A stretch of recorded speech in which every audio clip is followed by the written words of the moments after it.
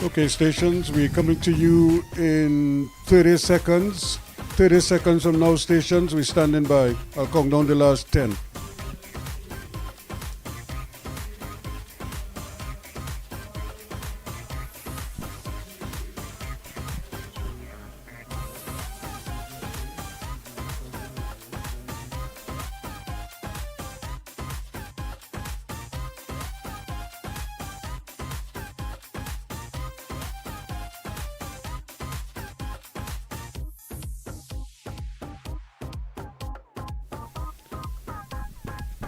15 seconds, stations. 15 seconds from now.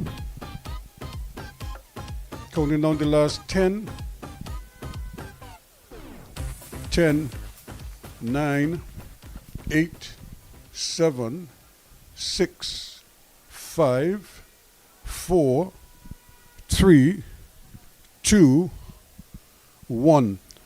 A very good morning to one and all as we welcome you here to the Brian Lara Cricket Academy out in Taruba, a bright and sunny Brian Lara facility, I might add. And we're getting ready for what is the decider in the 3-match one-day series. Pakistan have already clinched the T20 series, and now they're hoping to double up by taking the one-day series as well.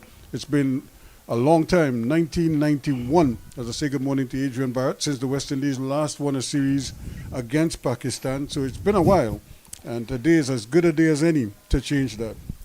Yeah, very interesting history there. The West Indies team haven't beaten Pakistan in a one-day series in 34 years. I was just 1 year old when that happened. Actually, Shai Hope, who's the current captain, he wasn't even born as yet or came into this world the last time West Indies had beat Pakistan. So definitely a lot in a series. History is in the making. The fans here are really anticipating this, and we really look forward to a good game. There's good weather here today at the Brian Lara Cricket Academy. And Pakistan have won the toss, and they have decided that they will bowl first. So the West Indies team will have their work cut out today. Well, it shouldn't be, I suppose, unexpected that whoever won the toss would have inserted the opposition. That seems to be kind of like par for the course here now, and we see them do it over and over again. So it's really just a situation here where you have to kind of, this is the hand you've been dealt, so you now have to play it.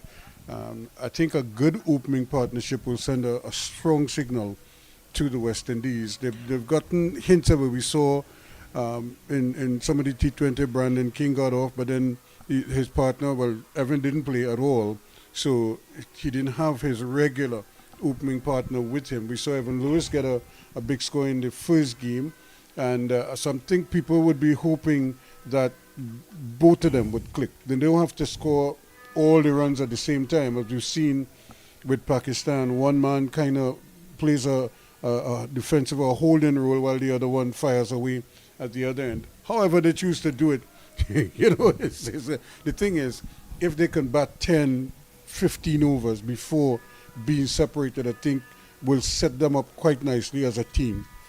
Yeah, definitely. As you mentioned, Evan Lewis, he got a half century in the first game. They would be opening the batting here today, Evan Lewis and Brandon King. Brandon King, in this series so far, the 2 ODIs that have gone by, he has 5 runs in those both games. So he's really looking for runs.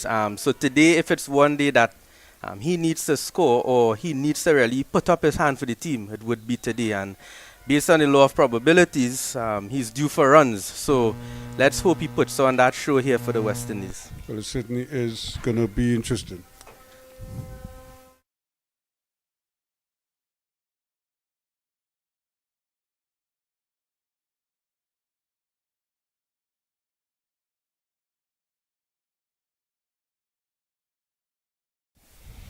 So once again, the 2 openers are out in the middle, and it's no surprise Brandon King and Evan Lewis to lead the way for the Windies. And of course, they will have Casey Carty, Shai Hope, Shafin Rutherford, who played well, Ruston Chase, who played brilliantly to see the team home in the last game. A man of the match performance. Romario Shepherd is back in the team at the expense of young Jediah Blades, not too surprising. And Justin Graves, Gudakish Muti, Shamad Joseph, and Jaden Seals. And it's going to be Naseem Shah who's back in the team at the expense of Shaheen Shah Afridi. So they still have a Shah in the team, just a different one at this time. So he missed the last game. I suppose it was purely a strategic decision, as is this one, because I think they're resting their players. They're rotating them as much as possible as well. Yeah, definitely. Nazim Shah, 29 matches, 53 wickets in his career. And we know that these fast bowlers, they are always coming off some sort of injury. So in this form of the game, it's a lot of time, it's a lot of overs to be bowled, a lot of times their legs would actually be expended in this format. So it's important for the captain and the coaches to really rotate their fast bowlers. Well, we have Shafiq at slip, as is Agra, and here comes Shah with the first ball of the final one-day international. Bowls, and King is right in behind it, plays it up on the onside, and it has to be said, this is the same wicket that was used for the second game. I'm thinking back, was this the same one used for the first game? So they used this throughout. All three games. Irony out of the first game, they batted well on it. Both teams batted well on it. Both teams had problems batting on it the second time because the ball spun so much. Now I wonder what we're going to get now with this one. Is it going to be a run-scoring surface or one that the bowlers dominate? Shah is on his way once more outside the off-stump, going after it. They're going to get the first run of the morning. Came off the toe of the bat. He had to kind of reach for it a little bit. Didn't really connect as well as he would like. It ran to a short third man for a comfortable single. So King is off the mark, and it means Lewis will be on strike. Yeah, big drive there from Brandon King. It was wide. He didn't really make good connection there. And as you mentioned, the pitch, the first game that they played on Friday last week, was a decent scoring game, 280 yards from both teams. And the second game, a bit of a low scoring affair, where there was some reduction in overs. There was also a stop-start because of the rain. So it's always difficult for batters in those situations. And as you mentioned, the extra spin in this wicket now.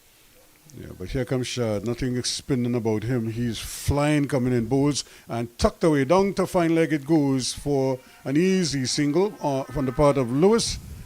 And so he too is off the mark immediately. Yeah, so a lot to play for these West Indies openers. It's an important role for them here to play out this, especially this first power play. And I'm pretty sure one of these batsmen here would love to play that anchor innings. And both of them have been in some form, a bit of inconsistency in between, especially Brandon King. Did well in the T20 series, but not so well in this ODI series so far. Shah is at the wicket again, bowling to him, and he's just leaving it alone. A little bit of away movement. You can see the ball really just curving away as they're passing him and going through to be taken by Rizwan behind the stumps, the Pakistani captain. Yeah, strong wind across the ground here from the northeastern side, the wind blowing. So Shah using that as an assistance to the right-hander, so it's naturally going to leave him. So King would have to be very cautious of that in-swinger or that full one, because naturally he will be expecting an outswinger. Yeah, he is on his way once more. Shah pitches up a little bit more this time. King is on the front foot, just treating it with respect. Can't score on that occasion. Plays it down to mid-off for another dot ball. Yeah, bang on target there. We know that one is a fuller straight delivery. Brandon King, a very tall man. So as he just got into the innings here, as a tall man, sometimes his stride, you might be a bit upright. So excellent delivery there by Shah, firing it into the pads. He starts again. Fairly long run, is on his way once more. Nice balanced approach. He's up to the wicket now. Bowls outside the off stump, and King has what we call a French cut. He threw the bat at it well away from his body. Luckily for him, it hit the under edge and it just missed the stumps on the way down to fine leg for a boundary. So the first boundary of the morning takes it to 6 without loss, but as they say, 4 in the dark. Fortuitous shot there by King. It could have go straight back onto the stumps, but 4 runs to the West Indies. As we could see there, a bit of an inconsistency again with the bonks. So West Indies batsmen, they love to play through the line of the ball, and this sort of wicket, it's one of those we have to kind of allow the ball to come onto the bat, and if it's really full right under your eyes, you could give it your all. So at the end of that, over there, 6 without loss, and Ali now would be picking up the attack from the northern end. Well, I was debating who would get the ball first, but that has been decided. Here comes Ali now, Hassan Ali, and in behind it, Irvin Lewis pushes it nicely down to mid-off. Thought for a moment about a single, but Babar Azam was quickly across to help him change his mind on that occasion.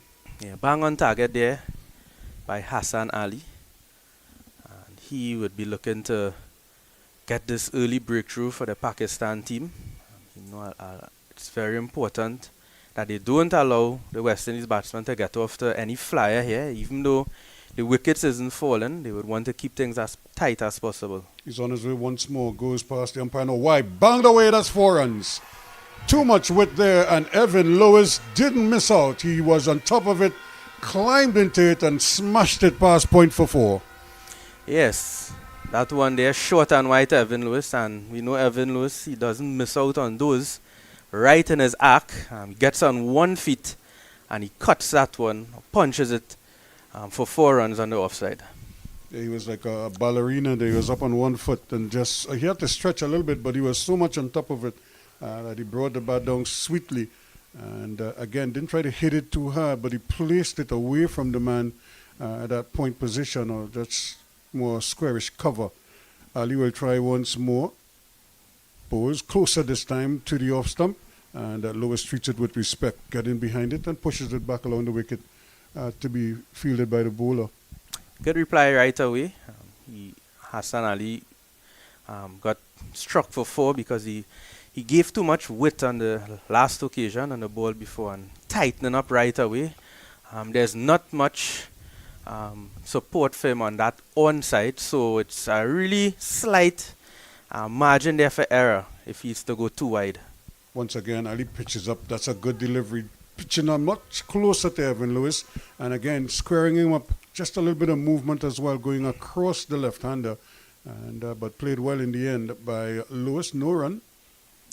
So we're in the first power play. So 2 fielders allowed outside the 30-yard circle between overs 1 to 10. There's a fine leg on the boundary and a third man on the boundary. So there's a lot of vacant acreage once you cross the 30-yard circle in front of square.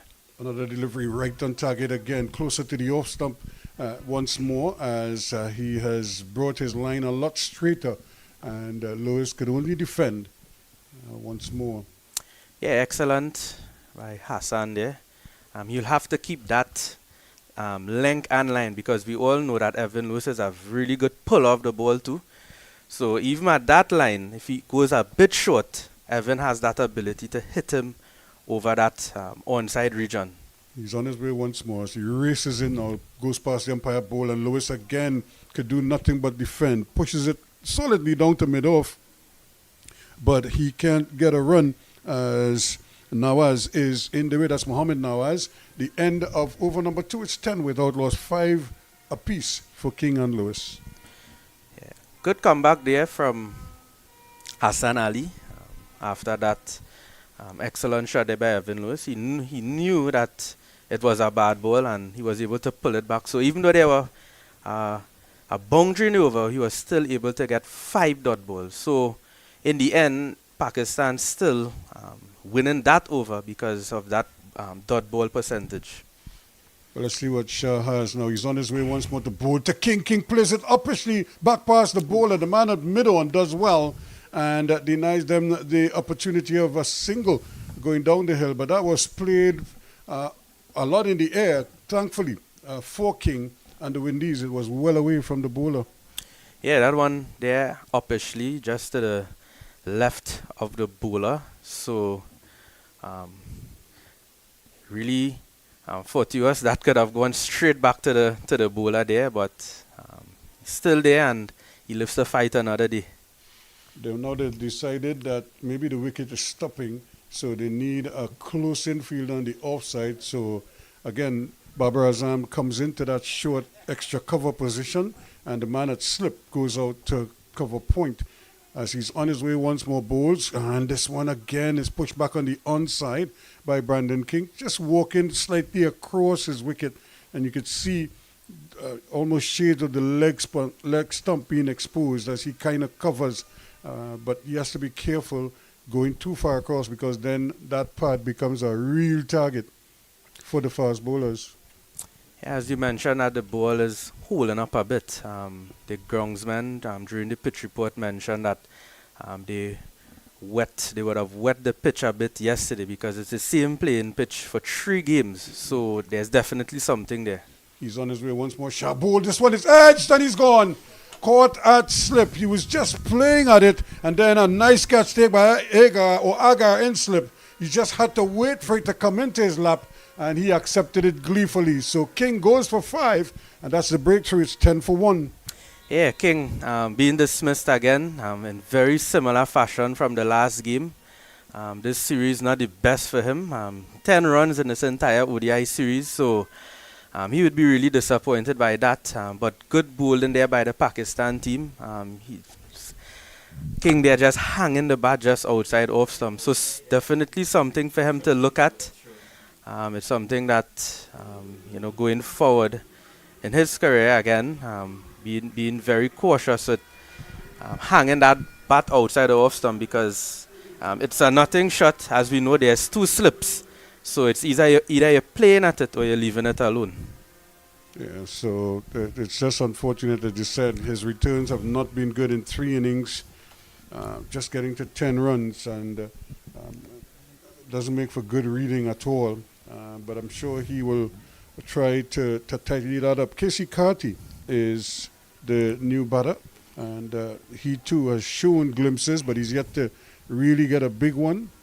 So today's as good a day as any for him to do that for the team. Yeah, Casey Carty would be looking to start a bit better in this game. The last game, he in his first 26 deliveries, he had 3 runs. So it would have really put some pressure on him in that game, and he definitely, as a batsman, you don't want to be in a situation where you're batting that amount of deliveries and not scoring. It naturally puts pressure on you. So Shafiq has come back in the slip alongside Salman Aga as they go down now, and Shah is with him, and a good delivery, takes off immediately for the single. Lewis has to hurry, and he was a little bit late in starting Evan Lewis, almost as if the call surprised him, and luckily for him, the return missed, but it wasn't that far off. Hassan Nawaz was the man feeling at mid-off, had a shy, and had Lewis scrambling to make it home.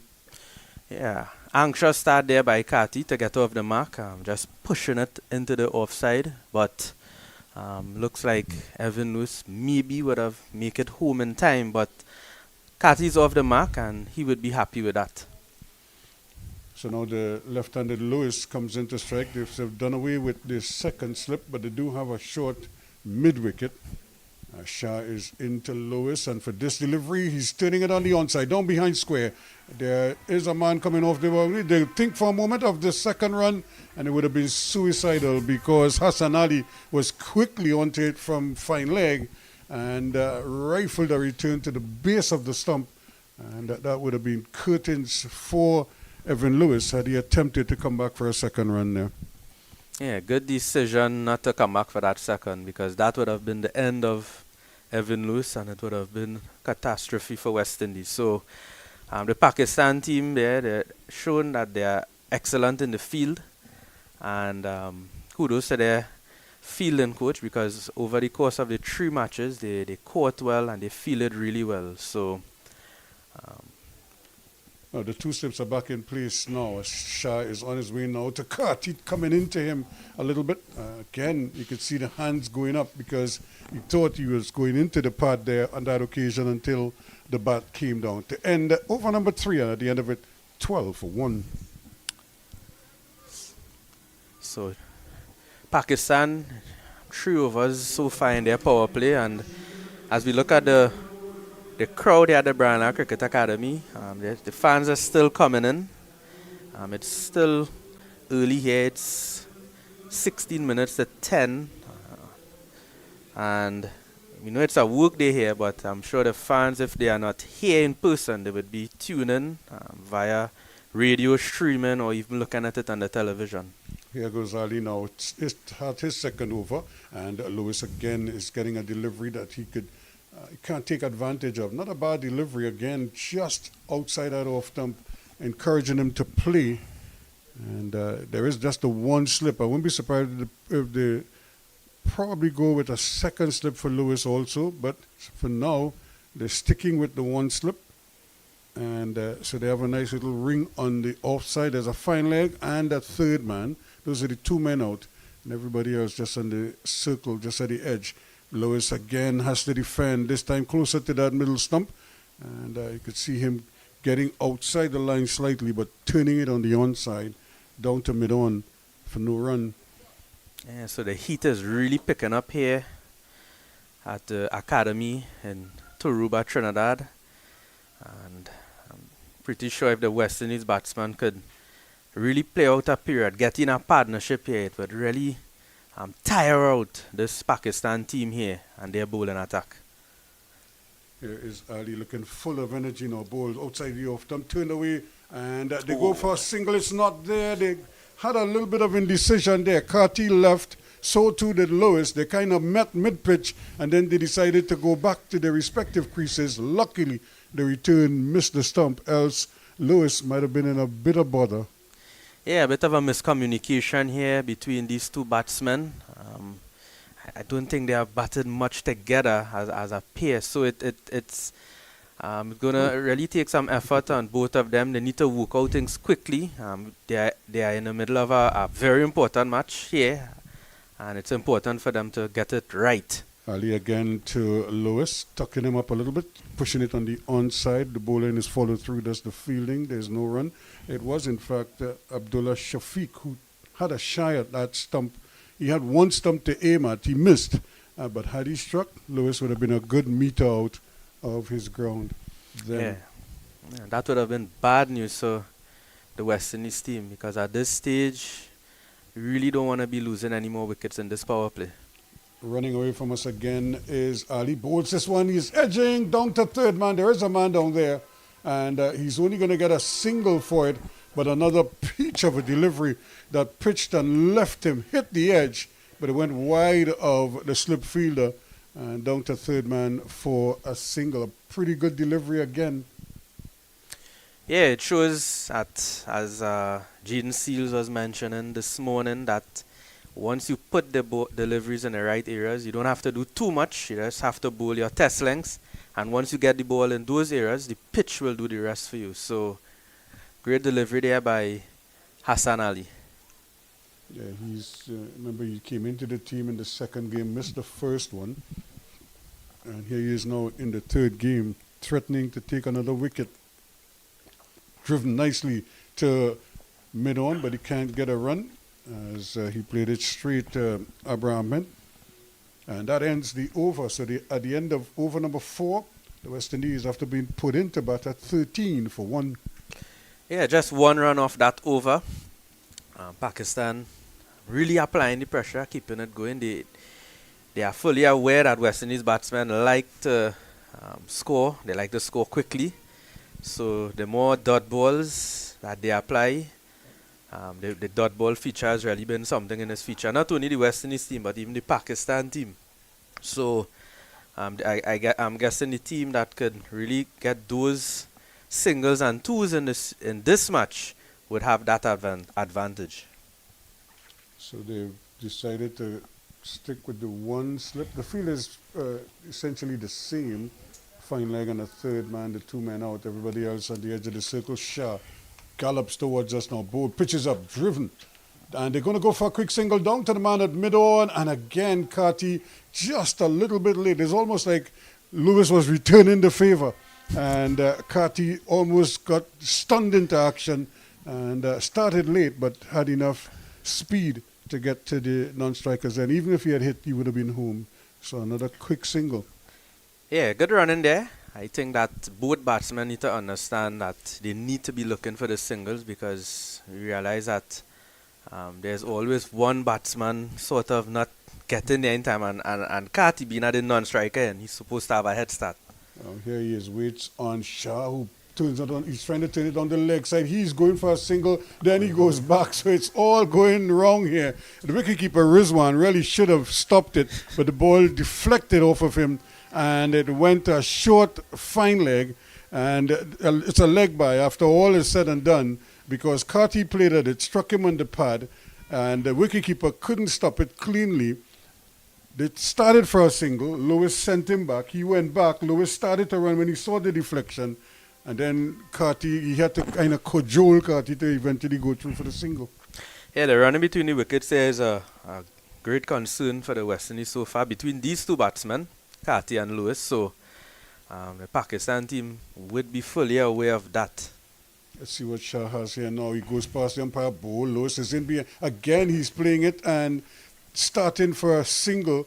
But once more, Carty had to send him back. In fact, I think that would have been his call, Evan Lewis, because it went down to mid-off. And it went down there quickly, too. Yeah, and then when Evan is batting, those guys on the 30-yard circle, they tend to hang a bit, because we all know the power he has to hit the ball. So he knows once he sort of kills it, but the thing about it is somehow the ball is coming off the bat so good it's rushing to the fieldsman. He waits again, just the one slip this time, and for this delivery on his legs, and he's again getting too far across, struck him on the pad, and they'll get a single, a leg by, down to fine leg it goes. So one more, and the right-hander comes back on strike now, 15 for 1. The Windies ticking along. Yeah, and also here at the Branner Academy, there's 7 wickets on the square.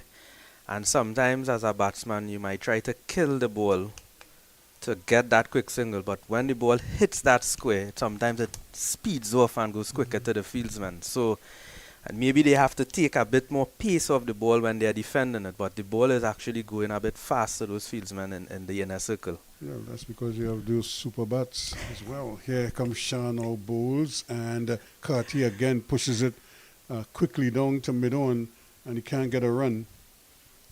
And so this is good bowling, though. Despite the kind of indifferent running on the part of the West Indies, the bowlers have been doing their bit to keep them quiet. Yeah, so West Indies 16 for 1, so there's one delivery remaining in the 5th over. And 2 guys on the boundary, a third man and fine leg. So Carty to face this final delivery of Naseem Shah's 3rd over. He's on his way once more, comes racing in now, goes past the umpire, bowls, and he's driven back past the bowler, but he can't get it past mid-off. He didn't hit it as cleanly as he probably would have liked to, probably just played across it slightly. And that ends the over, 16 for 1 after 5.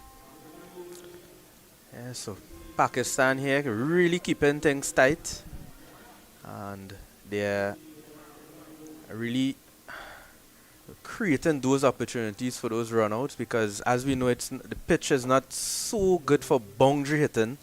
So they are fully aware that the West Indies team would be looking for those singles, for those twos. They are also aware that their dot ball percentage is not the greatest in the world. So there's that opportunity now where Pakistan could look to get that run out, as the West Indies team are actually forcing to get those singles. Let's see if that changes. Lewis now waits on Ali, who is with him. And for this delivery, he's driving and trying to force it off the back foot. There's a loud appeal. And maybe hype more than anything else.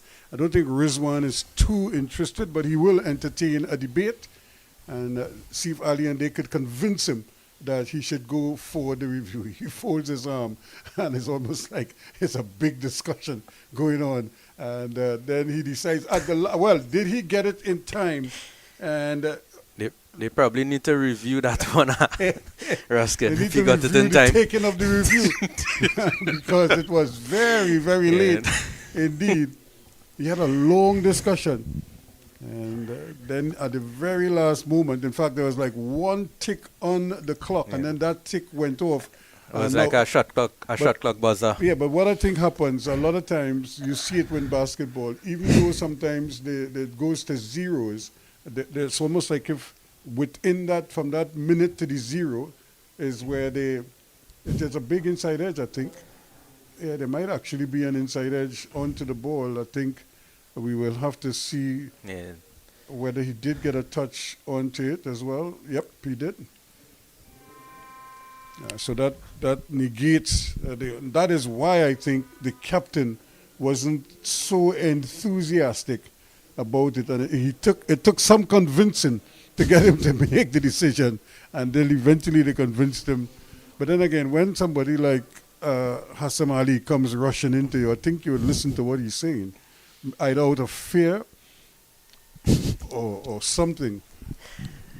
Yes. Because he's a very energetic kind of guy, and he will give you his all. Here he goes again, racing in to bowl to Lewis. Lewis is driving and missing. Going past the outside edge again. So he's having his issues here with Ali. Yeah, Evan Lewis realizing that he has to get things going. It's the first power play here, 5.2 overs, and he's driving at that one. And that one sort of not that full, bit of a back of a length delivery, and really driving expansively through that mid-off extra cover region. So that one beating the bat. They're lucky not to get the edge. Well, he has his issues here. Let's see if that goes away now. Pushes again. Once a single, it's not there. Rizwan again, very sprightly across from cover to do the fielding. And there is no run. In fact, he's more of an extra cover more than anything else. And has been occupying those close-in positions quite nicely. Yeah, Baba Azam is an excellent fieldsman. He has a rocket arm. So you really don't want to be taking too much chances around him, because I can tell you he's an excellent fieldsman.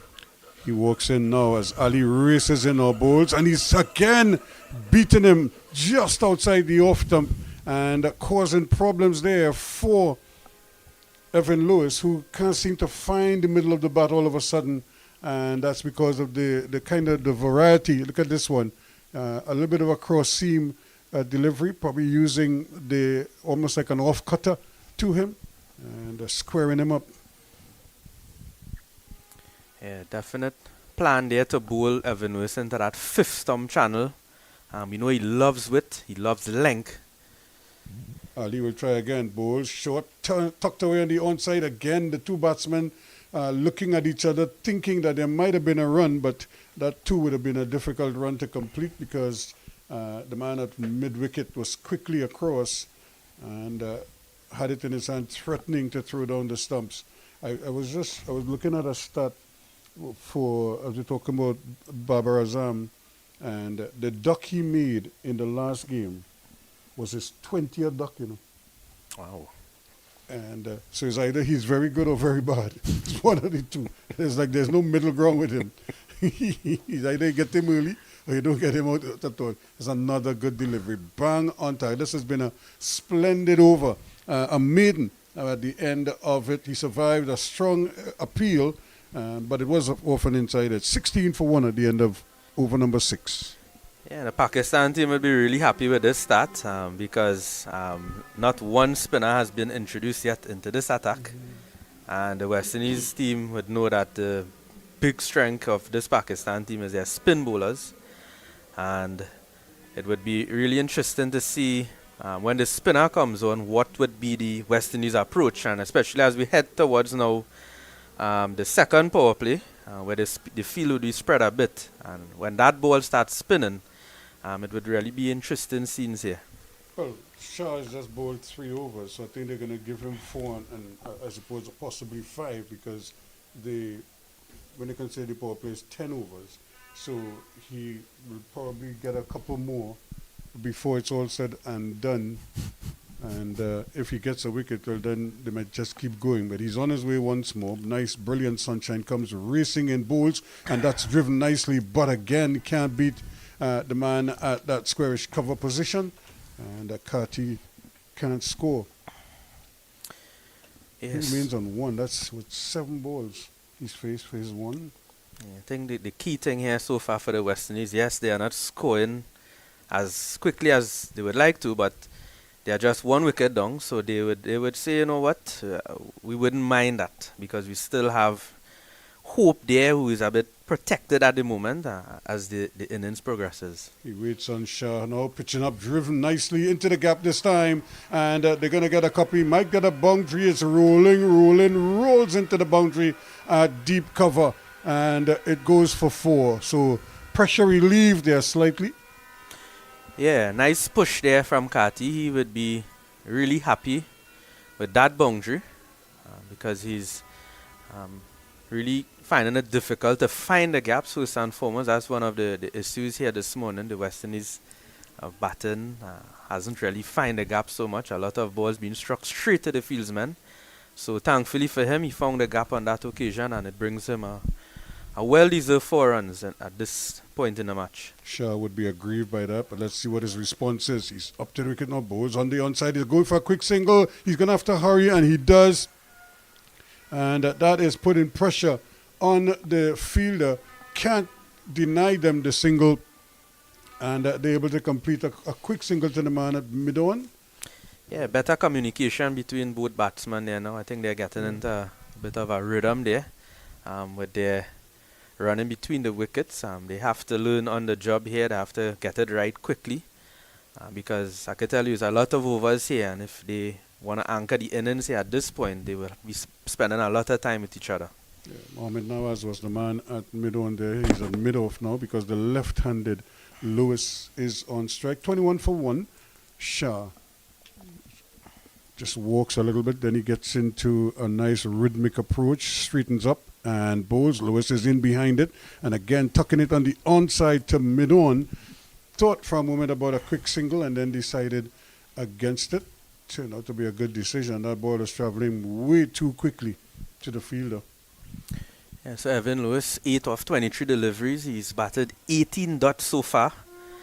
And we know that psychologically dot balls, it applies pressure, but he's one of those batsmen that he could make up in no time. I can tell you, in 1 over, Evan Lewis could transform his strike rate from 50 to 120 in maybe 1 or 2 overs. Shah wouldn't like to hear that, but he's on his way now, Bowles. Lewis flicks it away, and that one is going down to deep square leg. Sprinting after it there is Ali, and from his position of a wide fine leg, they're going to get 2 comfortably. And again, that 2 kind of relieves the pressure. Lewis will be disappointed he didn't connect a lot cleaner with that. Yeah, so 2 runs there to Evan Lewis. Sort of whipped that one into the onside, and no one there in that backward square region. We see the fine leg now getting a bit squarer after that shot. Third man pretty fine. There's a first slip, so big gap between backward point and that third man region, which is a favourite shot by him. He also loves that extra cover drive too, Evan Lewis. Shah to Lewis again, driven down to mid-off, but again probably hit it too well and denied him the chance of the single. That completes 7. It's 23 for 1 now. So good over here, or a better over for the West Indies team. 7 runs off the over. So West Indies team, after that over there, we could see that there is some intent to pick up the scoring, to take some pressure off themselves, take some pressure off the team. And Hassan Ali again continues. Seamers staying on. They're always asking questions here this morning to the batsmen. At any moment, something could happen because the wicket is seaming also. So one of those bowler-friendly wickets here at the Branagh Academy. Carty it is who is going to take strike. He has to be careful for that sort of off-cutter that Ali can produce. Saw him do it against Lewis. He goes past the umpire now. Takati coming into him, flicked away nicely. Down to fine leg it goes for an easy single. So Kati moves on to 7 of 10 deliveries. And the West Indies team currently going at a run rate of 3.35. So wickets, very important for them to keep wickets intact and really try to stretch out this innings as much as possible. Batting partnerships, try to rotate the strike as much as possible, and whenever they get the opportunity to score a boundary, capitalize on it. Well, they brought the fine leg a lot squarer now, so he's almost like a deep backward square. And again, you could see them setting him up there for it as a slower delivery and starting on about middle stump and straightening up a little bit. And Lewis, you could see him probably in his mind thinking, is he going to go on my leg so I could try and whip it past that man at fine leg, who's been brought a lot squarer. But then this one was a little closer to the middle and off stump, and he could only defend it. So this is great bowling and strategy at play here. He moved the fielder, so he's put something in the batsman's mind now. Let's see if he could finish the plan. He goes past the umpire now, ball short, pulled away, and this one goes forward of square. They've gone for 1, they're going to get 2, and that's all that they'll get from that. Again, didn't time it as well. Yeah, it wasn't that short from Ali. I think Evan was just picking up the length early. He's always looking for length because he's a batsman. He stands back a bit, so any little bit of length he gets, he will pounce on it. And he's very strong offside and leg side, so that is what makes him so dangerous. He's a 360 player. Again, you can see him tucking at his pad there. Look at how he's gripping the ball almost with his 2 fingers. It's like a knuckle ball he's trying to produce, taking the pace off. He's on his way from around the wicket now, bowls a bumper, and Lewis is under it. And so he's mixing up his deliveries quite nicely here to Evan Lewis in particular. He's really operating on him. Yeah, he's a really attacking bowler. He's one of those bowlers that, some bowlers, they would be trying to just hit one spot and then hope for something to happen. That's not Hassan Ali. Hassan Ali has to be in the game. He has to be trying something. He has to be looking or searching for a wicket. That's his strengths, and that is how he approaches his bowling. He's passed the ball again, and this time he's striking him on the pad from around the wicket. But again, he goes appealing, going down the wicket. Now he may ask the skipper for another review, and but this time I am not sure if Rizwan is going to agree with him. But he fell down while backing all the way down to the non-striker's end, and after all of that, Rizwan says, I'm not taking that chance now at all. Yeah, he actually, I'm not sure if he fell, but he actually was on the ground there after the appeal. So that one there looking like the same sort of off-cutter. And height. Yeah, looks a bit high. And Evan Lewis, he always stands back in his crease. So no referral taken there. So I guess we'll have to see that one 121 kilometers, so definite slower ball. Rizwan said bitten once, twice shy. I'm not going to go fall for that again, Hassan. Let's see what he does. He races in from around the wicket or bowl. This one is pulled, and again he doesn't make contact, the kind of contact that he would like. He's going to get a single as it goes down to the man at that deep square leg position, but clearly Evan Lewis normally would put that either finer or squarer, or you probably hit it out the ground. 27 for 1 as the over comes to an end. Yeah, it's definitely not a batting paradise here. It's what you will call a two-pace wicket. So some balls will go through, some balls will hold up, and it's not the best sort of wicket for any batsman, because you're not too sure if you should play through the line, because you're not sure if that one would hold up or if it would seam. It's really something. So the West Indies team, they would have to really apply themselves. They are playing home, so it's not to say they're playing in Pakistan. So they would have to make that adjustment. Evan Lewis, he would have played games here already, played a lot of games here at the academy. So he would have to be taking the lead here in batting at this venue. Well, they're going to persist with Naseem Shah. This is going to be his 5th over. 1 for 16 so far. He got the wicket of Brandon King, caught at slip. But now he's striving for a 2nd wicket before this spell comes to an end. This might very well be his last over, unless he can prize out a wicket or 2 and encourage the skipper to keep him going. But here he is, races in once more to bowl to Lewis, and Lewis pulls. Once he pulls like that, that's more like Evan Lewis. That's gone for 6 over mid-wicket. Well timed there by Evan Lewis. It's the first convincing shot we see here from the pull shot with Evan Lewis. He tried it a bit this morning, but that one there, he hits that one in the middle of the bat. It goes with the wind, and it goes into that region there, the southwest region there of the ground, and it goes all the way for 6. Yeah, that went in the 501 region, the Lara 501 region, as opposed to the 400 region or the 375 region. So it went to the highest number. Let's see if he can do it again. Shah, I'm sure we'll test him. He is again bowled, this time pitching up a lot better. Carty wants a single, but it's not there again. Good movement in the field, and denying the batsman the opportunity there of that single.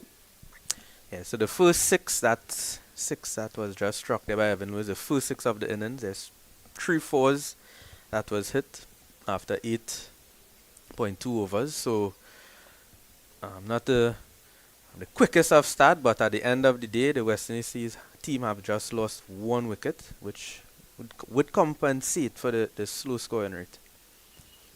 So Aga swinging his hands at slip there, waits now as for this delivery, he's driven down to mid-on again, but without much timing in it, and he can't beat the fielder. But that was right up in the slot for him there to really maybe clip that through mid-wicket or through mid-on or past mid-on. But he hit it straight to the man at mid-on. It remains 33 for 1. Bright, sunny conditions. Not the brightest, but still nice and bright and sunny. And we'll take that over the dark clouds that we were plagued with when we were here a couple of days ago.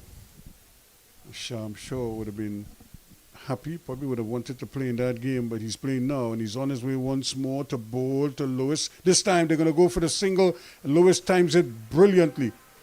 As he hit it, he started moving and was able to scamper down to the other end without any real fuss. Hassan Nawaz could do nothing about it.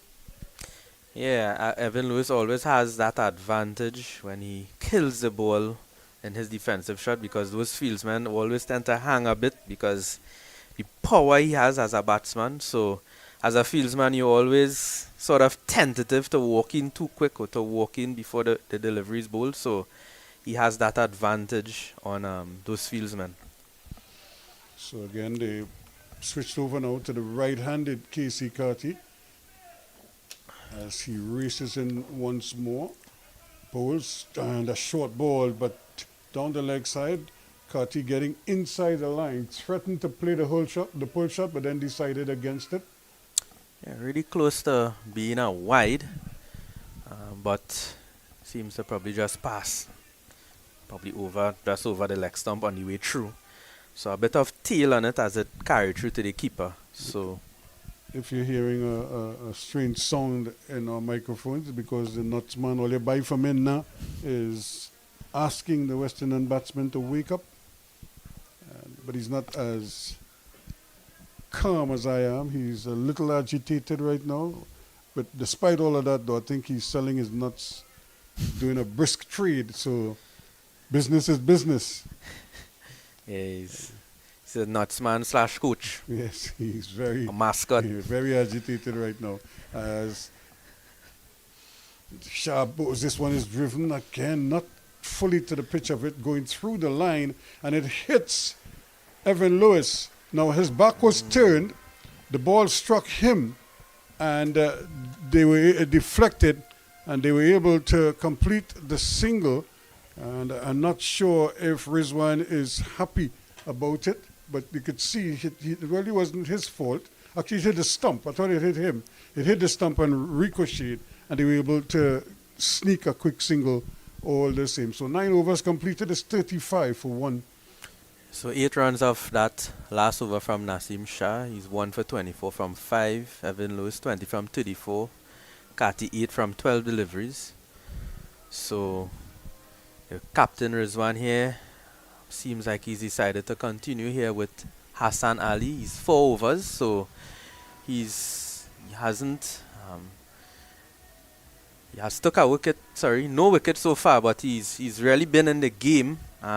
His figures don't show it at the moment. 4 overs, 9 runs, but no wickets to show for it. But that economy rate really good on him, applying the pressure on a bowling paradise.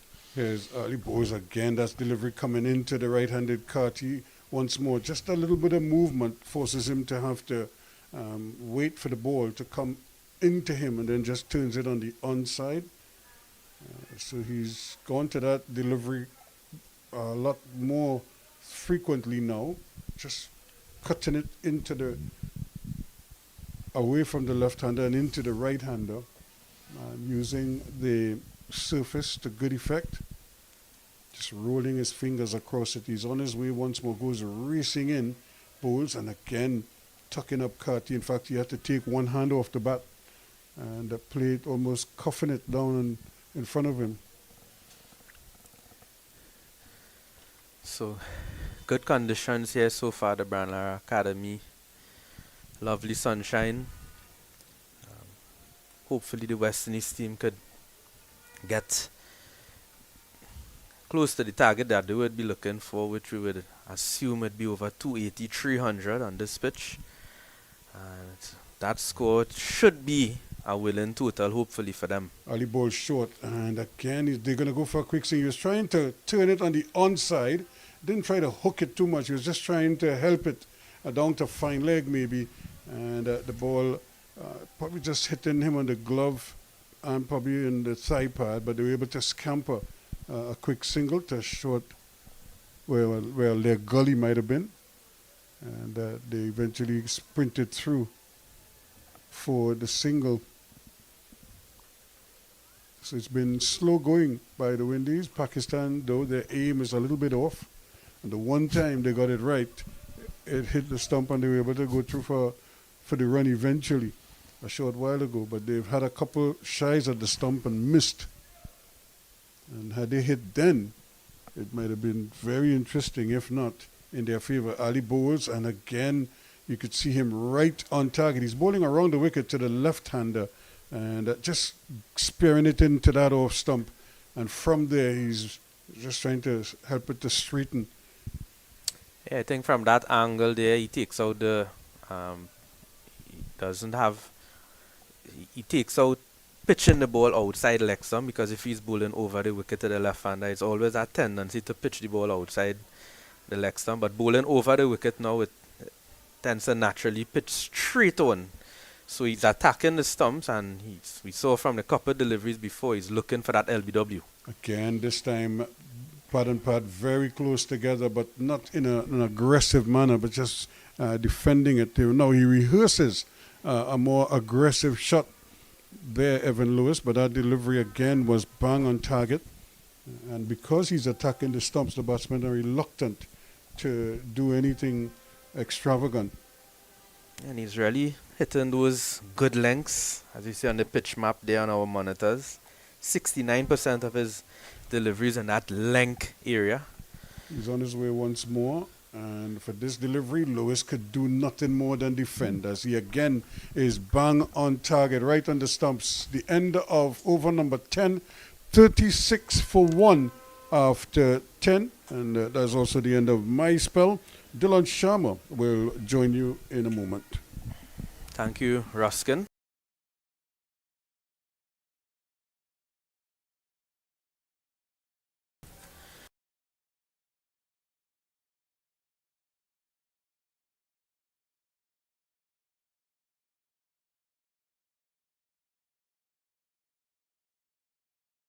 and they would have played themselves in. So with that sort of start, it's important for them to continue to make use of those deliveries that they would have absorbed. And we saw in the last game, Kati batted a fair bit of deliveries, and then he got out. So that is not really something you want happening. These two batsmen here really, I would say, they play themselves in here, so they would want to continue. So there's a bowling change now from the southern end, and Talat would be taking up the attack there.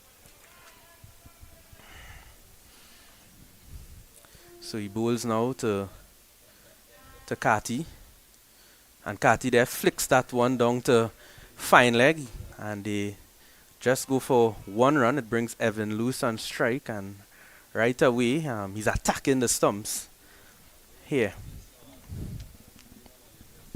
So 37 for 1 the score now.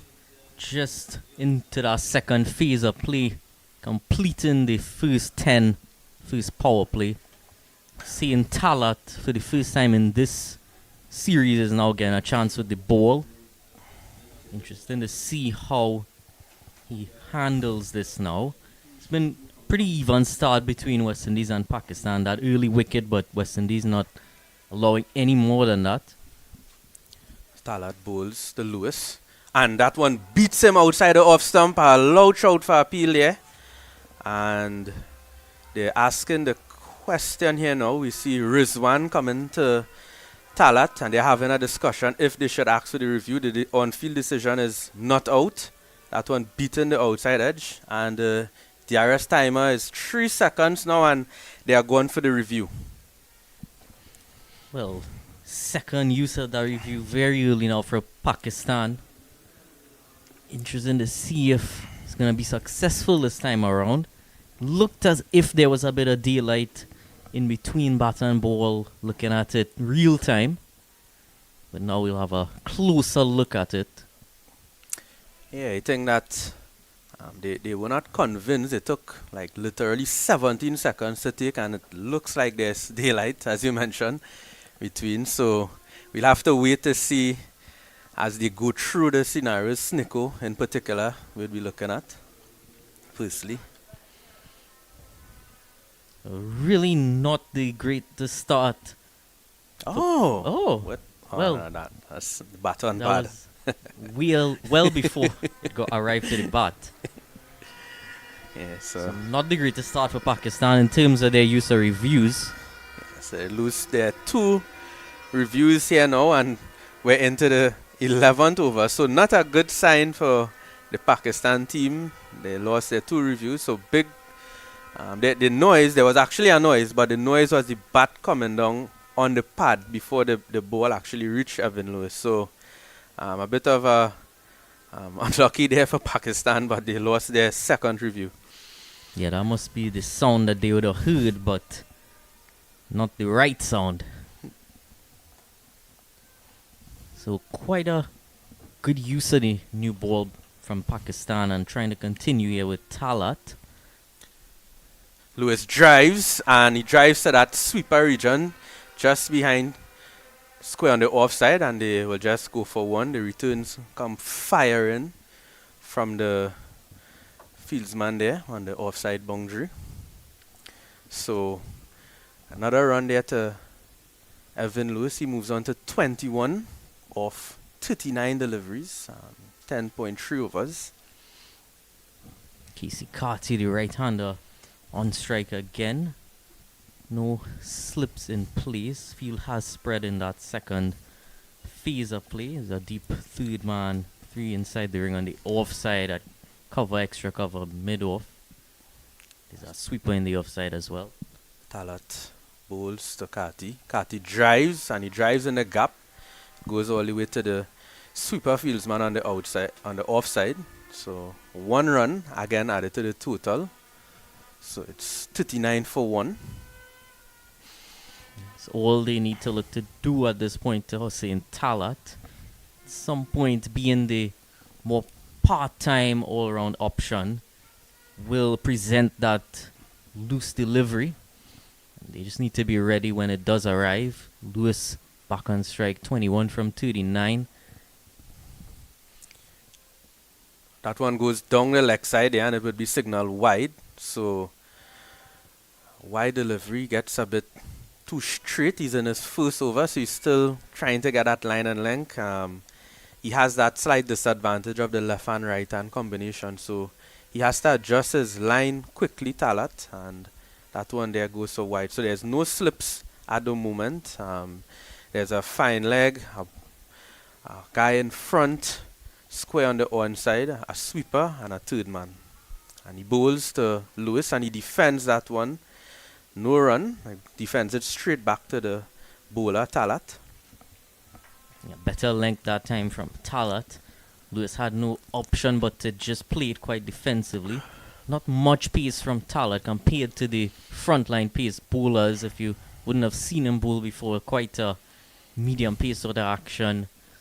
Mid 120s his sort of pace, but does have a few change-ups that could be effective on this surface. Bowls his final delivery to Lewis, and Lewis plays that one onto the one side. They go for a quick single, and he throws to the non-striker end, so Lewis gets there safely. And at the end of that over, the score now is 41 for 1 after 11 overs. Casey Carty again looking quite promising at the start of his innings. 11 from 17 so far. Evan Lewis has been in pretty good form in the series, 22 from 41.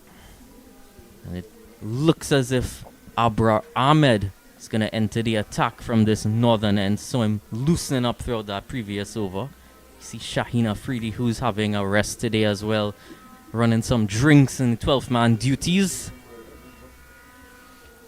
Yeah, definitely a big bowling change here now for Pakistan. He's predominantly a leg spinner, but he bowls a lot of googlies, a lot of straighter balls. He mixes it up a bit, as we see now in the limited version of the game. So Ahmed now would be taking up the attack from the northern end.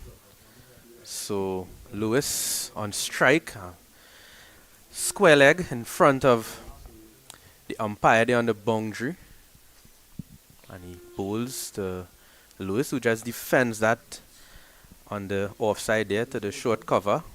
Is going to be a challenging period now for West Indies. The spin entering the attack, and it's probably not going to be too long of a spell from Hussein Talat. May see someone like Saim Ayub or Salman Aga get into the attack quite early. Evan Lewis, that primary target. Wouldn't want him to get away and score a big one here today. So a bit of a field change here on the offside. Sweeper comes in, so he bowls to Lewis. Lewis defends it again. No run, so there's just one guy on the offside, a long off. So it's definitely a plan to bowl Evan Lewis straight, because there's a backward square on the boundary, very fine. Square leg, long on, and a long off. And he bowls, and he works that one down to deep backward square. Evan Lewis, just man comes off the boundary, and one run added to the total. Yeah, time a bit more on the pads from Abrar Ahmed. Still working his way into his spell. Now Casey Carty is going to have the challenge of facing him. Still a slip in place for him. So Abra bowls to Carty. He defends it nicely, but no run. One slip in for Abra here. See, bowls a leg spin there. He'll be looking to extract some turn. He bowls again. Works that one to straight to the fieldsman there, to short square leg there on the one side. So just pulling things back a bit here, Pakistan. That one there just again defends it. It just goes to that slip. So at the end of the 12th over, it's 42 for 1.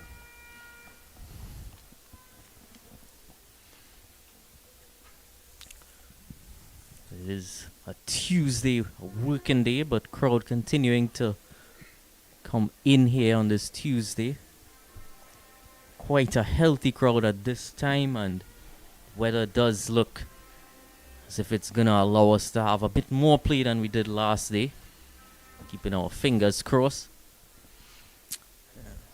Talat now to continue his attack here, and he'll be bowling to Evan Lewis, who's on 23 from 44 deliveries. And he bowls, and Evan Lewis, he drives that one there, but gets sort of the thick inside edge. It goes to mid-on, so no run added to him. Still not timing it as he would like to. We know the pitch here for the past 2 games, which would have been the last game there, the pitch getting a bit inconsistent. There was some moisture there this morning, so we're yet to see what the conditions would be like as this game goes along. Definitely is going to be challenging facing Talat on the surface. Would have to adjust his timing for his middle of the road sort of pace. And Lewis pulls down to that fine leg region backward square. They come now for 2, so 2 runs to Evan Lewis there. He pulls that one there, but he sort of allows it to come on, and he just rolls the wrist on it, and 2 runs added to the total. He moves on to 25, the score 44 for 1. Quite simple for Evan Lewis to just get on top of that one. Was again, this time a bit slower, 122, and just not the sort of pace you'd want to bowl that shortish length on the surface at. So Lewis there, really see him concentrating. He obviously has his plan in mind as he faces Talat. Talat, he pulls, and he pulls big, and he pulls over that deep fine leg region and goes all the way for 6. Well, targeting the crowd, the supporters that no doubt would be cheering this on to a huge margin. Brings the 50 up for West Indies, brings 31 up for Evan Lewis. Was again short, way too short for that pace, and Evan Lewis was able to get under it and send it quite a distance. Yeah, trademark shot there from Evan Lewis. We all know he loves that pull shot, especially when it's around that head height. He just gets inside the line and he pulls it over that fine leg region. He actually hit it about probably 10 or 12 rows back into this northwest stand here at the academy. Talat is going to have quite a bit of work ahead of him here. Bowls to Lewis. Lewis defends that one just to that mid-on region, so no run added to the total. Good reply here from Talat, but Evan Lewis, he's one of those guys you can't really bowl much bad balls to him. He will put you away. You have to keep it disciplined on that good length, as we saw in the power play. See his stats, his strike rate against the good length delivery 42. Very high against the full length delivery 110, and short his favorite 141. He bowls to Lewis. Lewis defends that straight back to Talat. One more delivery remaining in this 13th over.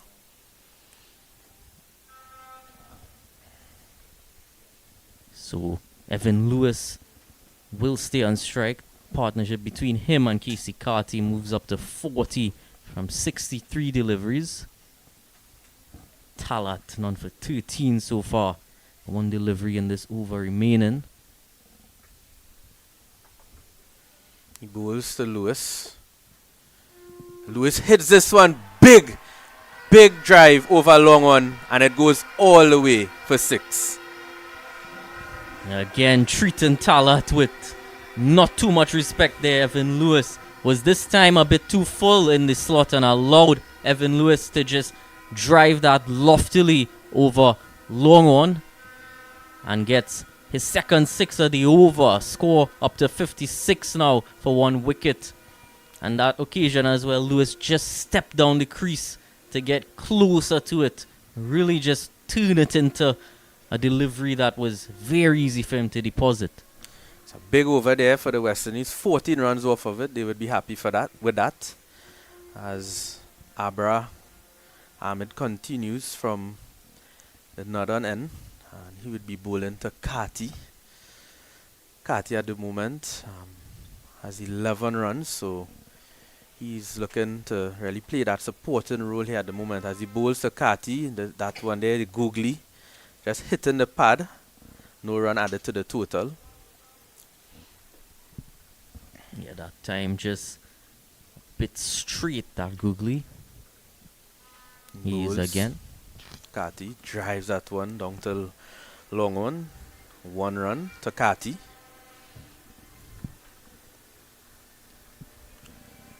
So just 2 runs he's given away so far as Abrar Ahmed. Kept things quiet so far, but Talat from the opposite end just sort of letting that pressure release a bit. Run rate climb from just above 3 to 4.3 now. So again, they brought up that sweeper there now. So he bowls to Lewis. Oh, that one there slides across Evan Lewis. Evan probably thought he would have missed out there because there's no sweeper on the offside. So it probably surprised him because he would have not expected him to bowl that delivery there. Because the field right now is set to bowl him pretty straight. Was the Googly again, came out very slow that time, 76.1 it registered, and the pace gun really made Lewis wait for it. This time he comes round the wicket to him. Goes to Lewis, and Lewis defends that. So obvious plan to bowl Evan straight. As you know, he's very strong through the offside also. But again, if any length on that, where there's protection, there's that deep mid wicket, deep backward square on the boundary, and a long one. So he has that coverage there if he gets it short. He bowls to Lewis. Lewis plays that defensively back to Abra. And 1 delivery remaining in this over so far. Staying on the stumps and mixing up the pace. 2 deliveries were quite slow. That previous one was a bit quicker. Lewis goes, and it goes up into the air. The fieldsman is under it. And a wonderful catch there. He timed it. He was aware of where the rope was. And Evan Lewis hit that into the long on region. But he's out. And Evan Lewis has to go. He's gone for 37 of 53 deliveries. So the West Indies team now are 57 for 2. And he did set him up there with that pace that I was discussing. 2 deliveries came at him quite slow. Came round the wicket, threw a quicker one at him. And again for that final delivery, slowed it down into the 70s again. Lewis just couldn't get the timing quite right to get it over the boundary rope. And that wicket, Abrar Ahmed. Evan Lewis goes for 37 from his 54 deliveries, caught by Harris, the sub fielder, bowled by Abra, and it is the drinks break. The score lies at 57 for 2. Carty will await Shai Hope to join him as we will take a short break.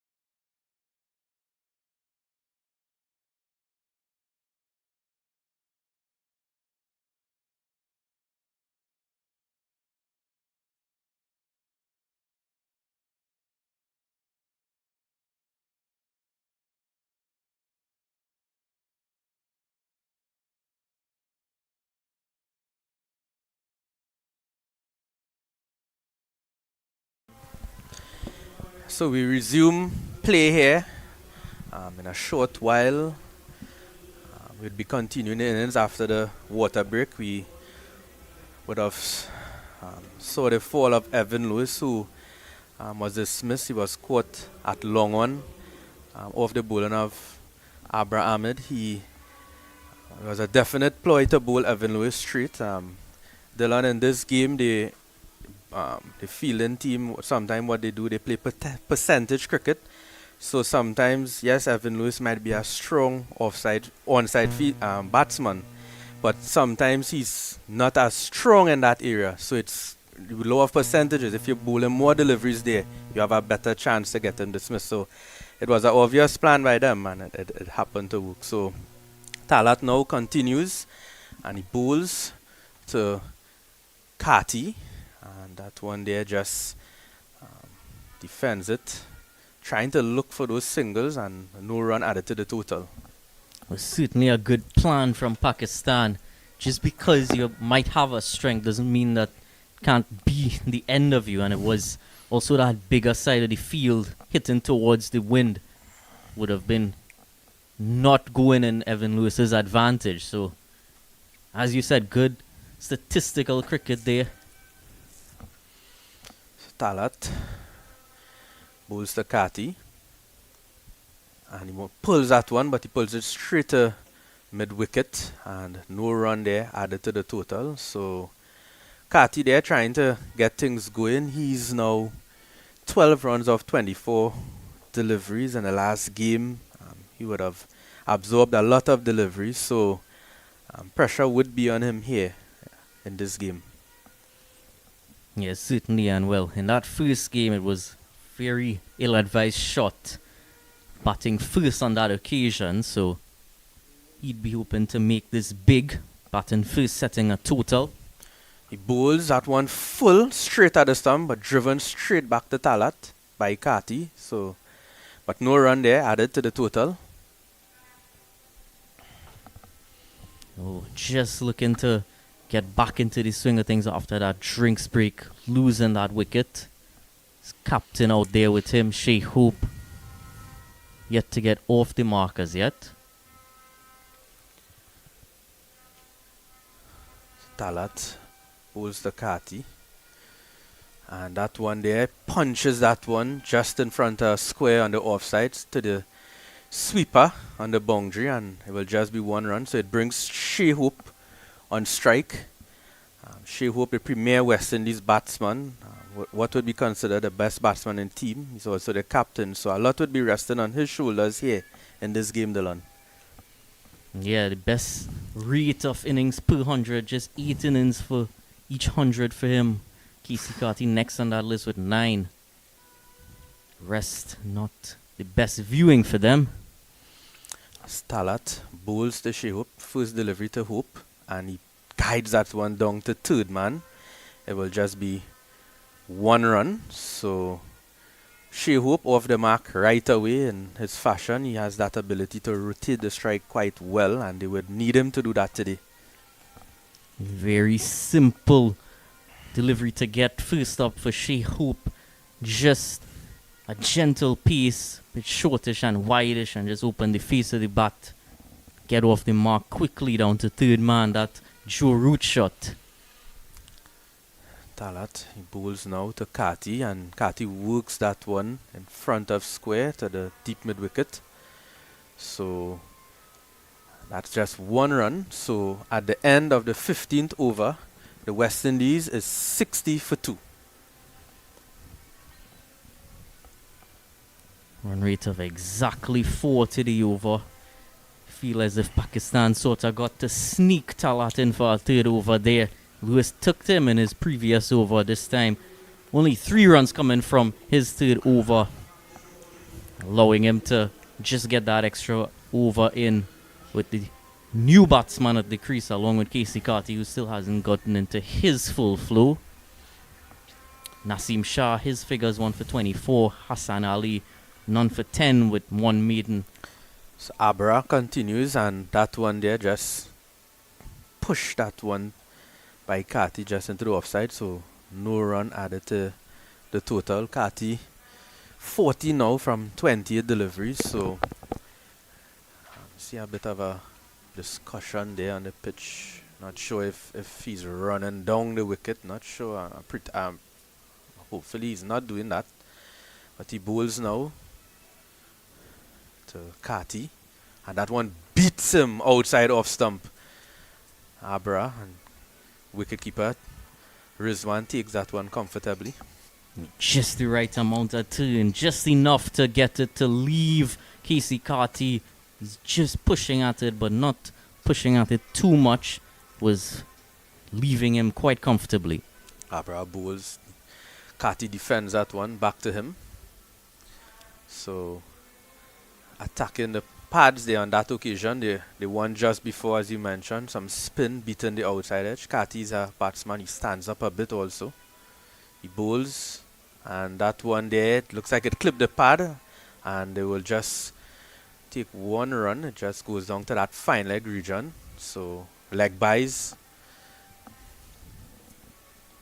Just saw umpire Palika signaling to, I'm not sure who he was signaling to, but seemed to be a bit of concern about running on the surface. It's Shai Hope on strike again. Yeah, he bowls to Hope. Hope plays that one into the offside. A quick single. And they will get one run comfortably. A bit of a fumble there by Baba. So Hope again getting that single. Very good tactic by him. You don't want to stay on strike too long, but you get the score going at the same time. Bowls now to Kati, defended back to Abra Ahmed, and that's no run added to the total, and the score now after 16 overs is 62 for 2. So Abra again being quite economical, 1 for 3 from his 3 overs. Casey Carty 14 from 32. Shai Hope not wasting any time, 2 from 2. By far, you would say the best at rotating the strike from the West Indies team. Need a lot of that throughout this middle period, as we see more spin would be introduced later on. Talat still continuing from the southern end. So he will be bowling to Shai Hope. There's a fine leg, backward square on the boundary, a third man and a sweeper, and he bowls, and Hope here punches this one through the offside, the cover region. It goes to the sweeper. It will just be 1 run added to the total. Again, just keeping the basics right, allowing those singles, not allowing himself to get bogged down, Shai Hope. That is exactly the approach. I guess that's why he's one of the best batsmen in the world. He don't allow himself to get under too much pressure. As Talat bowls to Kati, and Kati hits that one there. Ooh, a quick single. He hits it to mid one.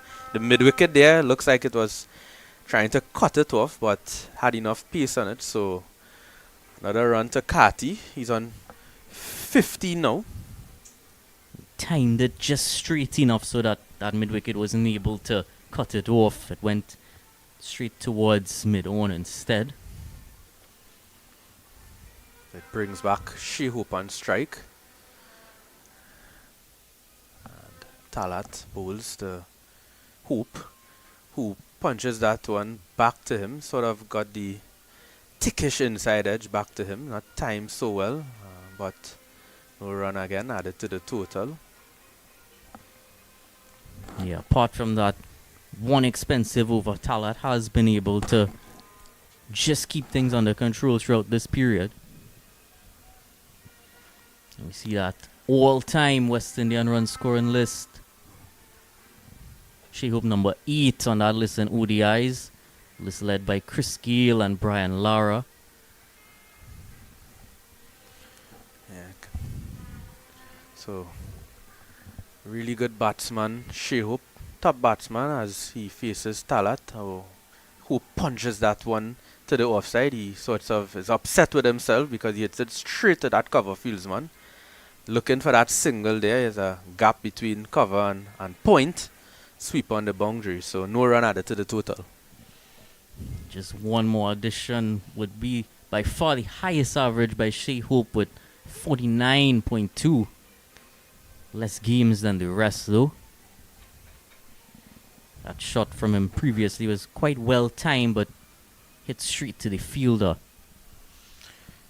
Hope cuts this one there. He gets it in the gap this time, but there's a sweeper on the boundary, so he will only get 1 run for it. And that there, there's 1 delivery remaining in the over. And as you mentioned about Shai Hope, Shai Hope it's always nice to have a living legend in the team, especially in this format of the game. He's an exceptional batsman. He would be very close to getting that over 50 runs in his average over 50 in ODI cricket. And Talat bowls to Kati and he pulls this one, but pull lovely, but straight to the fieldsman, so it'll be 1 run. Again, we're in the second power play, so there's 4 fieldsmen outside the inner circle, and at the end of 17 overs, it's 66 for 2. Casey Carty 16 from 34. Shai Hope 4 from 6. Pakistan 2 wickets so far for them. 1 each to spin and pace. Abrar Ahmed, who was one of those successful bowlers, continuing from the northern end. So Kati to face Abrar Ahmed.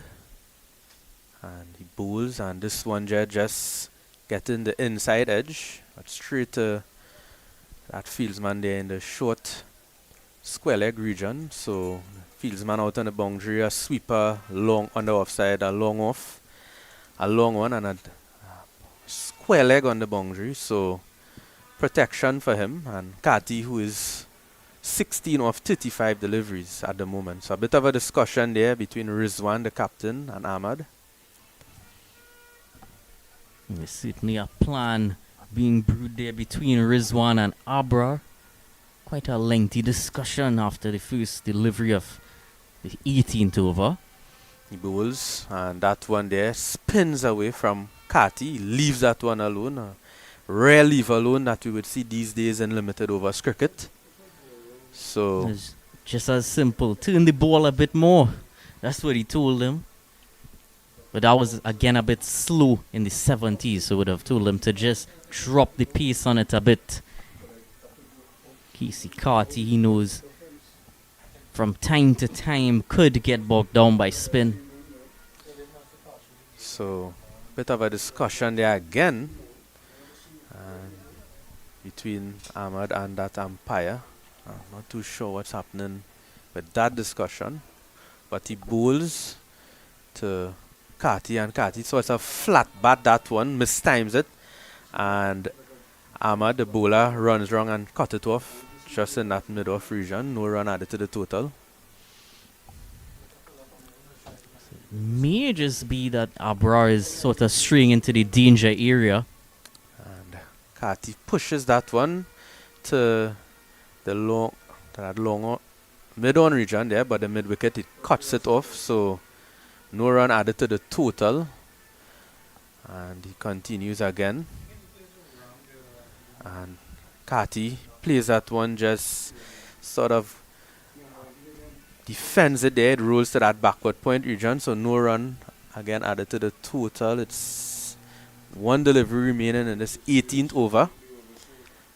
1 delivery remaining, so he bowls this now to Kati, and Kati leaves it alone. So definite turn here at the end of the 18th over, and the score is 66 for 2.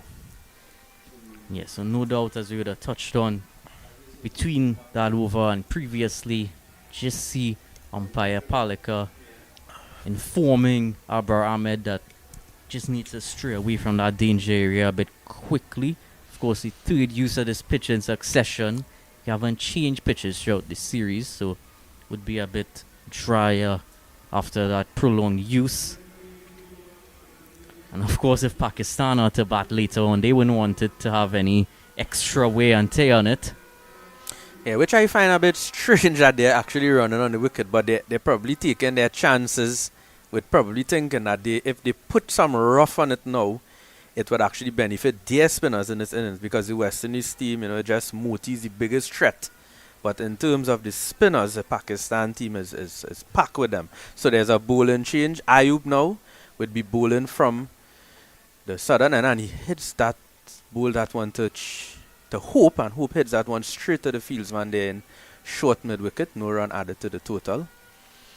We'll see some more variations here from Saim Ayub as well. Ayub bowls to Hope. Hope drives that one down to long off. It will just be 1 run added to the total. It brings Kati on strike. Quite full to start off from Saim Ayub. Hope easily able to just guide that through the offside.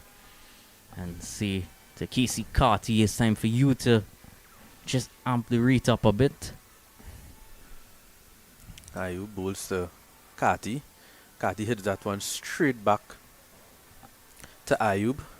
No run again added to the total. So Kati here, I would say, putting some pressure on himself. Hopefully he doesn't get himself out as he faces again there straight to the mid-wicket fieldsman. So Kati find it really difficult here to find the gaps here at the moment. And it's really, you could see it affecting him.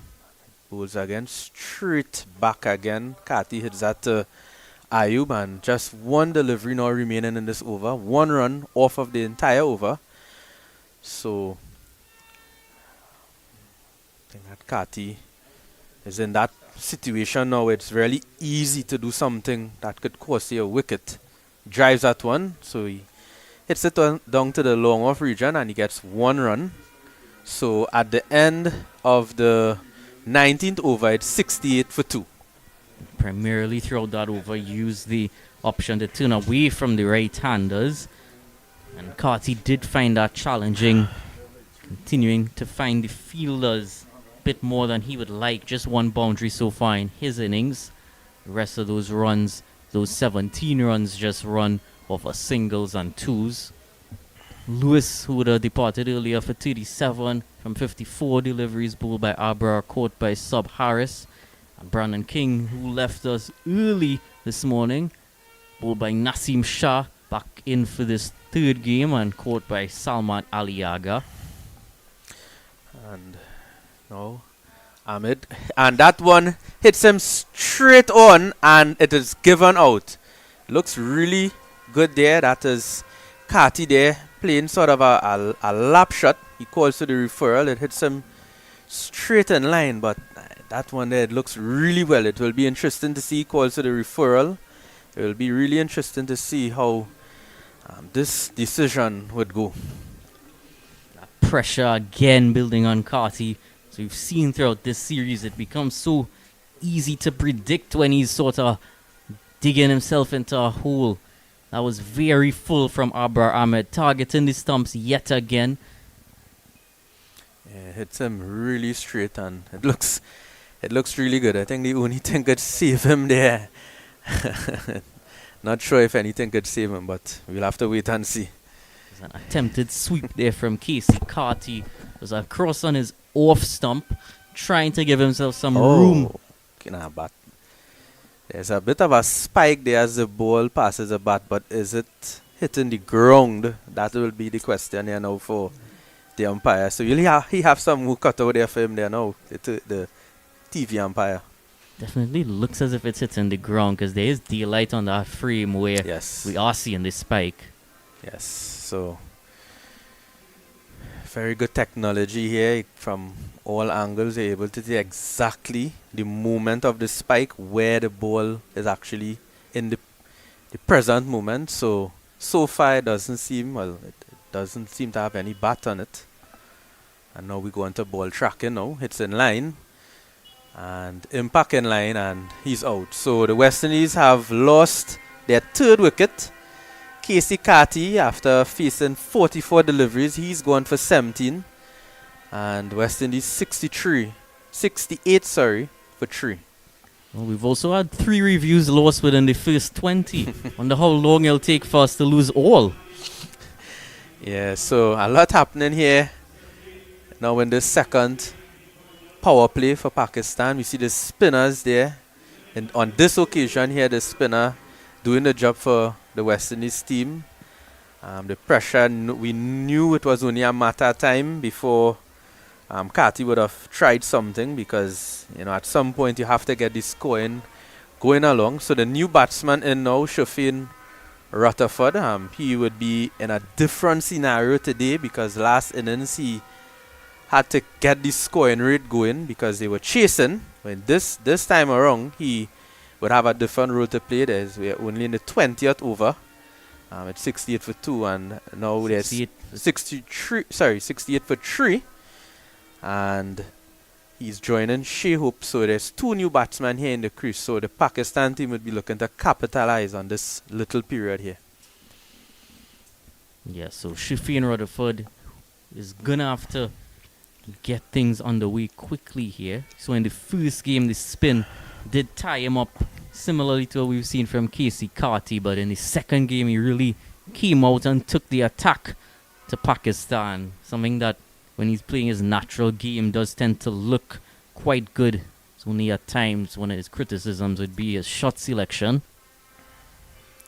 Yeah, so Rutherford, he took the attack to Ayub and Shai Afridi in the last game. So no Shai Afridi in this game, but now he'll be facing up to Ahmed. And he pulls that one right away. He defends it. Rutherford, just to that offside fieldsman there. The cover, he runs around. No run added to the total. So now he comes around the wicket now to Rutherford. And he defends that one again, straight back to Ahmad. No run. Well, it wasn't going to be long until we saw that change of angle, similarly to what he did to Evan Lewis, changing up not just the direction of turn, but changing up his angles on the crease as well. 2 for 3 his figures right now after 4.5 overs. That one there just guides that one, Rutherford, down to short third, man. It just beats the slip, the short backward point, sorry, kind of runs it around. So 1 run. So Rutherford is off the mark. Shai Hope back into strike. Rutherford waits at the non-striker's end. He bowls to Hope. Hope's back punches that one straight up the backward point fielder. And 1 delivery remaining in this over. So a wicket and 1 run so far off of this one. He bowls to Hope. Hope defends this one, and it goes to that square in front of square on the offside. And at the end of the 20th over, the West Indies are now 63 for 3. And now we will have a change in the commentary box. So 20 overs have been completed. Pakistan looking in control now. Abra 2 for 4 from his 5 overs. Rutherford and Hope quite new to the crease. Hope has continued to look in fine form, and Rutherford only now getting off the mark. I welcome Andrew Chan in the commentary box.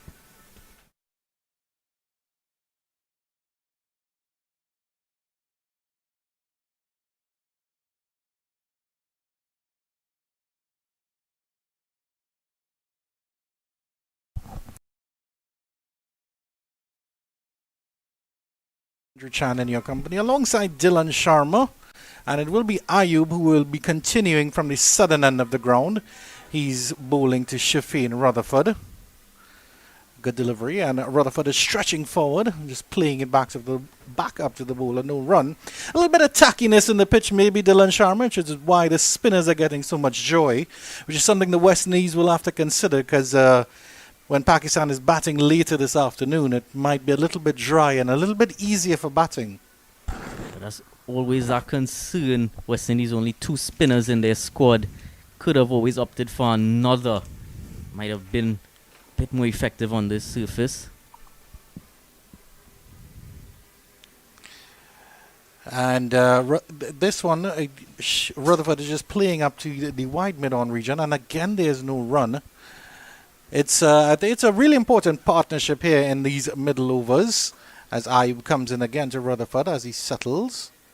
This one again turned into the leg side and no run. But yeah, it's a really, really important partnership here. These two, they need to take it up to at least the 40th over, when West Indies are probably close to that 200 mark, and then you're looking at hopefully 80 to 90 in the last overs, with the likes of Justin Graves and Romario Shepherd to come. Ayub comes in again. Rutherford is standing up tall, trying to turn this one down to short third man, and there's no run again. Building the pressure, the spinners here. Ayub none for two of 1.4 overs, and his partner Abrar Ahmad even better figures, 2 for 5 I think after 5 overs. Ayub again. Rutherford stretching forward, gets this one past the mid-on region, but there is still no run. That's 5 dot deliveries on the trot here. He's looking at a maiden. Is Ayub.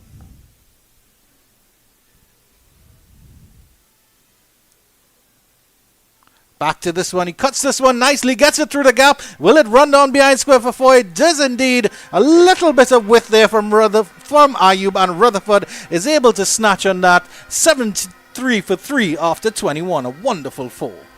Well, our maiden is spoiled. Curse of the commentator working to the advantage of the West Indies. Shai Rutherford moves on to 5. He's on par with Shai Hope, who's also on 5. And Saim Ayub just releasing that pressure a bit at the end of the over. But well played by Shai Rutherford. Finally finding some timing after those dots in the over. My good friend Dylan Sharma said of the curse of the commentator, but for the West Indies fans, it would be the blessing of the commentator. Rutherford just easing the stress a little bit. Abrar 2 for 4 or 5 overs, continues from the northern end. And he's back to this one is Shai Hope, and they push it past mid-wicket. And it's very good batting. Soft hands from Shai Hope. Gets down to mid-on, and they get a single. He's so at home when he's playing against spinners. Shai Hope always looks quite comfortable. If anything, his weakness is probably the pace when it comes to playing at it. But even in one-day international cricket, is so comfortable everything that he does. But just a discussion there going on with umpire Palika, Abrar Ahmed, and Captain Rizwan again. It looks as if he was straying into that danger area. Interested as to why this wasn't really as prominent in the previous match. I don't think there was an official warning as such. And Abrar Ahmed will definitely want to bowl out his remaining 4.5 overs. He's done brilliantly, 2 for 5. He has a slip in position for Rutherford, who is the fairly new batter. A fielder at backward point. There's a fielder at that short extra cover region as well. At wide mid-on. Fielder just behind square on the leg side. That fielder at there's a fielder at deep forward square leg. As Abrar comes in, and there's an edge, but it falls just short of that slip fielder. He's asking so many questions. Is Abrar? Well, he's really making it look quite unplayable on this surface. Looks at home. And well, that edge was certainly an edge, and it just landed short of Salman Aliaga at slip. Abrar continues. And that one is drifting into the pads, but comfortably played by Shai Rutherford into the leg side, but there's no run. Continuing the run around of the field, there's a long on and a long off, as well as a sweeper position. But the bespectacled Abrar Ahmad is definitely seeing something through those glasses, because he's sending down some brilliant deliveries here at the Brian Lara Cricket Academy. Those glasses certainly magnifying his spin on the surface. Brilliant from Dylan Sharma. And brilliant from Ahmed again, just tucking up Shai Rutherford. He's not giving him any room at all to work with. He loves to target those stumps. This time, just saw a bit of movement away from Rutherford as well. Looks as it was the googly slowed it up as well. Good delivery again, drifting in, and it's the variation of his pace, because the delivery that he got Evan Lewis out with was very slow. It's about 74. This last delivery is 77. So he's definitely using the drift and the turn and varying his speed so well. Last delivery of the 22nd. Reverse sweep try by Shai Rutherford. And it dribbles out to that fielder just behind square in the offside. There is no run.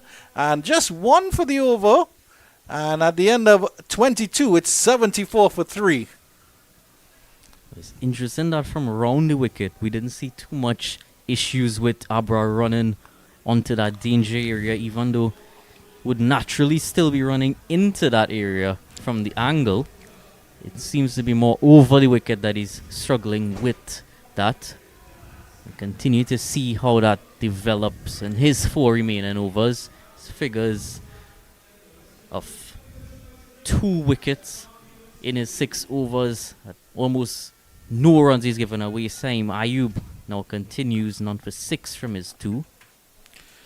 Yes, indeed. And the fall of the wickets, the first wicket with the score on 10 for the West Indies. The second, 57. That was Evan Lewis, a 47-run partnership with Kesey Carty. And then Kesey Carty falling with the score on 68 in the 19 overs and 1 ball, 19.1 overs. Ayub to continue. He will be bowling to the West Indies captain, Shai Hope. And this one is full, and it's on the leg side, and Shai Hope drives that pleasantly down to long on. Adrian Barath, also known as Boris, your previous commentator, he will know a lot about having time to see the ball, and Shai Hope is certainly one of those players that looks like he has all the time in the world to play any shot in the world. He always looks as if he has that extra time. Plays the ball quite late. Ayub to Rutherford, and Rutherford is forward and stretching. He always seems to know where the gap is as well. Yeah, no run on that delivery. 5 or 15. It certainly seems like Shai Rutherford is setting himself for big innings and for a long time at the crease. But he needs to get some more runs. He needs to keep the scoreboard ticking along. Back to this one. Punches that one into the extra cover region, and there's no run. And he's very annoyed with himself. I think there was a big gap that he could have picked. And that shot, that ball was a little bit back of a length. Maybe he had the time to play that one. Ayub continues, and that's a Yorker length delivery from the spinner. Shai Rutherford digs it out quite nicely. Well, that previous when he hit the extra cover would have been right where he was dismissed in the first match, quite early on in his innings. So Salman Aga would want to stay careful in that region. Another Yorker length delivery, well dug out. That one on the line of the leg stump, and he pushes that one down too long off for a single. And the field will switch over for the right-handed Shai Hope. Again, that's Muhammad Harris down at long off there. So, sub on for someone.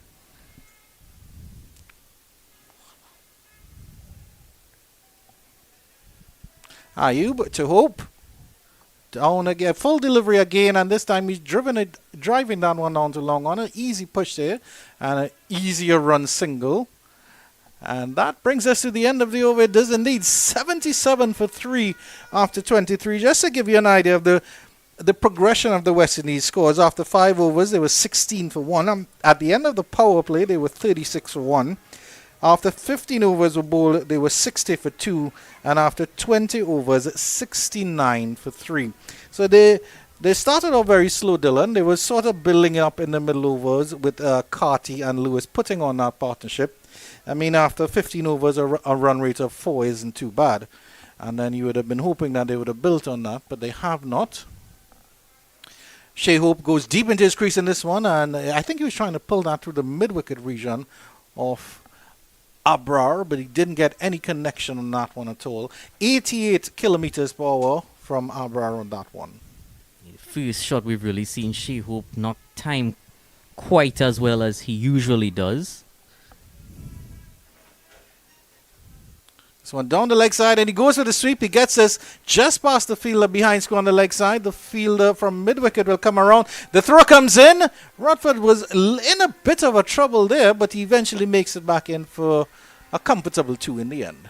And we took out that comparison. The first wicket would have gone quite early, but they built up quite well thereafter with that partnership between Carty and Lewis. It's really when Lewis departed that things really needed a full 0-1 rebuild, which we're still in that phase right now.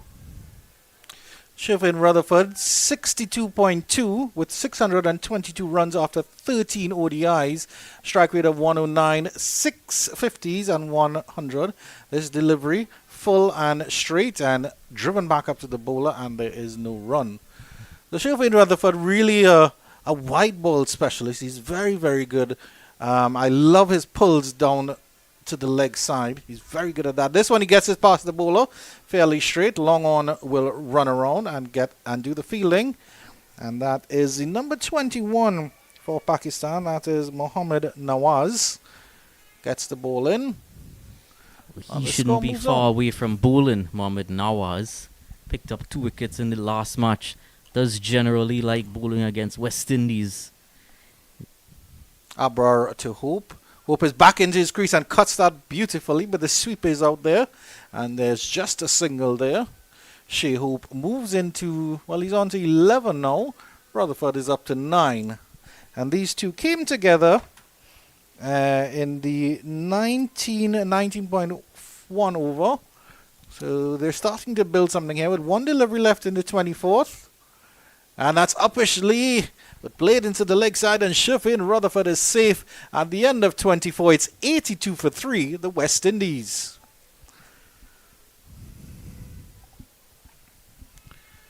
They were asked to bat by Pakistan, who won the toss. And just to give you some interesting facts here, Dylan Sharma, and of course all our listeners, West Indies and Pakistan have been playing ODI cricket since 1975. So the first time they actually played ODI cricket was in the World Cup. They played 139 matches in total, the West Indies leading 72 to 64. But of course, the last time the West Indies actually won a series between these two nations was back in 1991, and that was in Pakistan itself. So a lot riding on this game here, this third and final match of the ODI series. And it will be, of course, good for the West Indies to end their home tour on a positive note. Well, certainly they would want to turn that around. It's been quite a long time since that last win. And of course, with that press conference we would have had yesterday, they would hope that some positive result would have come after that as well. Ayub to continue to hope, and he's almost rushed by that one, but plays it well back up to the bowler, and there is no run. Yeah, that one looked like it was the off spinner from Ayub. Well, no, actually it was the leg spinner. Does mix it up from time to time, causing that challenge. This one, Shai Hope again trying to give himself some room. We know he's very good at driving over the extra cover region, and I think that's what he's trying to do. He's trying to give himself some room. But there's a good arc of fielders there. It's a wide mid-off. Almost an extra cover fielder, you could say. And this one he pushes to the fielder there at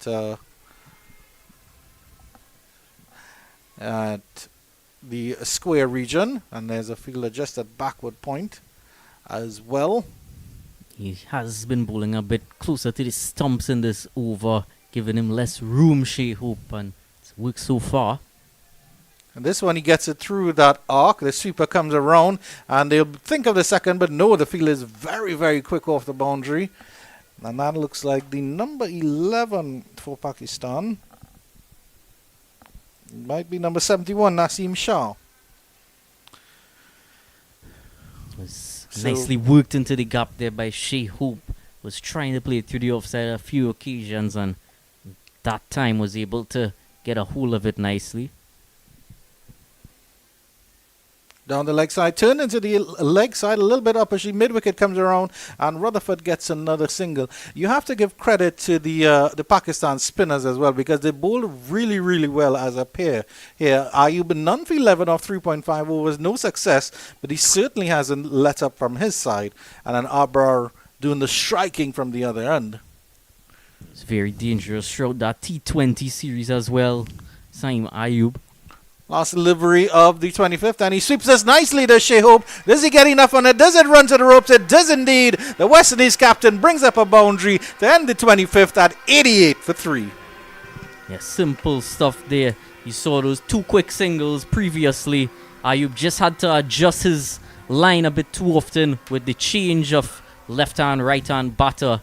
And this time, again, a bit too much on the leg stump. Shai Hope easily able to sweep that down to fine leg for 4 runs.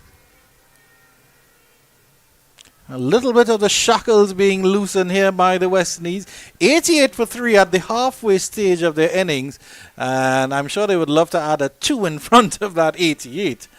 But I think the measure of how much a team is going to make is where you are at the 40th over. If you're 180 for 3 at the end of at 40, then you're looking at close to another 100 in the last 10 overs. That's what you would be aiming for. And so it's really important that these two stick together, Shifin Rutherford and Shai Hope. They're both into double figures now, so they've had some time to see what's going on. And there is a replacement here. Mohammed Nawaz replaces Abrar Ahmad, which is, I think, is a bit of a surprise to me. Let's see how Nawaz does. The left arm spinner back into his crease. Those Rutherford turns this into the leg side. The fielder from mid-wicket comes off the boundary. And the West Indians trot a single. Abra already bowled 7 overs so far. So they may just want to keep him back a bit closer into that death phase with those variations. Nawaz would have had to come into the attack at some point, given that he still hasn't bowled until this point. Would want to ensure that he doesn't waste any overs. Over the wicket now to Shai Hope. This one is straight and he's almost squared up, gets a thick outside edge. And no close-in fielders to take that catch, but the fielder from backward point comes around. And that looks like a short third-man position. I would say no, there's an adjustment in the field as a slip comes in now with that edge. And so the slip is in position, and the fielder at backward point, who was, I would think would be a short third man, moves to backward point, and there's a extra cover in position. Sweep out on the boundary. Pleasant drive by Shai Hope, down to long off. The fielder comes off the ropes and does the fielding, gets that in. Quite full on that occasion. Very simple for Shai Hope to just push that through the offside. Rutherford on strike would no doubt be part of the reason why they would have delayed Nawaz's introduction. Always very strong against the left-handed bowlers is Shifin and Rutherford. They would know that given the percentage cricket they like to play Pakistan. There's Nawaz and the leading edge again. Oh, was that on the pad? It's be interesting. The umpire says not out that the appeal comes in. It looked like a leading edge to me, but it may have ballooned off the pad. The Pakistanis have no review, so they can't even send it up for questioning. But it'll be very interesting to see what happens here on the replay. And Dylan Sharma will be happy to take it through that one when it happens. It was quite full from Mohammed Nawaz. Just pitched just about on off stump and didn't look as if it got any bat, but certainly turning way down the leg side. It certainly looked like it was heading down the leg side. 2 deliveries left in the 26th. Nawaz comes in, Rutherford is back, punches this nicely, and he gets it past that fielder, diving at mid-wicket, and he'll get a single just to get off the strike. They've been very, very, very, very good in the field, Pakistan. You normally hear about Pakistan being a little bit off in the field, but they certainly are very fit, and enjoyed watching their warm-up, Dylan Sharma, because they really put them through their paces. Nawaz over the wicket to Shai Hope for the last ball of the 26. Shai Hope is, he gets a thick outside edge. He'll run down to third man for 4. The slip fielder was flying. A fortuitous 4 for Shai Hope to end the over. 26 overs gone. It's 95 for 3. And that's why that slip was in place earlier in the over. And it just evaded him going to the right of that slip fielder. Shai Hope able to get enough of bat on it, but was a streaky shot in the end. Mohammed Nawaz getting that sort of half chance. It's always going to be turning the ball, especially on this sort of surface that he tends to thrive on. Good effort by Salman Agha, who was in slips as well. Threw himself at that one. Superman Salman Agha. It seems to be that Ayub will be continuing from the southern end of the ground. He will be bowling to Shai Rutherford, who's been kept fairly quiet. 12 of 26. Ayub does continue. Rutherford is back, sort of reaching for this one. Backward point, it is the feeling, and there is no run. Just out of the reach of Salman Aga there, that attempted catch from Shai Hope. Ayub comes in again. Rutherford is forward, and there is no run. It is always a danger when Rutherford goes into the shell like this here, Dylan Sharma, because you know he's going to try something extravagant, and is that what the West Indies need at the moment? What they certainly need to do is get some runs on the board. He goes deep in his crease, pulls this one over cow corner. The fielder at long on, I should say, comes around, and it's just a single, and that's sort of what I've been fearful of, Dylan. Yeah, Rutherford is always going to want to keep things going, keep on scoring and hitting those boundaries. But as we were talking about earlier, we would like to see the West Indies batsmen just get those singles and twos more so in the middle phase of the innings. Ayub to Shai Hope, and Shai Hope goes deep in his crease, and he picks the gap through cow corner. That is beautiful. Lifted that over the field at mid-wicket, just inside the circle, and a nice flat four for Shai Hope, and that brings up the West Indies 100 in the 27th over. He's been patient, he's been waiting, and this time Too Short was able to stay back in his crease and powerfully hit that over the mid-wicket region.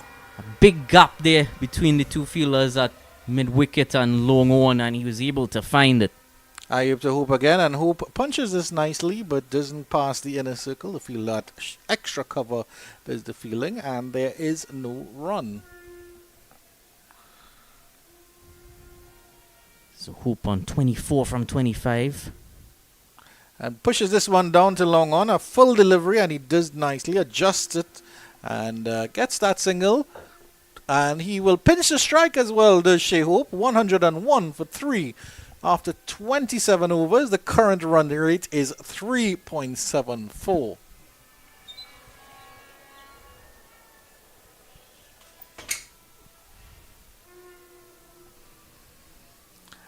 My good friend Dylan Sharma, who considers himself an amateur meteorologist and is from this area, is looking very, very closely at the cloud covering around the Brian Lara Cricket Academy. There are some clouds that have been hovering just to the south. I don't think they're particularly grey or dark, Dylan Sharma. And now, as it looks like, we'll be continuing to Shai Hope. Yeah, much better forecast today than what we had on Sunday.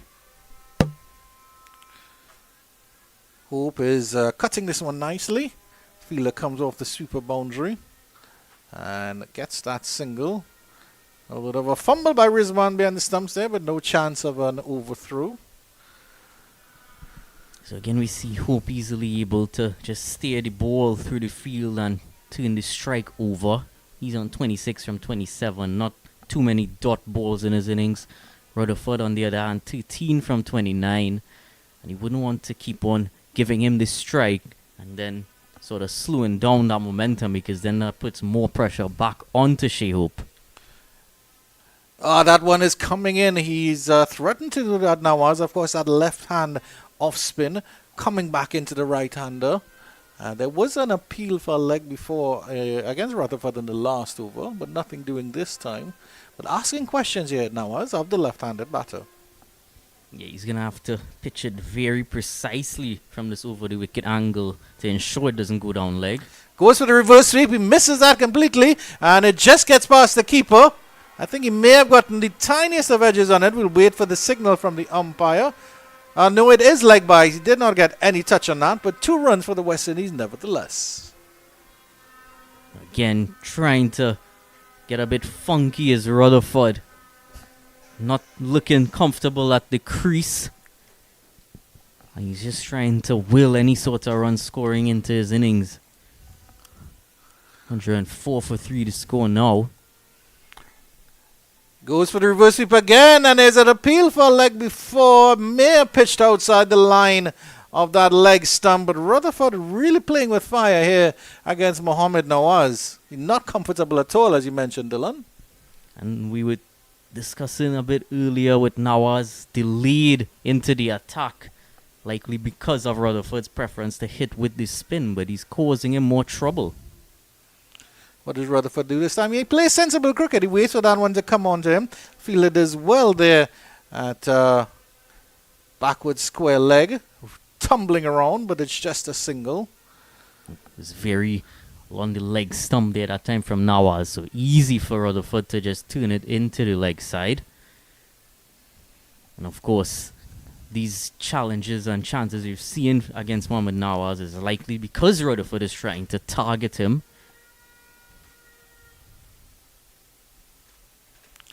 Well played by Shai Hope. That was a good delivery on the line of off and middle, and he just blocked that completely. 105 for 3 after 28 overs, and my commentator Dylan Sharma made the point that you'll put Shai Hope under pressure, under more pressure, Shafin Rutherford, if he doesn't get those singles. But I don't think Shai Hope is bothered by that particularly, Dylan. He always seems to just go about his business. I think Shafin Rutherford would be under more pressure, seeing how easily Shai Hope is knocking the ball around. Yes, certainly the pressure might tell more on Shafin Rutherford. But you do wonder sometimes that pressure on Shai Hope mightn't result in a wicket, but he may just slow down a bit. Yeah, certainly. 14 of 33 for Rutherford, and Shai Hope almost a runner ball, 26 of 28.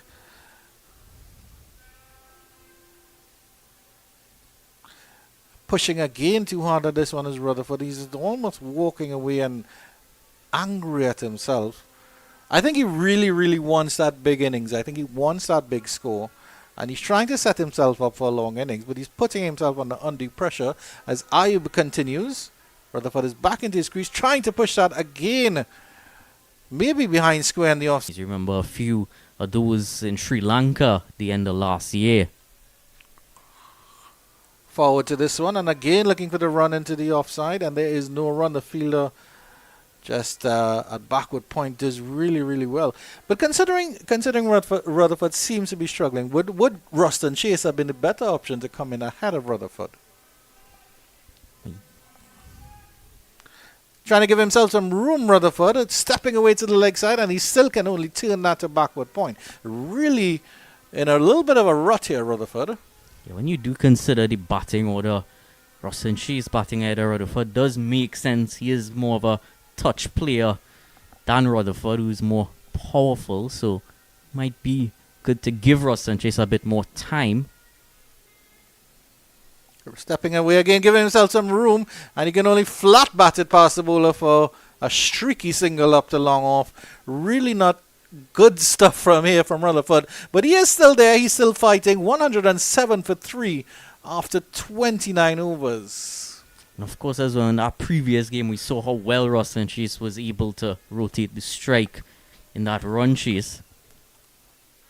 Actually, my apologies. There is one delivery left in the over. I'm rushing Mr. Ayub, who's done very well. None for 22 off 5.5. On his last delivery, Shai Hope is back, and he's punching that through the offside. It goes up to the sweeper position. They were thinking of the second, but the fielder did so brilliantly coming off the ropes there that it was just a single, and it is 107 for 3 after 29 overs. Could maybe think that the West Indies may have sent Rutherford in at that spot, just because in that previous match, he added that bit of momentum throughout the middle, but different game situation that time, knew what target he was going at. This time, just looking forward to try to put a target on the board. Yeah, but you can see there, I mean, Shafin Rutherford, this is his 16th match. Ruston Chase already has played 63 matches. I just think in the middle orders, and of course Chase and Hope being both from Barbados, they would understand each other's batting quite well. Now as to continue to the West Indies captain, Shai Hope. And they could have milked more runs in the middle order. In the middle overs, I should say. Back to this one, Shai Hope plays into the offside. The fielder from extra cover comes around. There is no run. I think might have just been trying for that left-hand, right-hand partnership as well, given the spin throughout this time.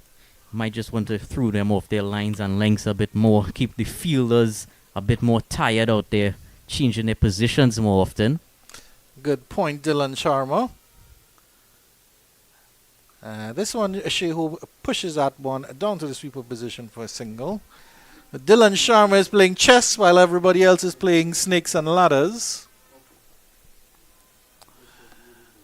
But good thinking here. Just at 7 runs and over, the West Indies will only get up to 252. And I would think they need to get as close to 300 as possible, considering they couldn't defend 280 odd in the first game.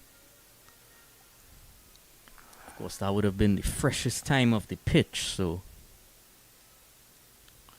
Beaten all ends up, and they're appealing for a leg before, I believe it is. I think he may have been struck outside the line. The Pakistanis don't have any reviews in place. It's a leg by, and they scamper a single there.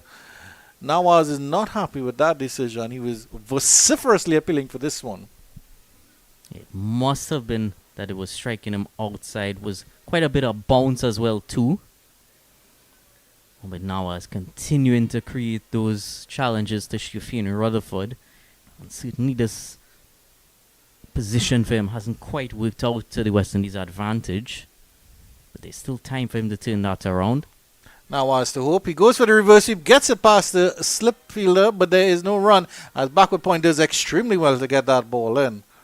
Getting a bit impetuous here, Shai Hope, and I think, as you mentioned, the pressure of Rutherford not really scoring runs might be getting just a tad bit to the West Indies captain.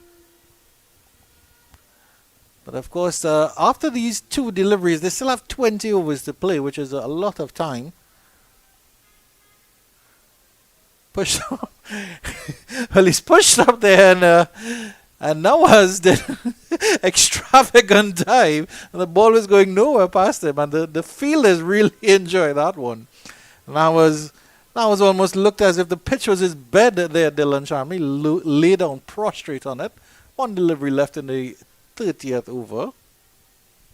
Certainly no feather bed for the batsmen. Pushed nicely by Shai Hope into that sweeper position for another single to end the over at 110 for 3. 30 overs gone. Some final words from Dylan Sharma before he is summarily replaced by Mr. Ruskin Mark. Just 20 overs to go for West Indies innings here. Just 3 down, so good platform for them to just go a bit more aggressively. And to take you through the next 10 would be Andrew Chan continuing and Ruskin Mark stepping in. Well, thank you very much for your stint, Dylan, as he goes back to his production duties.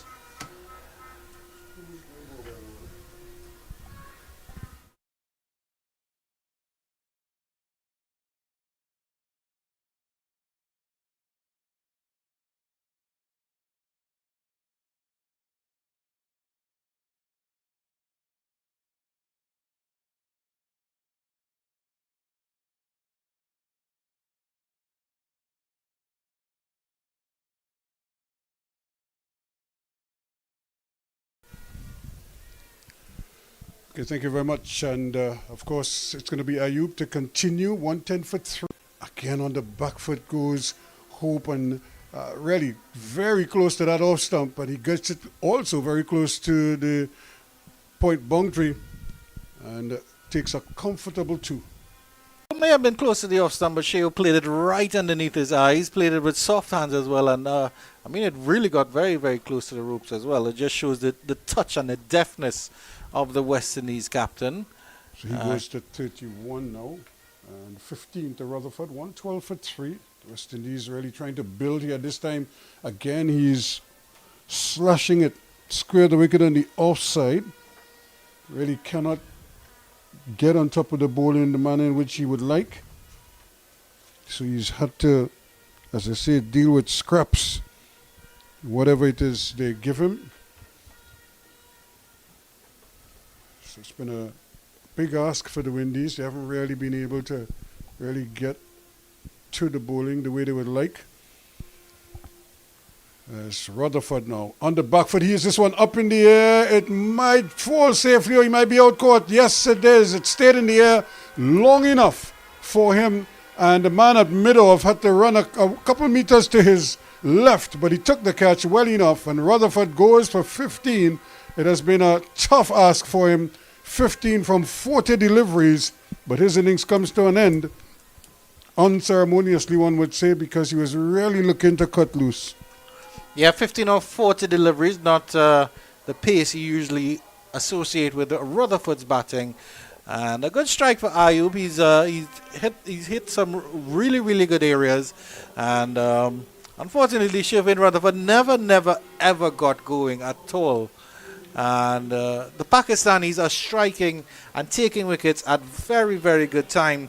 The first wicket scoring with the score on 10, the second at 57, the third at 68. And now, while Rutherford and Chase were building something of a partnership here, Rutherford fell with this score on 113. Roston Chase and Shai Hope will have a big rebuilding job to do here. And it's a lot for the West Indies here, but they still have a lot of time, of course, Ruskin Mark, to get a competitive score here. Well, they need one, to say the least, because the wicket is still a decent wicket to bat on, but bowlers have been able to, one, get turn and get seam off the wicket. The quicker bowlers have been able to extract some movement, and the spinners have enjoyed a fair amount of turn themselves. But in between all of that, it's not a terror wicket by any stretch of the imagination.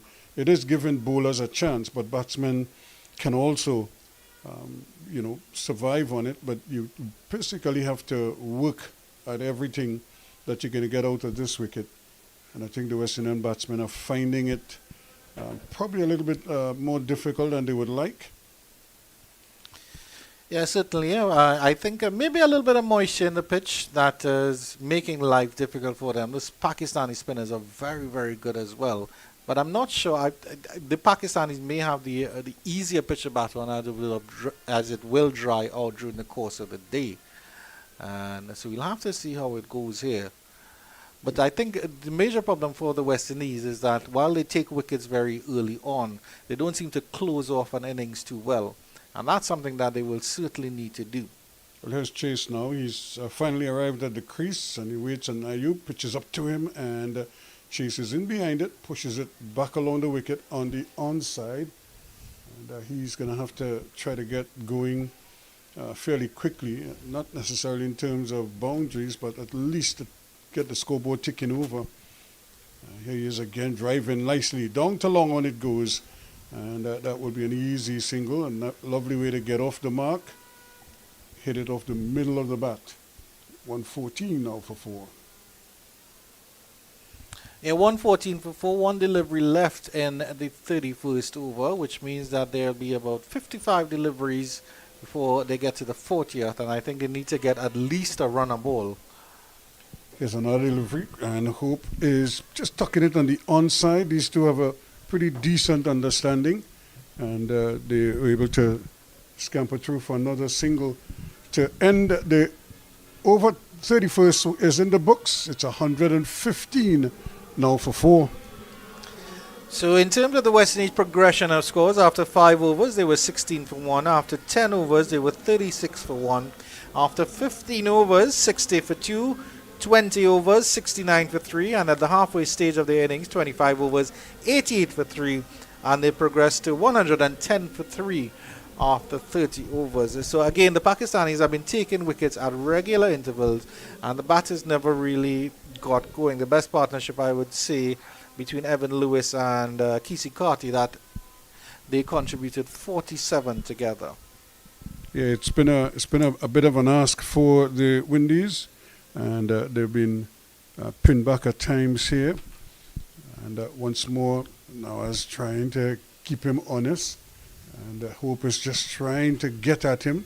And I think he knows that, so he's not giving him the sort of full pitch deliveries that he would like. He's giving it a little bit of a rip, but not much. And of course, the variation is that ball coming in with the arm, which can be so lethal, especially in the limited overs game. From around the wicket, Nawaz pitches up, and Shai Hope again finds himself in a little bit of a tangle there as that one followed him outside the leg stump. Well, I mean, the left arm spinners, they have this ability to when they go on with the hand, it drifts nicely, and then they can get it to cut away, and that's what Nawaz is very good at. And all the spinners, you have to say, are keeping the batters very honest. Again, from wide of the crease, again, forcing Hope. You could see him standing there, his brain ticking over as to how he could get at Nawaz, but Nawaz not cooperating right now. He's just keeping it in front of him and allowing him to probably commit his own suicide, so to speak. He is again on the back foot, rocking back and just opening the face, which is good, sensible cricket, just guiding it square the wicket on the offside for an easy single. Yeah, the soft hands of Shai Hope, he's so good at that, just maneuvering the gap, which is something that I think the rest of the West Indian batters really have to look at and have to develop that in their game. Brandon King, I think in particular, he always plays with very, very hard hands and pushing at the ball, as we saw very early in his innings. Roston Chase is adept at that as well. Ayub, 1 for 28 so far. Now as rather not for 12. This time he's again giving Chase a little bit of room on the back foot, and he was just cracking it down to long off for an easy single. And of course Rizwan wants to have a word, probably telling him maybe we can make an adjustment here. And sometimes it's just to try to throw the batsmen off, let them feel that they're planning something grand, and they're really just not doing much at all. If anything, they might just juggle a fielder here and there.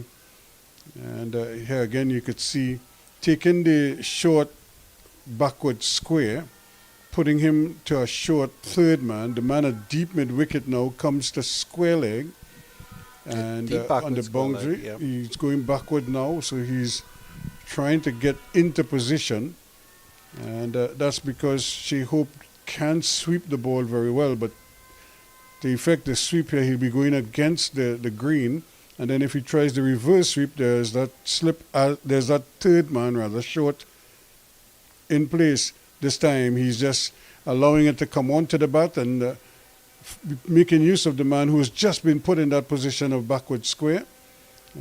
What is possible? The end of the over, 118.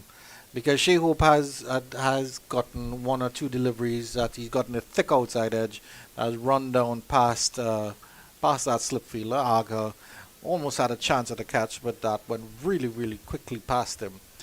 So it was almost a double play there by the Pakistanis. A double bluff, I should say, not a, or maybe just a simple bluff. Maybe thinking that one was going to turn away from him, Shai Hope. But he pinches the strike, and he's on strike now against Ayub. And Ayub comes in, and Shai Hope is tucked up by that one, plays it off into the extra cover region, and there is no run at this time. So again, Pakistan keeping the West Indian batsmen quiet. I just took a walk over to the court song specialist of Laventil, the Panis. Remember, we celebrated World Steel Band Day yesterday. On the back foot goes Hope, a short ball, and he cracks it over mid-wicket for 6. That was more like it. That's what the fans want to see. He got a real gift there, and he was quickly into his stumps, and he just deposited that over mid-wicket. No chance of it being caught because there's nobody out there. And placed well, hit well, and a 6.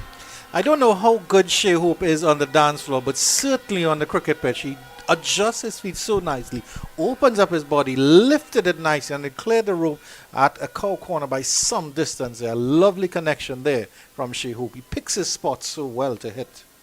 He is again driving square the wicket, just pushing really, and jogs a single to tack on one more. He goes to 42 now, and Chase, who's on 2 from 3 deliveries, comes into strike. A good opportunity here for these two, the two Barbadians, to build some kind of a partnership here, get something going again. Of course, Chase coming off that man of the match performance a couple of days ago. He waits, sweeping and gets it fine, and they're going to get a single. Did not fielded cleanly at the short fine leg position, but they're able to recover quickly. Abra tidying up.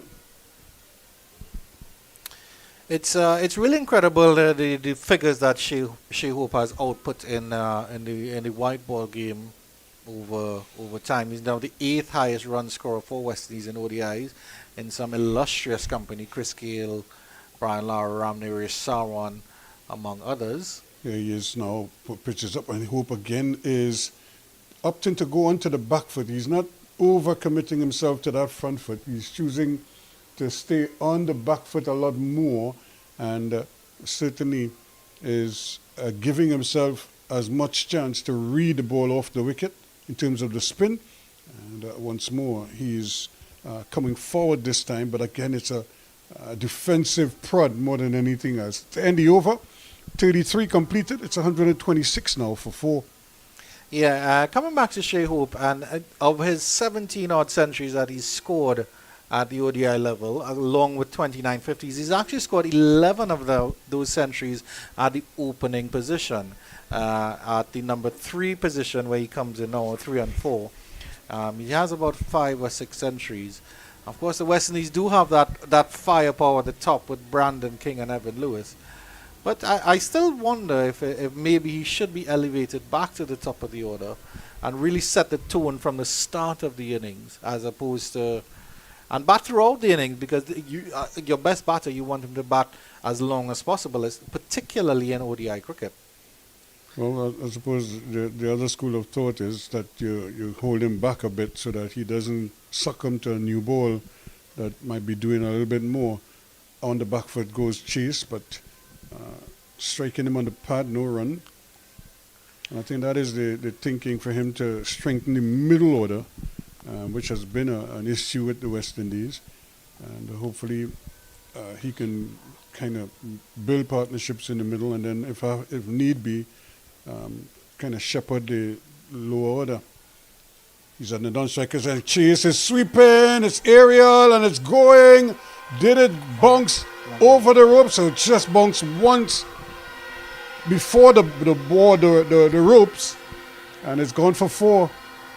Elegant from Ruston Chase, stretching out those long legs, using those long arms, and sweeping quite nicely outside the off stump, actually. I think he picked that up. But good shot there from Nawaz, the left-handed spinner. And I understand your point about Shai Hope, Ruskin. It's an obvious point. However, he has proven that he can succeed at the top of the order. If he was struggling and his figures weren't good, then you could say, well, okay, maybe the opening isn't good for him. But I understand your point. I mean, it's really the middle order, the middle overs that the West Indies need to strengthen and make more use of. I thought they were going to adjust that deep square leg position. They haven't, so they're leaving it open for Ruston Chase to try that sweep shot again. The fielder, if anything, has just been pushed a couple of meters to his right slightly, just at backward square. And there's also a short fine leg. So the sweep shot could be a dangerous one if he doesn't get on top of it. This time he backs away, and instead of sweeping, ups to drive down to long off for an easy single. And showing that he's in tune as to what Rizwan and the bowlers now are trying to do.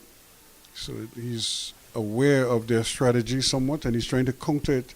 So now they put the square leg a lot squarer now, more forward of square for Shai Hope. And they've left the short fine leg in place. And here he is again, getting a little bit of bounce there, a little bit extra bounce now, as causing Hope some problems. Now he goes to do a little gardening, obviously identifying that spot. Yeah, good thing about the Pakistani spinners is that they have varied their paces brilliantly. That one was 81.5 kilometers per hour to Shai Hope. It's probably why that little extra bounce came in. He waits again from around the wicket, and Hope again is edging past slip, and that's going to run down the hill for 4 runs. I don't think he intended it to go that fine, but he'll take it. He goes to 46. The score goes to 135 for 4 now as over number 34 comes to an end. And that was about the third time that Nawaz has gotten that thick outside edge from Shai Hope. It's about the second time he's gotten a boundary, a fortuitous four for the West Indies captain as he moves on to 46 or 49. And there will be a short drinks break, as we'll take a short break right now and be back with the commentary in a few minutes here at the Brian Lara Cricket Academy in Trinidad and Tobago.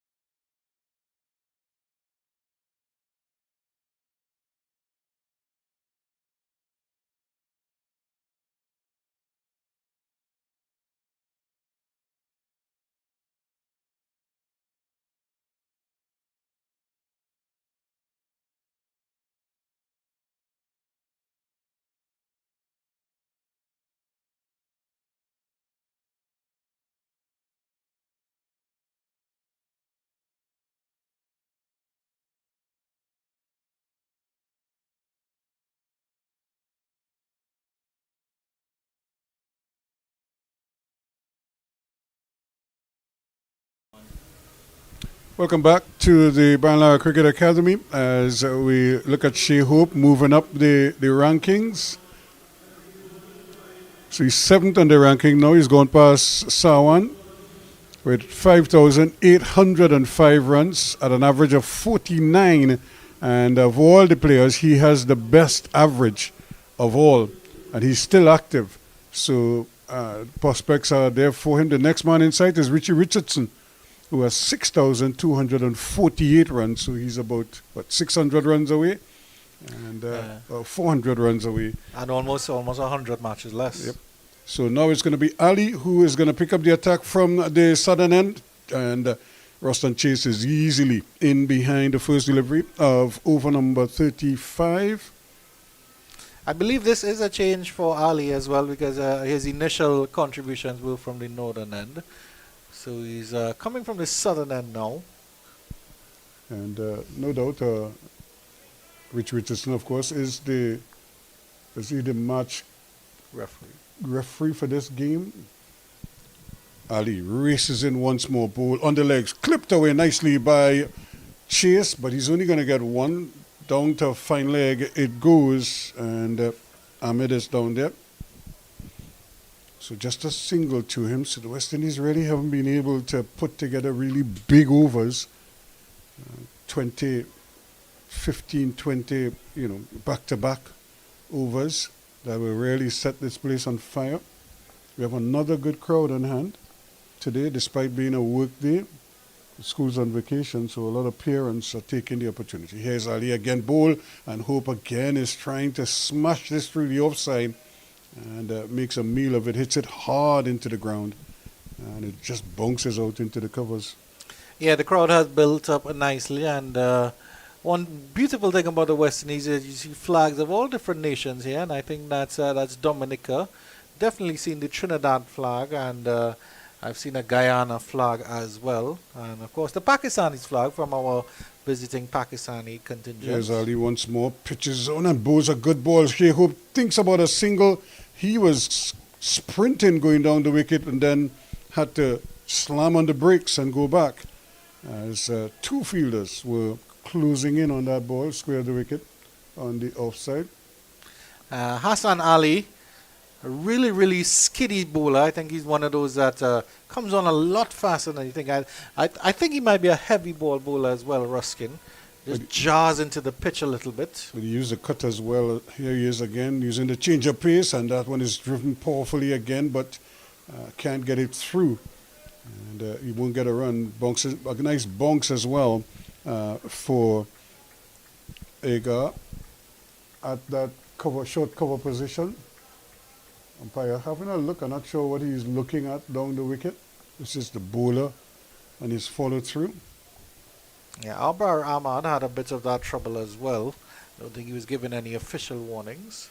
Ali races in once more, full of energy, bowls, slower delivery again, and you could see Hope coming forward, taking the inner portion of the bat, again that off cutter, and squeezes out and gets a single to square leg. So one more to the kitty. 137 for 4 now after 35. Not bad going by the West Indies, but they really need to step on the gas a little bit. The Pakistanis have been bowling brilliantly as well. The spinners in the middle overs.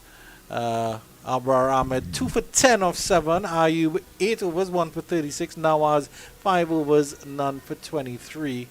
Really doing the bulk of the heavy lifting. Abrar Ahmad, really spectacular. 1.43 economy rate. It really, really was brilliant here. Spin discontinue from the northern end. So yeah, Nawaz is going to continue bowling to Shai Hope. Nawaz 5 overs north for 23 so far. 1 for 36 to Ayub. 2 for 10 to Abra. And 1 for 24 to Nasim, the wicket takers. So here you go. There is a slip in place now as Nawaz continues looking for his first scalp. And the reverse sweep is executed again. Now it eludes the keeper. And it's going close to the boundary. I don't think it's going to get there. And they may go back for a third run. Yes, they will. Good running from these two. And there's no signal from the umpire. So he did get bat onto it. And that brings up his 50 as well.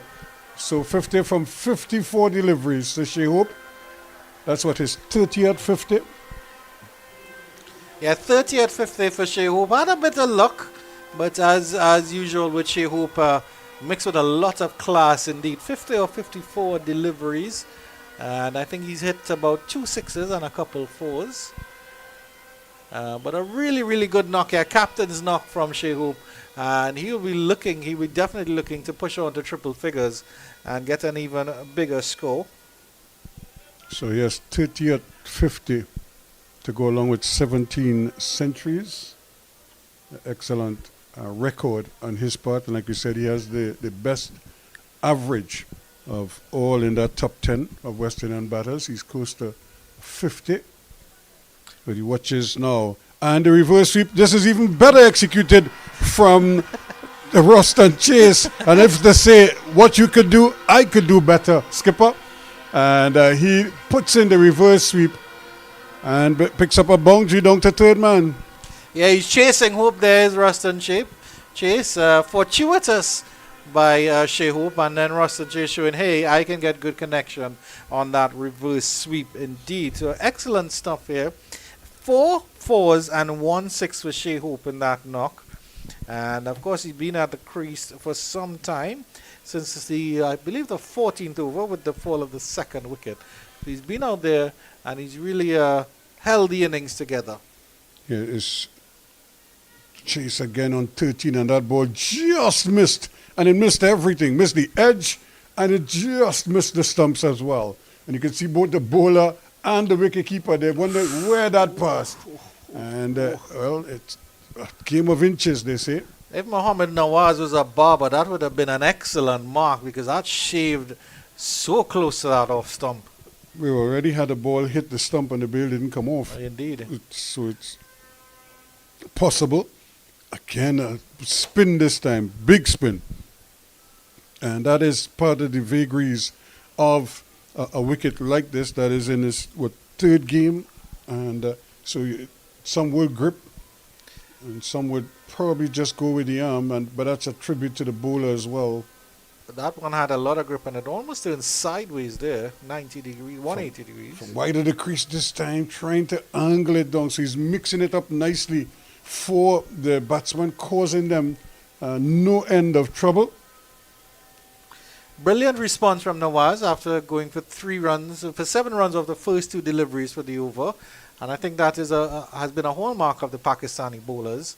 They haven't let the batsman get on top at all. He is again on the back foot. This one is cracked away, square the wicket on the offside, but there is a sweeper out there. And there'll just be the 1 run. 36 completed now. It's 145 for 4.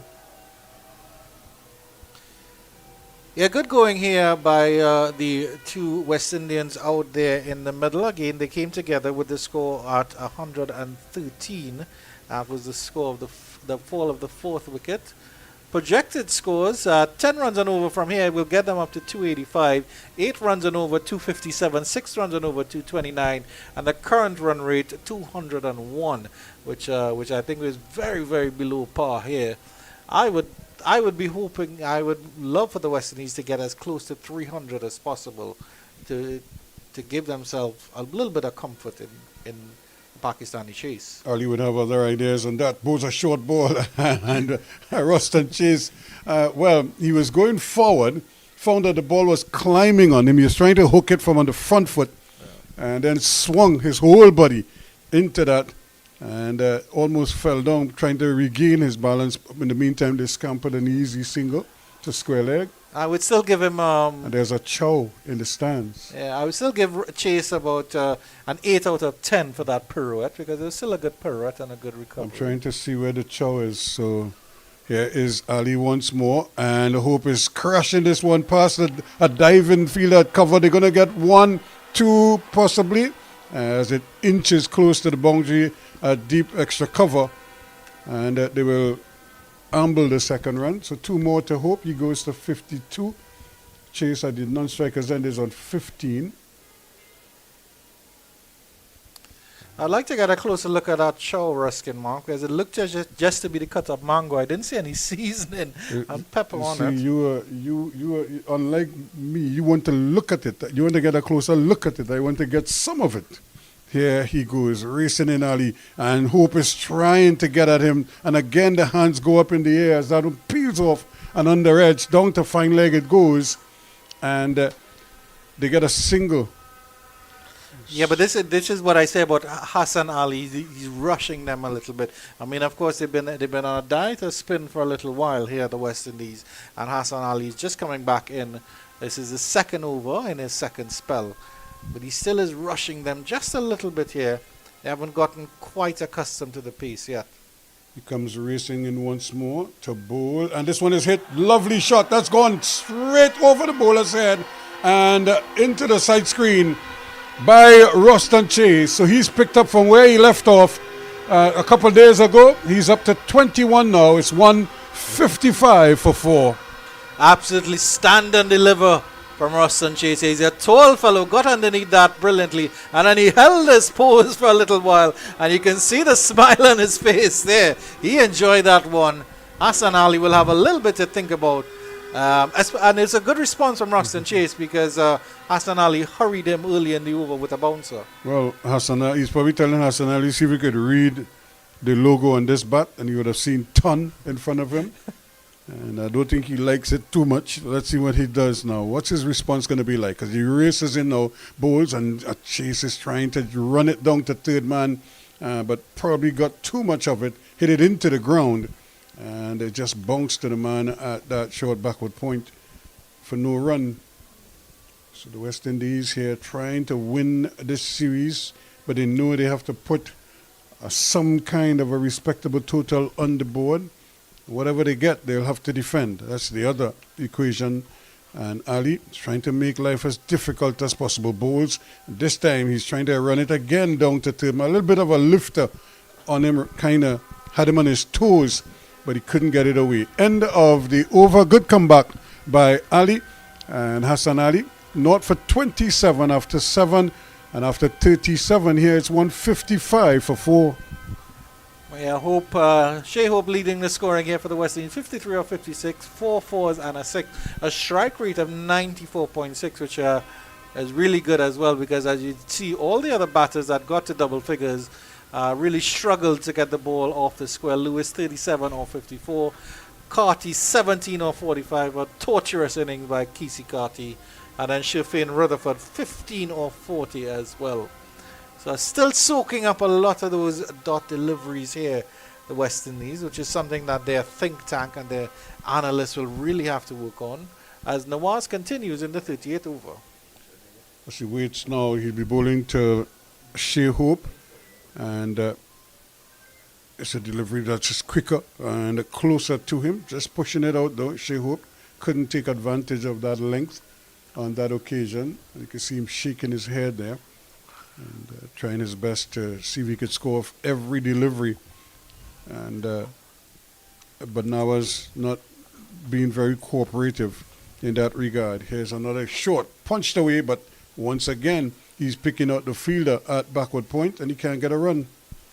That arc of fielders that Pakistan have on the offside, they've done really, really well, because there's that short third man, that backward point, and that extra cover fielder, and they've done excellently in terms of stopping any potential runs, any touch and go singles into that offside. He's up again, bowls, and again it's a late decision by Shai Hope. He was probably trying to see if he could get out to him, and then decided at the last minute to just bring the bat down and block the ball, and it just squirted out on the offside. Chase was interested in a single, but Hope wasn't, so they didn't go. It remains 155 for 4.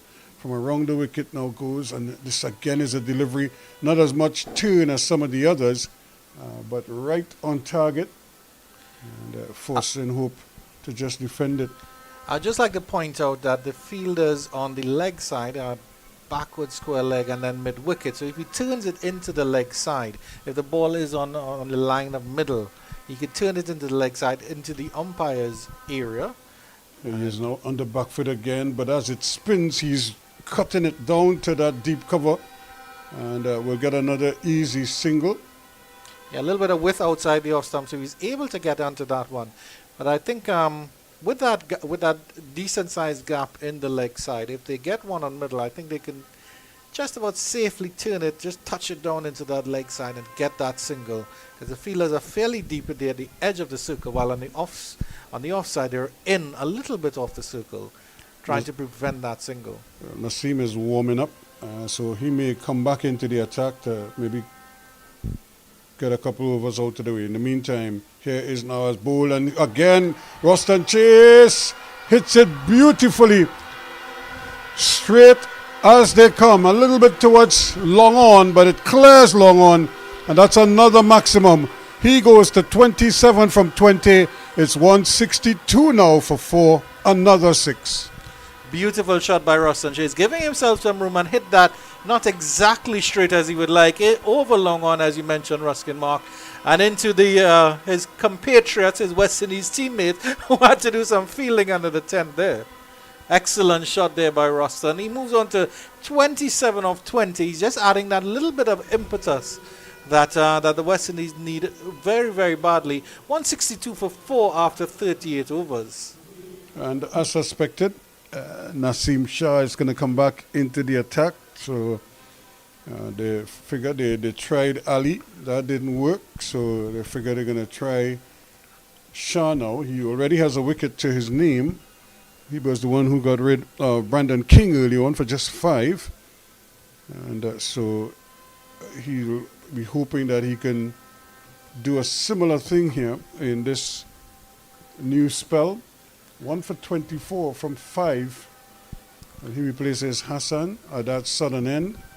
And I'm pretty sure that they're saving 3 overs from Hassan for the last to close off the match. Naseem Shah has 5 overs left, and the Pakistanis have 12 overs to bowl. So they probably need him to, if he could get a wicket or 2, that's fine. If not, keep it tight for the next over or 2. He's on his way now, and he comes racing in towards us bowl. And Shai Hope pushes it on the onside of the wicket for a comfortable single down to mid-on. And he goes to 55 now. Chase, who's 27, comes on strike. I can't think of any other sport Ruskin mark where maths come so much into the equation in terms of working out bowlers, working out runs, working out everything as cricket. So it's a headache for Mohammad Rizwan in terms of how he's going to rotate his bowlers now. Will we see more of Abrar Ahmed is the question. He's bowled 7 overs, 2 for 10. I'm sure he will. They'll bowl him out, bowl out his 10. And certainly if he can pick up another wicket or 2, that would be ideal. These two are put on 50 now. Yeah. So they've done very well. And Shah looking to break this partnership here. It's getting a little bit worrying for Pakistan. And that one is clipped away. That's a great shot. He just lifted it. And it's gone one bounce into that deep mid-wicket region. Another boundary for Ruston Chase. Elegant from the tall West Indian right-hander. Just lifted that. If we look at that delivery, it was on the line of the leg stump. Flicked it nicely. Did not try to keep it on. And it was a beautiful arc. Unfortunately, it didn't go all the way for 6. It stopped just short of the rope. But a welcome boundary here for Ruston Chase as he moves swiftly up to 31. And certainly stating his intention to keep the fire blazing for the West Indian batters. Well, Rizwan must be a little bit concerned about that as he waits now. And you can see Chase backing away and giving himself an opportunity. So these two have already put on 50 for that 5th wicket. 54-48 balls, a double quick timing here from the 2 West Indian batters. Arguably, I think the most experienced West Indian batters. And this is ideal for the West Indies when you can have key men making partnerships. Here's a Shah bowl. That one is turned away behind square. And it'll just be a single. It's a fairly short boundary. That square leg. So the fielders won't have far to go to get to the ball. So what will the West Indies final total be? Current run rate is 4.34. So they've upped it a little bit since this partnership started. Can they now get it over 5? That's the big question. And the man, of course, who's doing the heavy lifting right now is Ruston Chase. Yeah, 8 runs and over from here on in will get them up to 258. I think 10 runs and over will get them across 280. So I think that's what they should be looking at, hopefully. Shah on his way once more.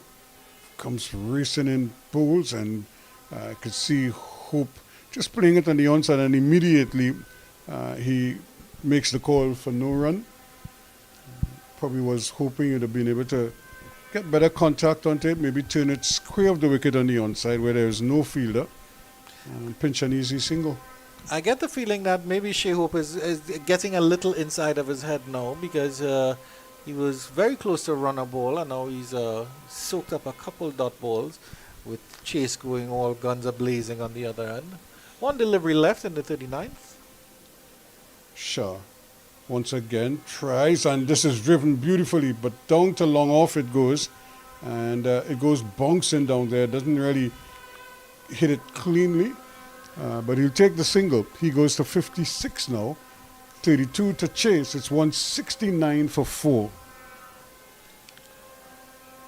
Not a bad over from Nasim Shah. We covered well yet again. He got smacked for 4 by Roston Chase very early in the over.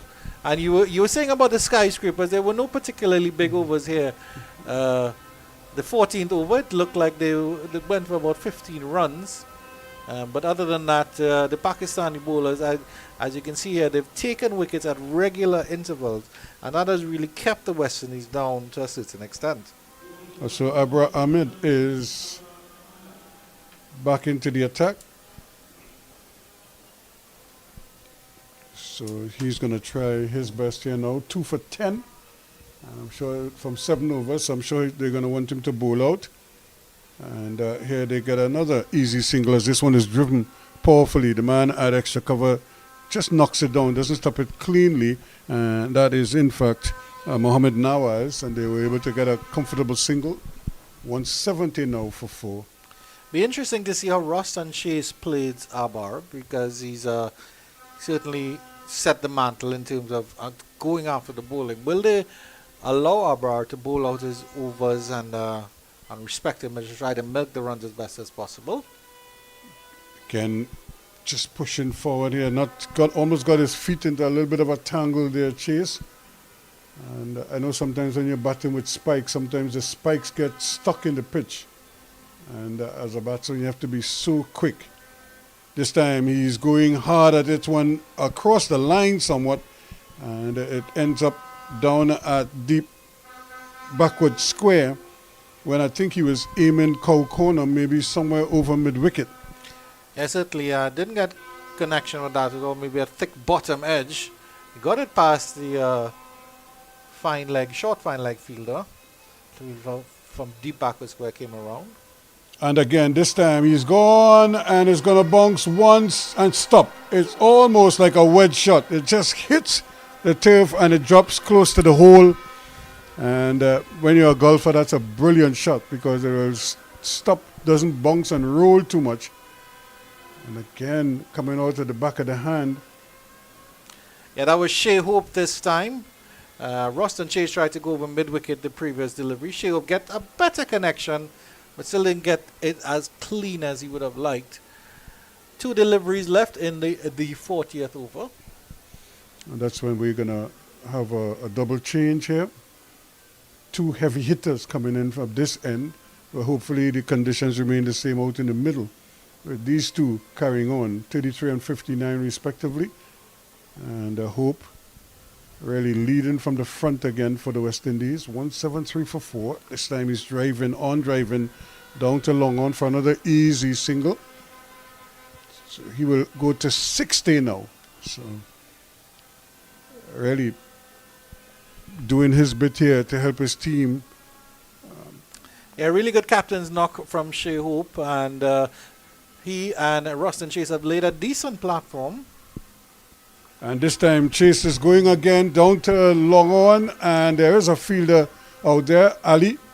And he's only going to get a single this time. Didn't time it as well, but that ends the over. 2 for 16 to Abral.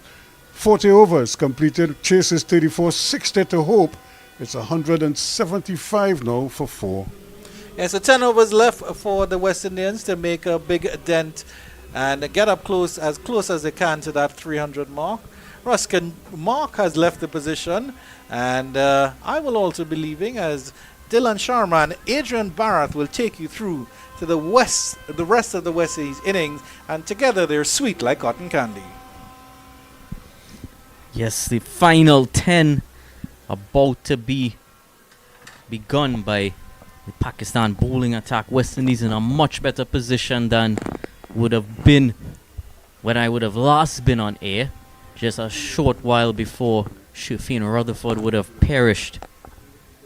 Roston Chase has been really exceptional in this partnership with Shai Hope, and there's a delivery, a shortish one. Ruston Chase tries to just dab that over. A quick run as well, a direct hit. And in the end, it's 2 runs. Whether he got any bat on it, we'll await that confirmation. Yeah, so Happened all Guess they're very gonna quick have- on that occasion. gonna- Even the umpires just want a second look at it. So a decision referred here to the TV umpire. So going to see what happens. So Chase there looks safe. So yes, so that decision there is not out. The fielders are getting back into their respective fielding position. So no wicket there. 177 for 4. The partnership between Chase and Hope is 64. So he did get some bat on it. It was a short delivery from Naseem Shah. Not too short, but quite leg side-ish. Was trying to, not too sure what shot he was trying to play there. It was almost as if he was playing a spinner, Ruston Chase. Moves on to 36 from 27. Shai Hope 60 from 67. Naseem Shah comes in again from that southern end. And this time it's on the pads. Very close. Naseem Shah pleaded with the umpire for a bit, but then just reined himself in slightly. Hitting Ruston Chase on the pads, trying to clip that into the leg side. Yeah, Naseem Shah there firing that one into the pads of Ruston Chase. We're into the last 10 overs here now, the last power play. 5 fielders allowed outside the 30-yard circle, and it's happy hour here. The West Indies have 6 wickets in hand, so they have the right platform now to actually go on and get that total of over 250. Here's Naseem Shah again. This time Ruston Chase gets a Yorker, and it goes to break the stumps. Ruston Chase, a beastly delivery he receives from Naseem Shah. Pace and into the block hole. Very difficult for any batsman. A top delivery from Naseem Shah. It's 177 for 5 now. An absolute perfect Yorker here from Naseem Shah.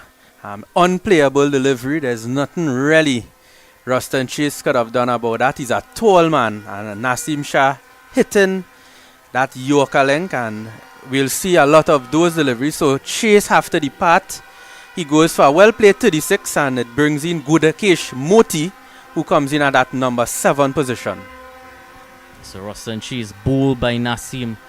Brilliant innings to help restore some momentum into the innings here for West Indies. Gudakesh Moti would be joining Shai Hope now. And it sort of just brought the innings back onto even ground, really, because after those slowish innings from Carty and Rutherford, West Indies would have needed a bit of momentum injected into their innings. They would hope Gudakesh Moti, with his strike rate of 109, average of 27, and best of 63 with his 250s in his batting career, would be able to restore some of that momentum and keep pushing things along. Yeah, he actually had a really quick fire 31 in the first game. He actually has the best strike rate so far in the series. So it will be well needed today by the West Indies team. That wicket there would put a slight damper, but I'm thinking that Moti, he plays one way, and I don't think that it's really going to affect the way he plays. Also that Yorker that would have accounted for us, and Chase just saw a bit of inward movement on it.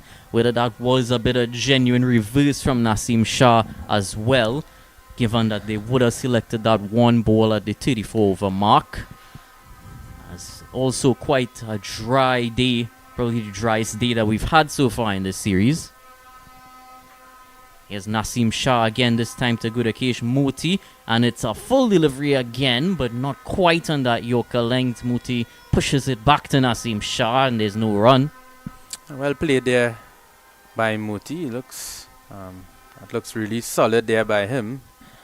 He's a lower order batsman, but he has the ability to hit a big ball, hit a big 6 whenever it's needed. So the feel to him right now, it's a fine leg.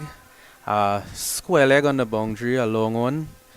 and a sweeper and a third man. So mid-off is up, and now Shah would be continuing to Moti. 4 deliveries in the over, the 41st.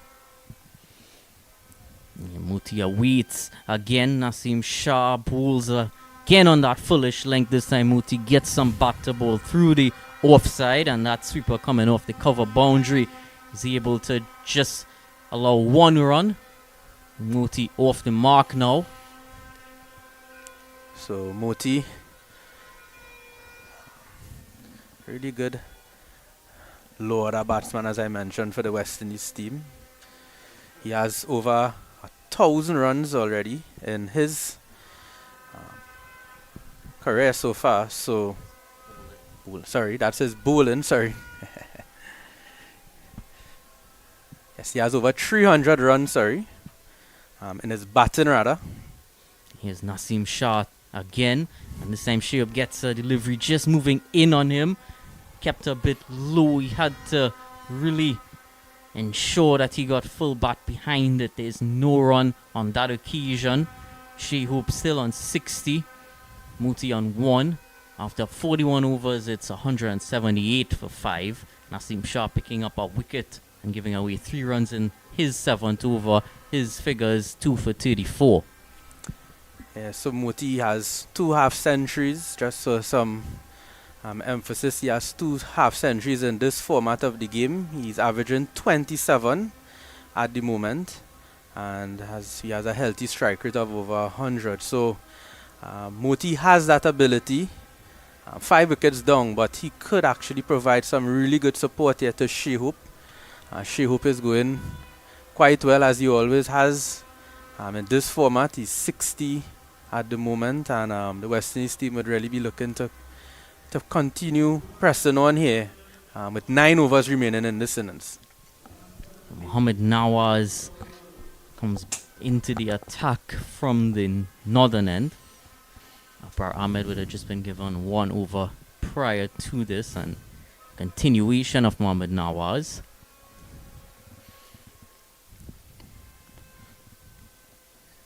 So long on, long off. Deep mid wicket and deep backward square. It's Gudakesh Moti to face Mohammad Nawaz. Here he is, just outside the off stump and pushed into the offside. Babar Azam runs in from extra cover and ensures there's no run. Yeah, so quiet start so far for Moti. He's getting his eye in, as he should. And this time it's wide down the leg side. Looking to just fire it in that time, Mohammad Nawaz, but missed his line. 8 over here now for Nawaz. 2 after this remaining for him. Here he is again, this time trying to sweep his Gudakesh Moti. It was very straight, hit the pad it looks like, but the umpire has not been interested in it. Yeah, big sweep there from Moti.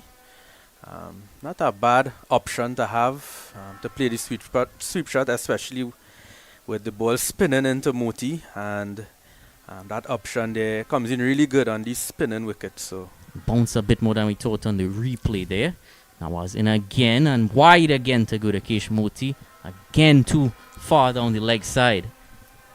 Big spin there from Nawaz. Probably need to start it a bit more on the offside, maybe about 6 stump or 7 stump or so, or maybe flight it up a bit more, but he knows Moti loves it in the arc, so he's very cautious to go up in anywhere into the slot. Nawaz to Moti again, this time wide, and this time Gudakesh Moti hits that lovely over the cover region. It goes into the boundary for 4 runs. He moves on to 5 now, and 184 for 5. Yeah, Moti there using the depth of his crease well and really getting the arc there and hitting it over that cover region there for 4. So a back foot drive for him. Really looking good here as he's making his stride now into this Pakistan bowling lineup. So Nawaz, how does he reply? A bit wideish, but Moti got batter ball on this occasion, hit it straight towards that deep backward square fielder. Not deep, just the backward square inside the circle. Yeah, I think anything left or right of that fieldsman there, at that short fine leg region, that would have raced for 4, but he hit it straight to that guy. So that now goes up in the air. Good occasion. Moti Mohamed Nawaz calls for it himself, and he's gonna take it. Doesn't leave that up to chance. One boundary for Moti, but he's gonna have to depart for 5 runs. 184 for 6 now for the West Indies. Mohamed Nawaz has struck and taken his first wicket. Well, another spoke in the wheel here for the West Indies team, especially at this stage of the innings. Moti there just tried to slog sweep it, but that extra bounce and turn there had outdone him, and he literally skied that one as high as you could think about it. But an excellent catch there by Nawaz, because it's midday and the sky is sort of whitish. It's not like a solid blue, but an excellent catch there by him. Again, that percentage cricket that we were talking about from Pakistan.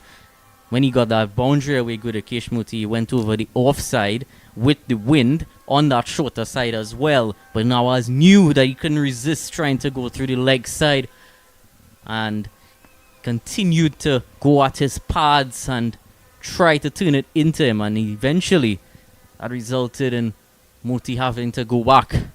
It's Justin Greaves now who's going to join Shai Hope. 15 matches for him, 272 runs. It's an average of 27.2. Just 150 being his highest score within his career. Yeah, interesting to see that they would have sent Moti ahead of Justin Greaves here, and maybe left and right hand combination. Not too sure, maybe to try to upset Nawaz. But I would have preferred to go with Greaves, because in the last game also he did really well. But it is what it is, and now Greaves is in, and he joins Shai Hope, who is still on the other end here at the moment. And there's still one delivery to go in this 42nd over. So here's that final delivery of the over. Justin Greaves awaits. Nawaz is into him now. And this one is just going to be played down to the long one quite delicately to get himself off the mark and keep strike Justin Greaves. His 42 overs now be completed. 185 for 6 for West Indies. Nawaz 1 for 45 after his 8 overs. Shai Hope still on 60 runs. Yeah, so the new batsman, Justin Greaves, very good batsman, especially in the when played a lot of list A cricket in the Caribbean. So he would be looking to really capitalize now, playing at the highest level in this format. And a really nice opportunity for him here. Plays as an all-rounder here in the West Indies team. And he would be looking to really try to get West Indies to that 250 mark, because they had a good partnership between Chase and Hope, and over 60 runs. And now they're a bit on the back foot there after the loss of 2 quick wickets. So Naseem Shah continues his spell from the southern end. Pulls this one to Justin Greaves, and he clips that into the leg side down towards that deep mid-wicket sort of fielder running in from the boundary, and allows just one. Shai Hope back on strike now. Now, interestingly, before that over from Nawaz, Abrar Ahmed would have been bowling from that end. But when Moti came in, they went back to Nawaz, almost knowing that he would have tried to target the left-arm spinner. So it was a bit of risk and reward. Of course, West Indies trying to get that one up on Pakistan with the targeted left-hander going into the leg side, but it backfiring in the end. Naseem again to Shai Hope, and quick running here from him. He's making the pressure on the field as he played that directly to that mid-on fielder, but set off right away. Eventually, a bit of a fumble by the fielder. Yeah, I've seen Naseem Shah there. It looks like he's getting a bit of reverse there. I'm seeing the ball tailing in or coming back into the right hand. At this stage of the innings with the ball being the ball change at 34 overs, you have that advantage there sometimes with that reverse swing at this stage of the innings. So here he is again. This time to Justin Greaves.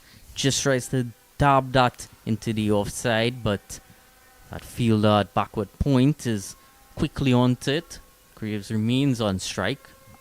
And yeah, there is that bit of inward movement, looking like that reverse would have been prominent in the wicket that we saw of Russell and Chase. That Yorker definitely moved in quite a bit. Yeah, definitely, because there's a strong breeze blowing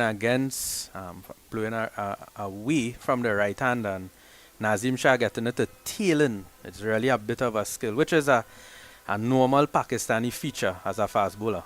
Hayes again, this time Graves just plays that into the on side towards that mid-on fielder again. Sort of in a position between mid-on and short mid-wicket. Yeah, Pakistan fast bowlers, they're known for that reverse swing, especially when the conditions is really dry. They have that ability where the older ball actually becomes more dangerous. And you could see there that Nazim Shah is actually working on the ball there, because that ability to reverse swing the ball, and especially with those Yorker lengths, it becomes a really difficult delivery to play as a batsman. Naseem to Graves again, and this time just a streaky shot down to fine leg there. He's going to get one, but again that tail into him at play yet again. And just as I would have referred to that short mid-wicket fielder in the leg side, he might just be there to take any sort of stray edges coming from that inward movement. Batsman would be certainly looking to play it into the leg side with that natural movement. Yeah, so Shai Hope, he would be thinking about his approach here. They lost 2 quick wickets, but he's definitely the batsman here to get the runs, because he's set. So if he sees it there to hit, I'm afraid that he has to continue. So here's Shai Hope again, and this time it's driven through the offside. That diving extra cover fielder cannot get to it. Some lovely timing on display from Shai Hope, and it's a no ball from Naseem Shah. Umpire Reefer ensures that he knows about that. So that extra delivery as well for Shai Hope. Yeah, Naseem Shah really looks unhappy there with that no ball, but he has to go back to bowl that delivery. And as mentioned, an exquisite cover drive there from Shai Hope. He moves on now to 65. It's 163 for 193 for 6 rather, of 42.5. And now we have a free hit here now. Naseem no doubt striving for whatever extra piece of movement. He's certainly confident from that movement that he's getting, and maybe just overstriding a bit. So a double dose against Pakistan 4, and now this free hit. Where does Shai Hope go? Here's Naseem Shah, and Shai Hope can only play it straight down the ground, but straight towards that fielder at long on coming around. He'll keep strike, Shai Hope, and he's on 66 at the end of 43 overs. 194 for 6 for the West Indies. Naseem Shah just releasing a bit of pressure at the end of that over.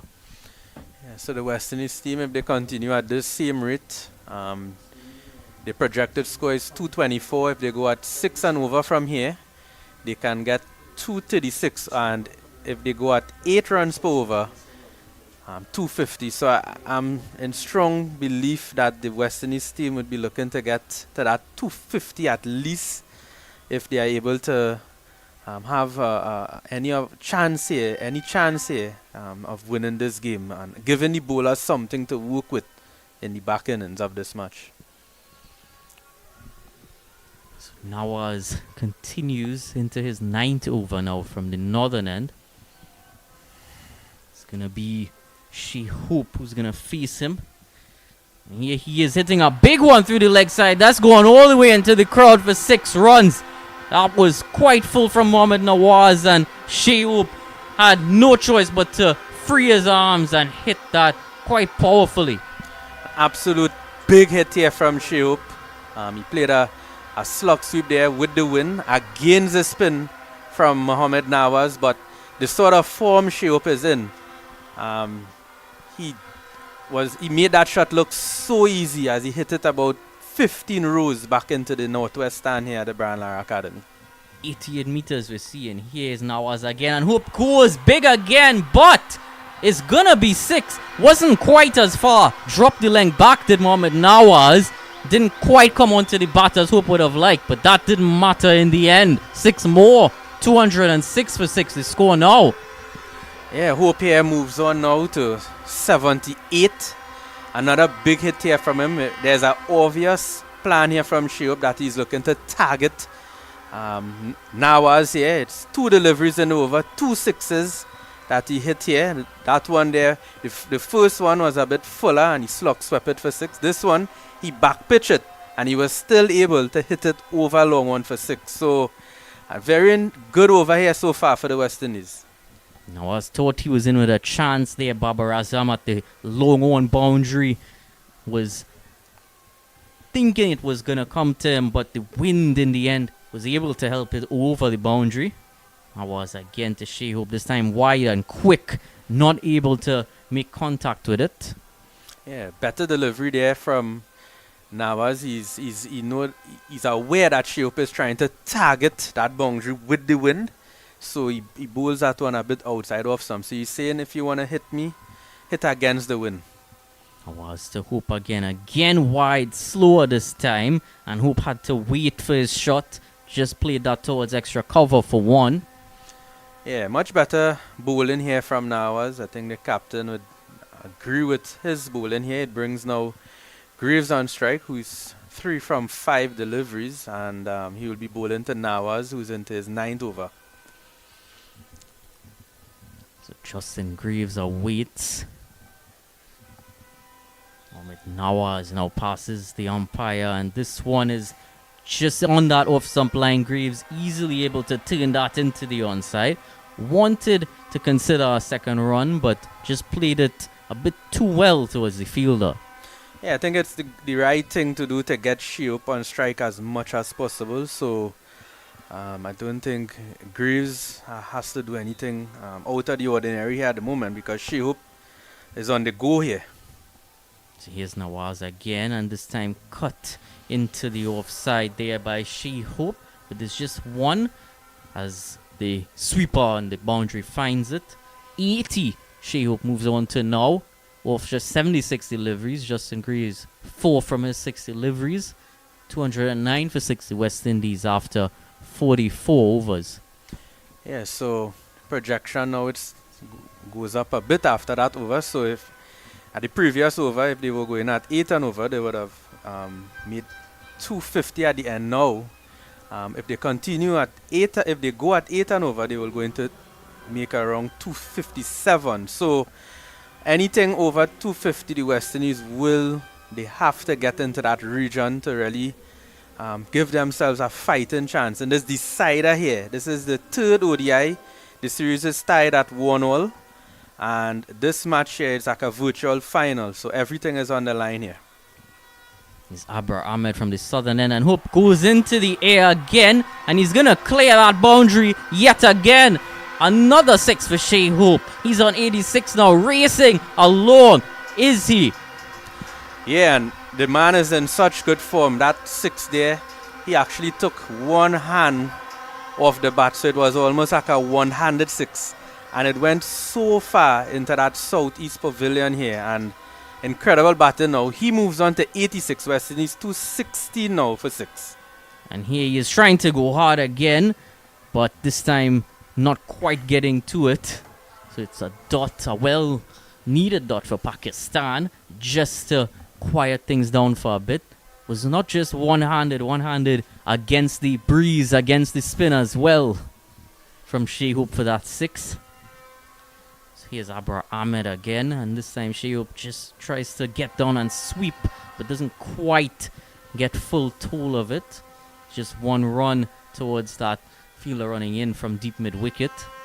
Yeah, so Graves, his at this point in time, yes, you're looking to accelerate the scoring, but you really want to try and get Shai Hope back on strike as much as possible. Graves now just turns it into leg side. 2 fielders in a deep chase after it. Eventually, one of them get to it, but it's just 1 run. And the partnership now moves on to 33. And just a moment ago, we saw Greaves coming into bat, and the partnership is already 33, and that's due to Shai Hope mostly, who really accelerated his scoring in the past couple overs. So here's Abrar Ahmed. It's a wide one. Shai Hope just cuts that over the wicket keeper, and that's going to run away for 4 runs. Yeah, so a big heave there by Shai Hope. It really takes the outside edge there of the bat, flying through that first slip region. There's no slip at the moment, and it goes for 4. So Hope now moves into the 90s. He's 91 now, and he's eyeing another ODI century. So this man just continues scoring runs as if it's like every day of the week. Here he is, final delivery, and goes big again over mid-wicket. 6 more for Shai Hope. 97 runs for Shai Hope. 227 for 6, the West Indies. And he is certainly not mixing matters today as the captain. Absolutely big hit here from Shai Hope. That one well struck. Pulling that one well in front mid-wicket for 6. And actually sort of like on the front foot, son. A really difficult shot by him, but an exquisite batsman, and he has the ability to do almost anything with this sort of rich form he's in. So you see now Hassan Ali now. 18 runs coming off that previous over, completely ruining Abrar's figures. He's going to have a discussion with Shai Hope after the match. Yeah, massive tower there in that over, and big hit there from Shai Hope. So Hassan Ali, we have 3 overs remaining. So 7 overs for 22 runs. So it's quite economical. So Rizwan would be really hoping to see how we could try and stabilize the Pakistan bowling attack here at the moment.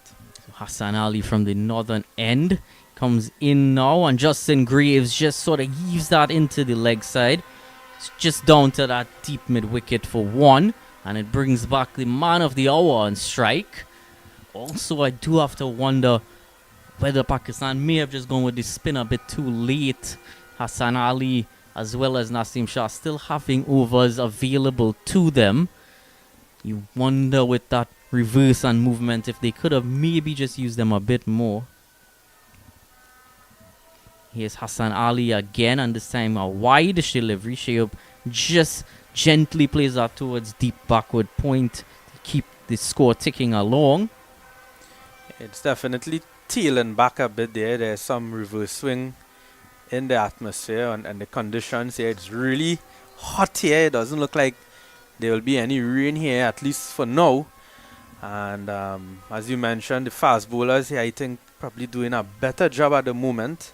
Bit of a change in conditions. Hassan Ali this time trying to pull that hugely as Justin Graves, but he's lucky in the end that stumps weren't disturbed.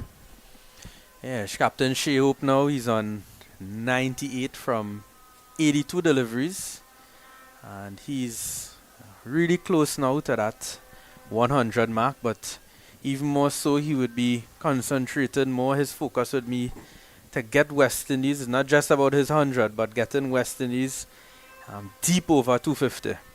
Hassan Ali again, and this time it's a cute shot there. Played behind him was Justin Graves. There's a fielder there at sort of a half-fly slip. Not too sure what to call him there, but just to the right of Mohammad Rizwan. And he was able to just bypass him there. And 4 runs to Justin Graves. Yeah, the short third man there at the moment, it really dropped short. It went to his left, and it was able to beat him there. It was just like a tick outside edge. It looks a bit deliberate, and he's able to generate 4 runs, Justin Graves. It's Hassan Ali again, and a Yorker to Justin Graves. Hassan Ali runs after it, and Justin Graves is back in his crease in time. Hassan Ali doesn't want him to leave that crease. Absolute peach of delivery there. Straight into the block hole. What you would call a perfect Yorker. And was able to actually squeeze it out. Justin Greaves. So the score remains on 2:33 after that delivery for 6. There's one delivery remaining in the 46th over. And Hassan Ali, somewhat of a tightish over just with that boundary that would have came off that over. Comes in again. This time again a Yorker to Justin Reeves. How was that not hit? Oh, wonderful delivery there. He's able to sneak by for a quick single that he did eventually get bat on. So his bat proving very valuable on that occasion. That there was pretty much a missed date with the stumps with the ball. Yeah. Excellent over despite the boundary from Hassan Ali. He was able to keep the scoring rate to 6 runs in that over. Nasim Shah now, 8 overs, 43 runs, 2 wickets.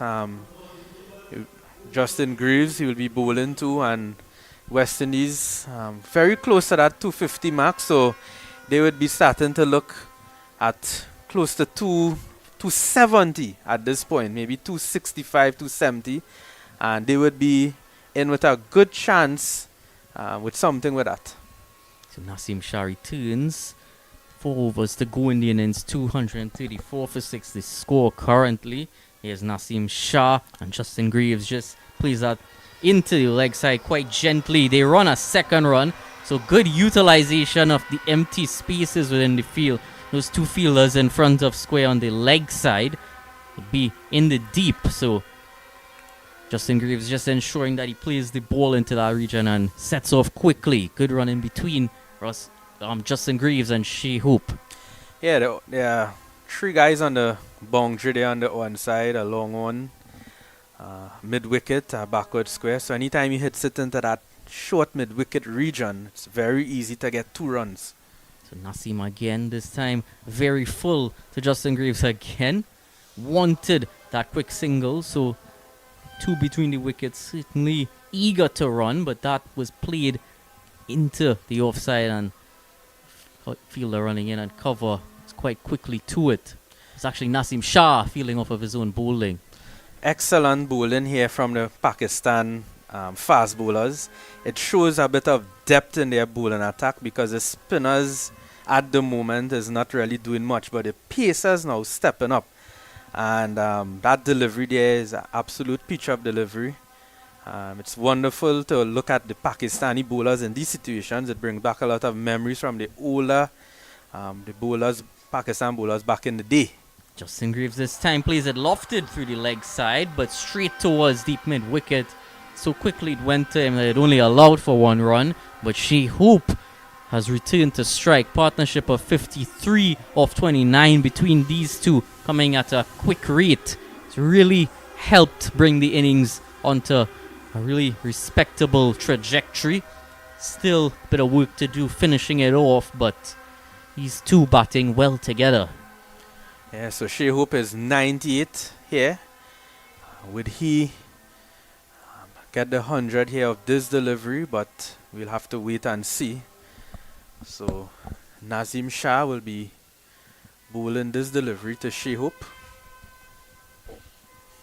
Here's Shai Hope awaits. Nasim Shah bowls this one full, and Shai Hope is driving lusciously again. 4 runs. It's his century. 102 off just 83 deliveries for Shai Hope. Brilliant innings from the captain here on the day that needed it the most. The decider. He is certainly putting up those runs and helping his team. His 18th 100 in his ODI career, leading from the front. Absolutely brilliant innings here from the captain. I spoke about it earlier that Shai Hope will have to play a big part in this game because of the early wickets that would have fell, and he definitely stepped up to the plate. 100, he couldn't ask for anything better. But more importantly now, there's still 3 overs after this one. Nasim Shah to Hope again and just plays it back to him. A Yorker that he dug out quite well in the end. Good comeback there from Shah. Just talking about that cover drive from Shai Hope there to bring up the 100. Beating that sweeper on the boundary on the offside. An exquisite cover drive. It just shows the class of this man. He's aware of every single fielder on the field. He knows exactly where the gaps are. And he's a very calculated player. And he understands the game. He has 18 tests. One-day international hundreds now. And he's firing here at the moment. So consider his strike rate 123. Nasim to Hope again, and this time right through that same region in the offside, but not timed well enough. Hit towards that sweeper fielder.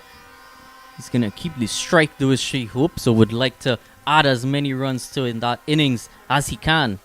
103 from 85 for Shai Hope. Justin Graves 14 from 15. Nasim with 1 over to go in a spell, 2 for 51, and the current score for West Indies with 3 overs to go, 242 for 6.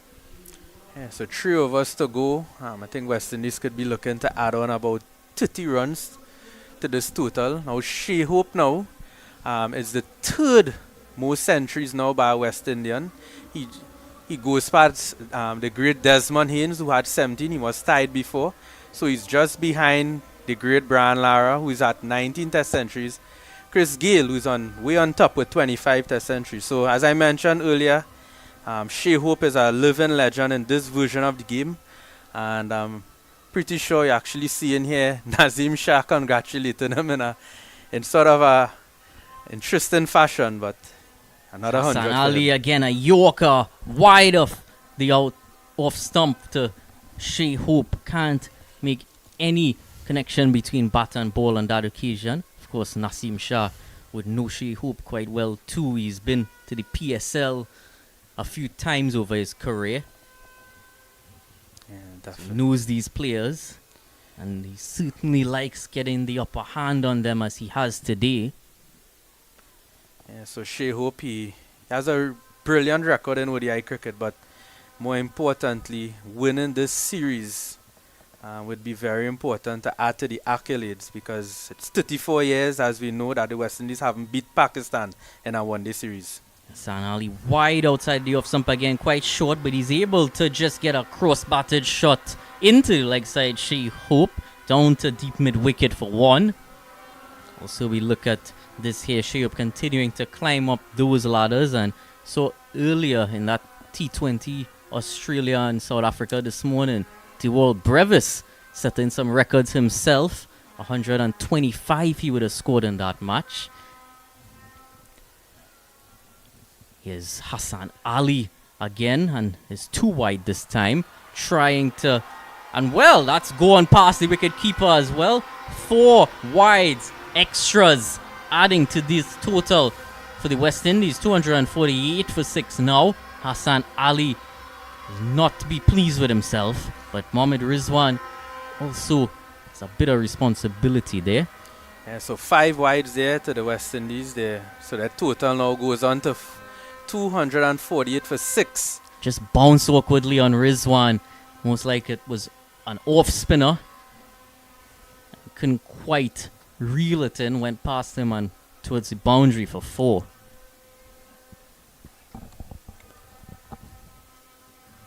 So Hassan Ali again to Justin Graves, and he plays that with authority in the leg side. Was full, and he was able to just bring his bat swing down, play that towards the long on region for 6 more runs. Big shot there from Graves, hitting that into the long on region. A very difficult shot, hitting it straight over for 6. And there's definitely some reverse swing there, but the West Indies team actually using that to their advantage. And they're hitting that, targeting that short boundary here. It's Hassan Ali again to Justin Graves, and it's a full toss wide, played into the offside towards that sweeper fielder, and it's 1 run. 250 would have also come up off that previous delivery, and it come up in very quick time. West Indies would have brought up the 200 in the 44th over, and only just about 3 overs later bringing up the 250. So really racing along. Yeah, so the last 50 runs coming off 26 deliveries. So the West Indies here going along really, really well. 2 deliveries remaining in the 48th over. And it's a Yorker from Hassan Ali, quite wide, but able to just stay that a bit uppishly through the offside for one more run for Shai Hope. So continuing to at least look for those singles and run the field as ragged when they can. Yeah, so Shai Hope, a wagon wheel player, 360 player. He has shots all around the ground. And he's really put on a display here for this midweek, well, Tuesday. This crowd here really building up here at the Branagh Cricket Academy, and they're definitely getting their money's worth, their time's worth.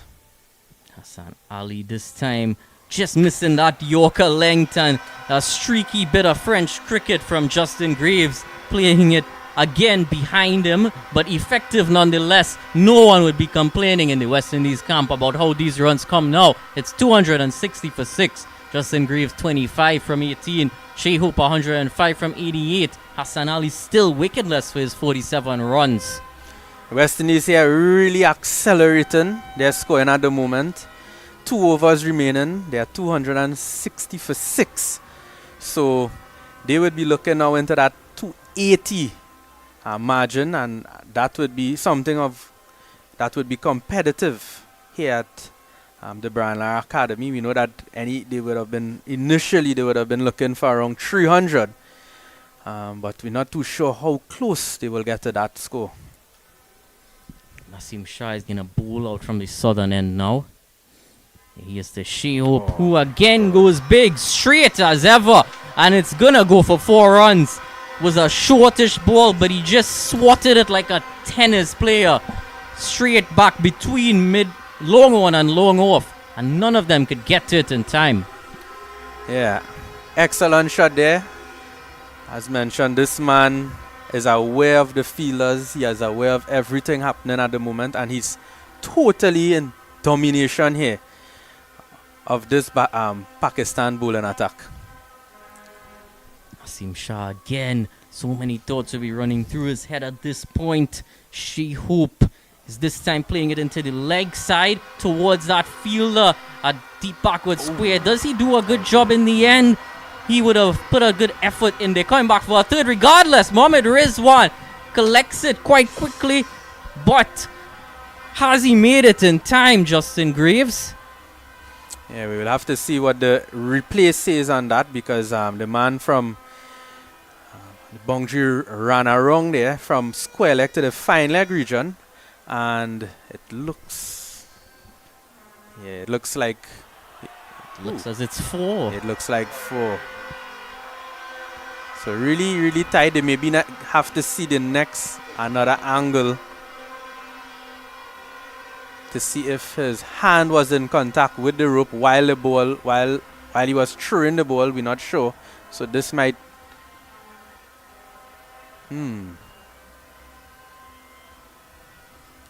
Very close one here. Fielder there looks to be Hassan Nawaz. Yeah. Very young man. I think he did a good job there, unless the elbow. And that's the thing, if they get the angle. I think the elbow at that point of release just not quite in time. Certainly 4 in my book. So the umpires here still checking, because these little movements here it actually looks like his elbow touched the rope, or the sponges of the rope here, while he had the ball in his hand.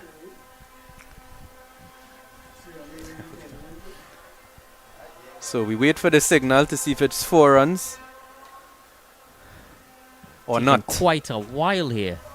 Yeah, it's crucial to make this decision right, because remember, when these games get tight, sometimes people look back at these moments and they may pinpoint that they get it right. So 4 runs. After a long deliberation between TV umpire and the on-field umpires, they had decided to give it 4 runs. And I think, yes, his elbow was in contact with the rope while the ball was still in his hand. So 4 runs now. Hope moves on to 113. really taking this Pakistan bowling attack apart. It's Naseem Shah, 2 boundaries in his over so far already, 8 runs. Continues to Shai Hope. And this time it's a Yorker, and he's still gonna sneak through for a quick single. Was off and ready to take that single quickly, and him and Greaves have played a lot of cricket together for Barbados. They know each other well, and they're 2 very eager, athletic players who love running between the wickets. A great comeback there from Shah. The first 2 deliveries going for 2 boundaries. Now he pulls it back there with an excellent death bowling. The Yorker length now, it's a feature now in this phase of the innings, and they actually practice this a lot. And it's very difficult. There are some batsmen around the world who could actually hit that. The likes of MS Dhoni had the ability to hit those same Yorkers for 6. Naseem Shah again, this time Greaves hits that so big into the leg side, into the wind. The wind says, the ball is coming at me. It's blowing the wind back. 275 for 6. Justin Greaves now into his full flow. 31 from 19. Naseem Shah being taken apart in this over. Last 30 balls have yielded 68 runs. Yeah, full toss here from Shah, but proven that Justin Greaves really latching on to that. The wind, he's hitting against the wind here into the eastern side of the ground, and he clears everything. It actually went into the greens at the Brian Lara Cricket Academy. So a massive hit there by him, hitting against the breeze, and there's still 2 deliveries. The West Indies 275 for 6. No one in those greens with the hot sun. Naseem Shah continues. It's too short to Justin Greaves, coming across and swiveling it down into the boundary for 4 more. No fielder gets close to it. Naseem Shah losing the plot here. Partnership of 95 of 44 deliveries. Absolutely incredible batting here from the West Indies. They're 279 for 6, and they're racing along. A massive over here so far. The West Indies team is batting here at the moment, is dominating the Pakistan looks like it was bowling an attack. attempted slower ball bouncer there from Naseem, but didn't quite come out right. 2 for 70 is figures now. 19 runs from the over so far.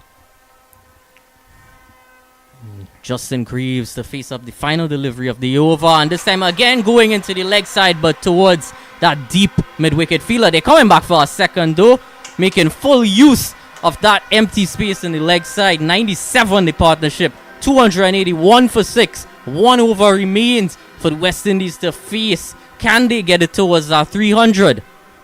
Yeah, I think the West Indies team are going really well here.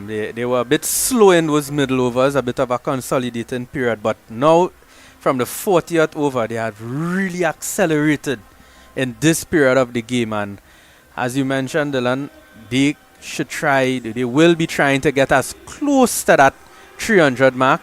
The crowd here is really electrifying here at the moment. It's Tuesday in South Trinidad, and it is as if we are here on a weekend. Yeah, this partnership has really brought a lot of momentum into this innings for West Indies. So many of the skyscrapers we see on that graphic on screen just coming from the 43rd over and onward, when these two would have joined each other. Hassan Ali to begin the final over from the northern end. It's coming in at him, and he's just able to push that down to that fielder at long on. Hope just gives Justin Greaves the strike. Certainly would be feeling the heat out there, and he knows Justin Greaves has found some timing as well. Yeah, we must commend also the fitness of Shai Hope. Out there it's not the coolest in the world, and he's able to really keep his concentration, keep his shape when he's playing those shots. So it really shows the level of his fitness. And he's 115 runs now at the moment of 92 deliveries. Hassan Ali steaming in again. Justin Greaves drives that powerfully down to extra cover. 4 runs yet again. Justin Greaves really putting on a show here at the end of the innings. 45 from just 23 deliveries. absolutely bludgeoned there through the offside, but hit it with ferocious power, but still able to keep his shape. And what a classical shot there by him. West Indies team showing that you could still play proper cricket even while going at the bowling in these death overs. Correction, 41 from 22 for Justin Greaves. The partnership up to 100 now. Hassan Ali to Greaves yet again. Playing it through cover again, but not quite getting the full timing. 42 from 23, and Shai Hope is back on strike with just 3 deliveries to go in the innings. Yeah, so this partnership now goes over 100. So well played to Justin Greaves and Shai Hope. As I mentioned, they would have just came in. Justin Greaves would have just come into bat, and the partnership is already over 100. Hassan Ali to Shai Hope this time, just going all at it, but not quite timing it too well. Just rolled down towards long one, and they amble through for a single. Yeah, right in that block hole there, Hassan Ali. Really good delivery to Shai Hope, and it brings back Greaves on strike. He's on 42 from 23 deliveries, so he's firing at the moment. Hope has already hit 5 sixes in this innings, so West Indies really accelerating here. 288 for 6, 2 deliveries remaining in the innings. And that run rate really rising. 111 runs from the last 55 balls, just 1 wicket, 10 fours, 6 sixes. Hassan Ali again to Justin Greaves, and a good delivery there, cramping him. Was a lowish full toss, attempted Yorker no doubt, but not able to get under it, and gives the strike back to Shai Hope. It's 289, so barring any extras, not gonna get towards that 300. Yeah, so a good over so far in the scheme of things. 8 runs off of it. The partnership 105 or 50 deliveries, so if they could restrict the West Indies here to maybe not to hit a boundary of this ball, they would be happy with that in this last over.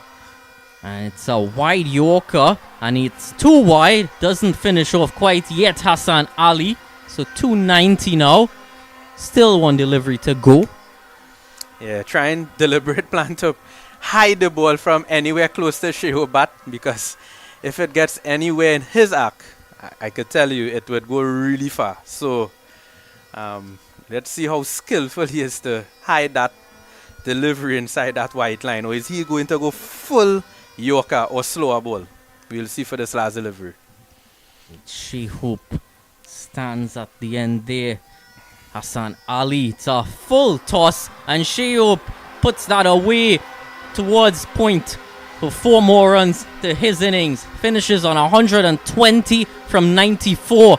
One of the innings of the series, or the innings of the series, we must call it. Partnership of the series as well between him and Justin Greaves, who's on 43, not out from his 24 deliveries. West Indies mustering up 294 for 6 in the end. And it was a brilliant comeback in that last 10 that eventually would have brought 119 runs and 2 wickets. Yeah, absolutely brilliant innings here from Shai Hope. It was a pleasure if you are a cricket fan here from the West Indies team. In fact, even if he is not a fan from around the world and you see that innings, it was something else. So a standing ovation here for Shai Hope as he comes off. As you mentioned, 120 from 94 deliveries, but most importantly, helping them to get close to that 300 mark, 294. And I believe with a total like that, especially on this pitch, that 294 will be a very competitive total here, especially if the West Indies comes out and get early wickets in this Pakistan batting.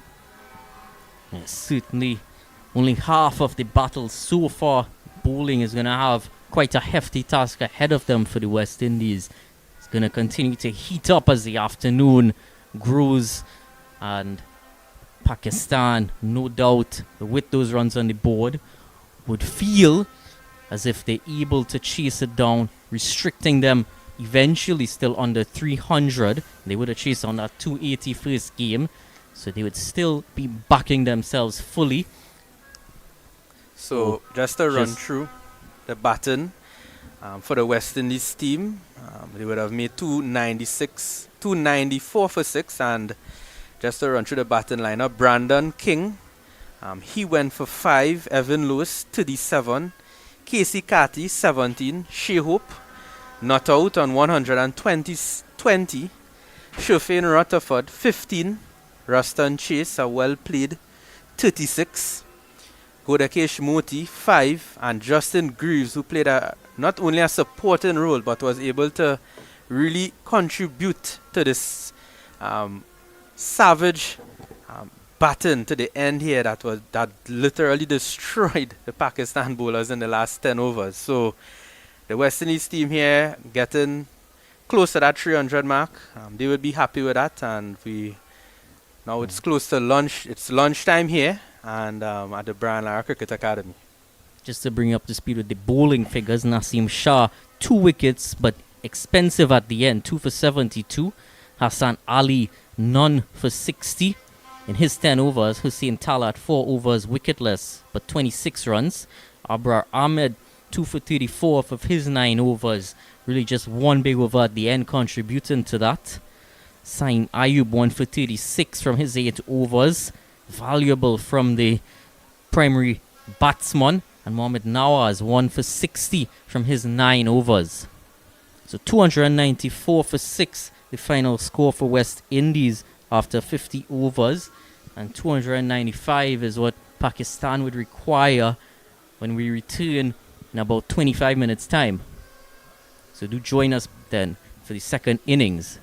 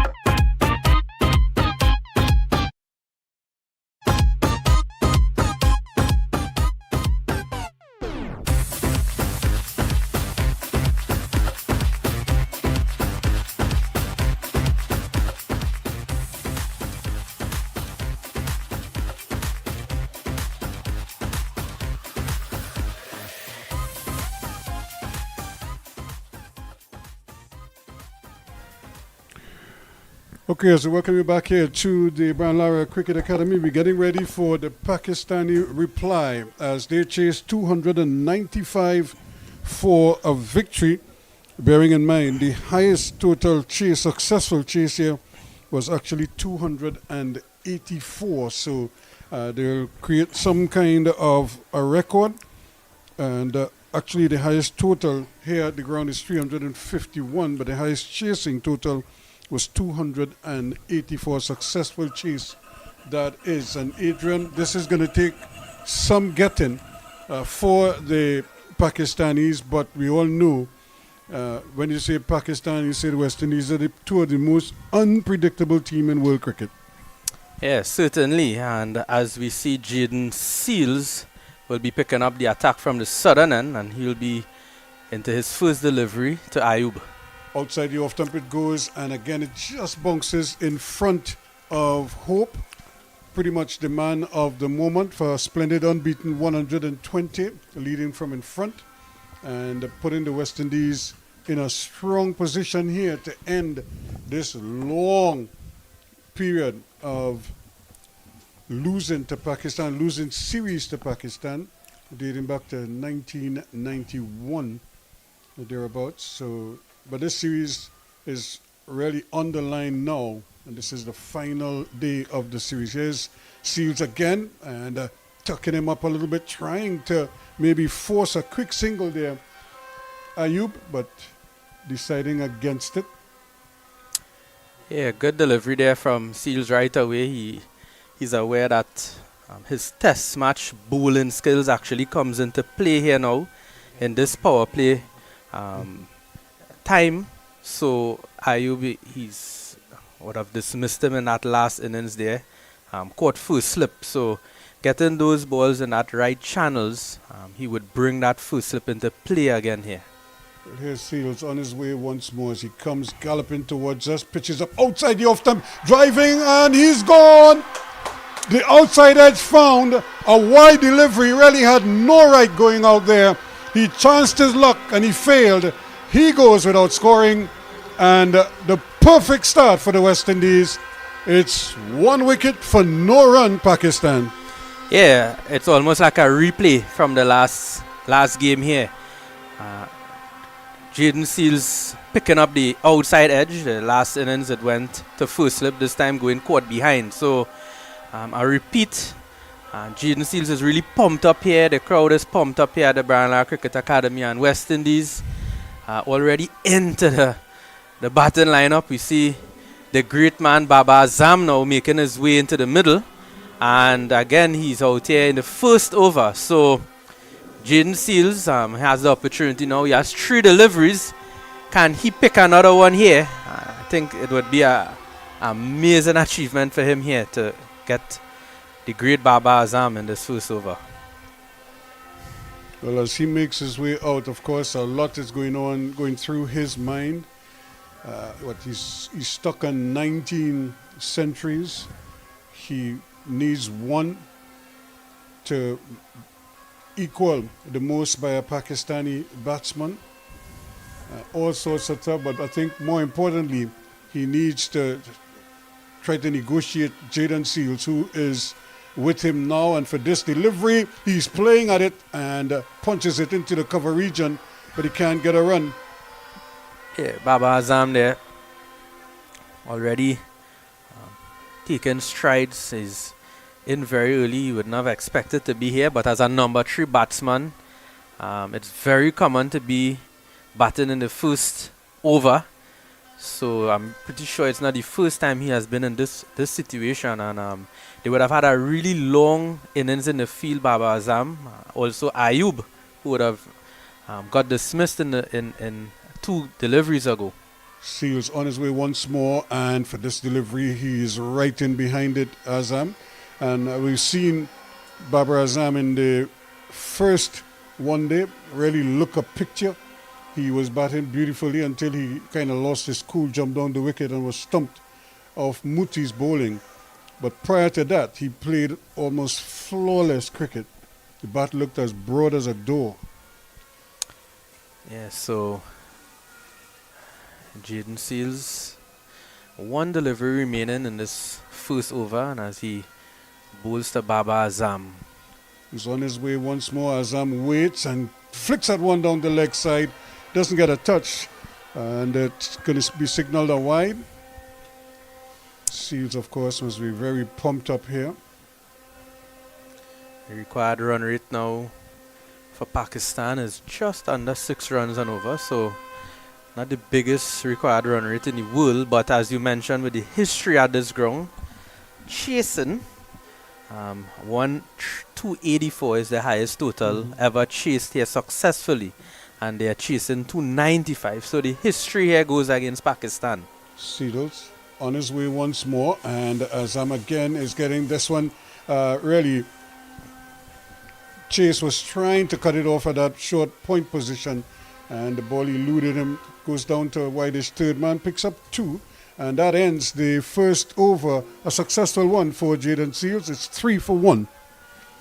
It's a good over here by him. 3 runs off that over, but most importantly, 1 wicket, the wicket of Ayub, a very attacking batsman, but he hasn't really gotten off in this ODI series, so West Indies bowlers, especially Jaden Seals, was able to keep him in check, and Jaden Seals really doing the job for the West Indies team. And now we have Romario Shepherd, who is in this game. Jediah Blades out, so Shepherd is in, and he would be picking up the attack with the new ball from the northern end, the media center end here at the Brandler Academy. Yeah, he replaces Jediah Blades in the team, and he runs away from us now as he starts his attack. Bowls a good delivery right on target there, and Shafiq can only defend it. Of course, Shepherd has this love-hate relationship with West Indian fans. They love him when he does well, and they're not too keen on him when he doesn't do well. But then again, that's how they do for most cricketers. Yeah, that's the typical fans of most sports. Hero to zero, zero to hero. And right arm over the wicket. That's not a bad delivery. Turned away on the onside, but he can't get through there.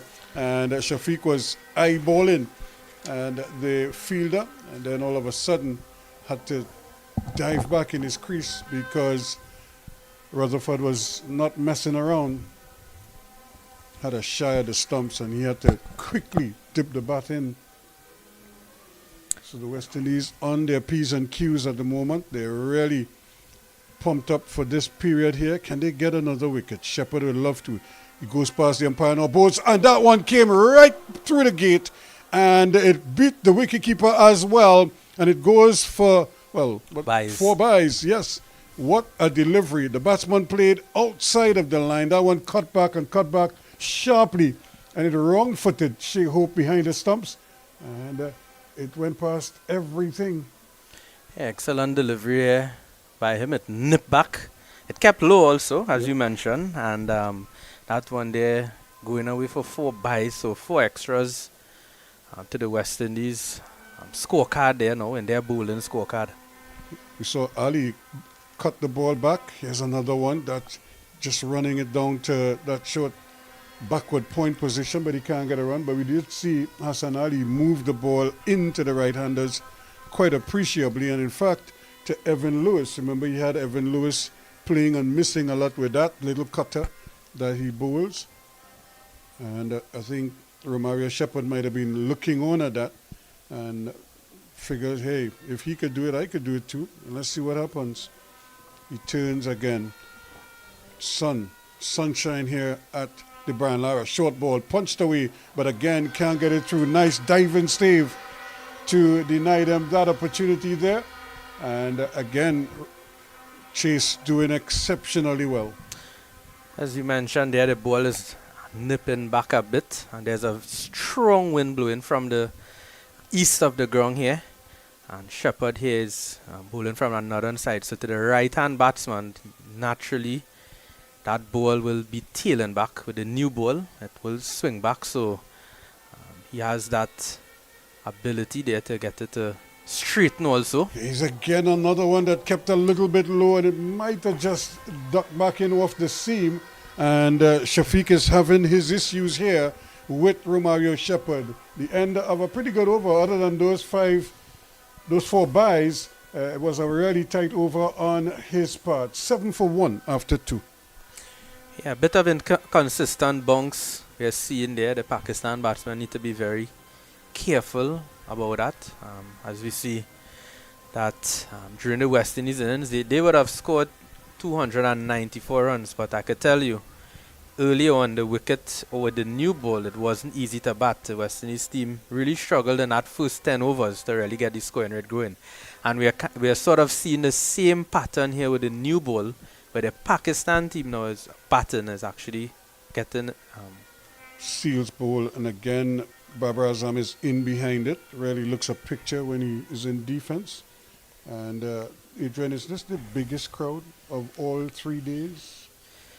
It looks a bit similar to the Sunday crowd. It looks to me, but there's a good crowd here at the academy at the moment. But yeah, I would compare it similar to maybe Sunday. They're here for the decider, and of course they would be happier if the West Indies could win. And Jaden Seals, I'm sure, is going to do his part as he turns and is on his way once more, racing into bowl to Babar Azam, and pushes up, and he's able to push it into the offside, and will get an easy single. As you could see, Joseph was trying to come in there, but he couldn't pick it up, and the batsman was able to negotiate a well-judged single in the end. Yeah, I think, as you mentioned, with the crowd, it's 34 years the West Indies haven't won a one-day series against Pakistan. In fact, the last game West Indies won was in 6 years, was the last time they won an ODI against Pakistan. That was in the World Cup in 2019. So a lot of history here is in the making, especially the one-day series. Shafiq gets a delivery. He too is in behind it. Jaden Seals, just a little bit short. That short of a good length, that hard length that he likes to bowl.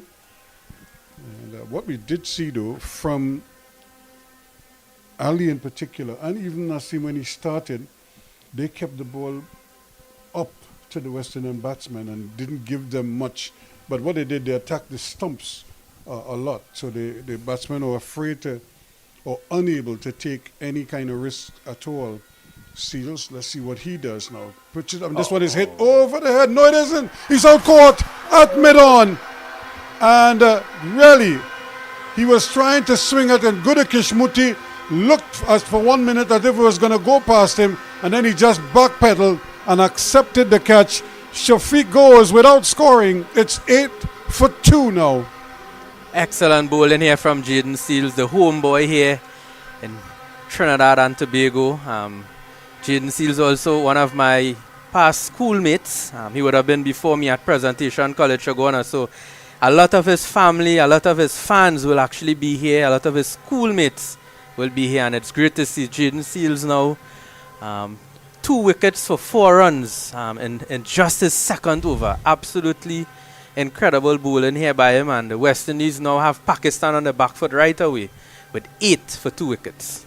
Yeah, this is an amazing start for the West Indies, and it's almost like if the momentum from the batting, that incredible partnership at the end there for the 7th wicket, that unbroken 110-run partnership, is like all the momentum that they built up with that between Hope and Chase has now carried over into the fielding team, and now the 2 experienced batters, the most experienced pair for Pakistan, are at the crease at the same time facing the new ball.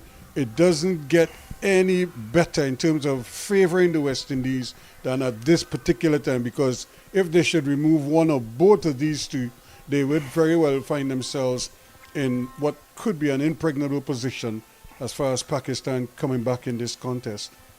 Definitely so. I think this is a partnership here. Rizwan, Azam, the West Indies, Coach Sami, the captain, Shai Hope, they would know that this is a partnership here that could actually determine which way this game go, if it goes in the favor of West Indies or if it goes in favor of Pakistan. So let's see if Jaden Seals, he's on fire here at the moment. He's 2 wickets in just his second over, and there's still 2 deliveries remaining in this second over, and he's bowling to the new batsman, the captain of the Pakistan team, Mohammad Rizwan. He's 2 for 4 right now, and he's on his way. The slips go down, and Seals bowls pretty, and he bowled him. That hit the off stump on the way through. He left it alone. It came back sharply, and it just clipped the off bail, and Rizwan goes for a first ball duck. What a beauty! And Jaden Seals is on a hat trick. Oh, absolutely incredible, and you couldn't ask for a better start here from Jaden Seals. His ODI career is going off to a flyer here now. He's one of the premier test bowlers in the West Indies team, and now he's showing his depth now in the ODI format. And now Jaden Seals has 3 wickets. Rizwan, he leaves that one. He's very unsure what to do. He left it and he got bowled. So he's going for a first ball duck. And the West Indies have Pakistan 8 for 3 wickets. What a start. This is only the third over of the game, and already we've had more excitement in these 3 overs than we probably had in the first half of the West Indies batting, probably in the first 10 to 15 overs when they were still scratching, having difficulty. Remember, in the first 10 overs, the West Indies only had 36 runs on the board and lost 1 wicket, but they were unable to get the ball away. Pakistan, meanwhile, find themselves in a deep, deep hole here right now, and they need what we call a minor miracle to get them out of it. Yeah, as we were talking lunchtime, Ruskin, we were talking about that last 10 overs that the West Indies batted, and that momentum would have really shifted things in the favor of West Indies, and that would have really affected the Pakistan. Their camp would have gotten a bit upset, because remember, they were going really well at the 40th over mark, and then the West Indies just exploded in their batting between Chase, Hope and Graves, and now that same momentum now continues. So we're really seeing that momentum shift, and it's going in favor of the West Indies team at the moment. Almanaga is at the crease, more or less the same field. There is a third man and a fine leg. But all eyes are on Jaden Seals as he gets ready to start his approach. They now have 3 slips involved. Is this hat-trick. A test match? He's on a hat-trick. Yep, he's on a hat-trick. There are 3 slips involved as he comes racing in now and bowls, and it's run down to third man. Brilliantly done, but a good delivery all the same, and a very well played in the end to Aga, you must say, as he's off the mark, but all the applause goes to Jaden Seals. 2 wickets in his second over. He has 3 for 5, and Pakistan are in dire straits at 9 for 3. Yeah, Jaden Seals has that ability. When he's on the go as a bowler, we see it a lot in test match cricket. He's a momentum player. Once he gets 1 wicket, he gets 2, he gets 3, and that's how he has a few 5 wickets haul already as a young player in test cricket. And with just 2 overs, a 5 wicket haul could even be a big possibility for him here, and most importantly, getting West Indies to that where they need to be bowling out Pakistan. So they scored 9 for 3 wickets. It's looking so strange seeing 9 for 3, but it is what it is. We're seeing here on the score, and Shepherd now continues the attack from the northern end. Well, it's up to Shepherd to keep the pressure on now. And if he could get a wicket, this place will go berserk as he goes in. Pulls out a beautiful delivery. Struck him on the pad. The umpire might have gotten an inside edge as well. But what another sweet delivery there. And Aga was almost undone by it. And look where he played too. It came back, and it came back at him sharply. And somehow he got the bat down in time. Yeah, seemed to be an inside edge from my view here, but no referral. Shai Hope is not interested in a review. But yeah, clear inside edge. So Good decision not to ask for any referral. I don't think Shai Hope is fully aware. He has the best view as a captain, as a wicketkeeper. I think Shepherd didn't really beg for the referral, so it stays on his score. They got 1 run off it, so it's 9 runs, so 3 wickets.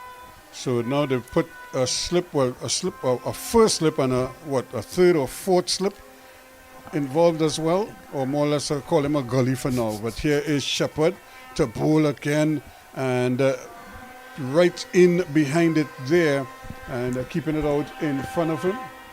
So Jaden Seals 3 for 22 on Sunday, and he has bettered that already in this encounter. He's picked up 3 early wickets and have put Pakistan in dire straits. He's probably going to remember that delivery to Rizwan for the rest of his life. It just clipped the bail on the way through. Shepherd bowls another good delivery. That one straightened up a little bit. The others were coming in off the seam. This one just held its own and forced a quick adjustment there. And Shepherd, 8 deliveries, 9 deliveries so far, yet to concede a run. So he's bowled a maiden in the first over, and he's keeping things well. And that's the good thing about bowlers. They need to bowl in partnership, understand his role, not to try anything out of the ordinary. He tries again and bowls again, right on target there, keeping it tight. Aga can't get away. He can't get an easy run. And the pressure is on for Pakistan. I remember these two. Remember they lost their places in the T20 team, and they only just got him back into the one-day squad. So they're under the microscope here now, and they need something. They need one of them, or at least in terms of Rizwan, and now Babar Azam. He needs to get something going here. Once again, Shepherd is on target. And so already Rizwan has failed again, so the knives will be out for him, as is always the case in Pakistani cricket. I think I've seen a team one time with Pakistan. I think they had 5 captains, or people who captained the team at different times on the field. You know, it's been that volatile a situation with their cricket. Right now, Shepherd, though, has other things on his mind. Bowls outside the off-stump, cut away, but again, nicely stopped there and denying them the chance of a single. So Roston Chase doing another fine save at that point position. 9 for 3 now at the end of over number 4, a maiden. so 2 maidens there for Mario Shepherd. Haven't seen that in a long time in a one-day international. Someone bowling 2 maidens in a row in the power play. So excellent pressure here applied by the West Indies team. Pakistan on the back foot. I'm not sure how much further back on the back foot they are, but they are really under pressure here at the moment. If 1 wicket falls here, I think it could be all over. Yeah, it's going to take a Herculean effort from the rest of the team. Not that they're not capable, but it's going to require something really special. And Seals is looking to rub salt in the wound. Bowls again, and Babar Azam is having difficulty keeping him out. Jaden Seals so far is the highest wicket taker in the series. He has 7 wickets, so he's really showing his class. This wicket here really using the conditions to his favor, because the new ball on this pitch have shown, the history has shown to be doing enough for the fast bowlers. And he's a tall fast bowler, and once he gets that ball in the right areas, it really does something. He's on his way once more, passes the umpire, pitching up, driven, and it goes right through Gudakesh Muti at mid-on. He should have stopped it. It just went right under him, and it goes to the long-on boundary for 4 runs. Yeah, unfortunate there for Seals. That ball hit straight to mid-on, and Muti there, the ball going straight through him. So, bit unfortunate there for the West Indies team. That should have been stopped.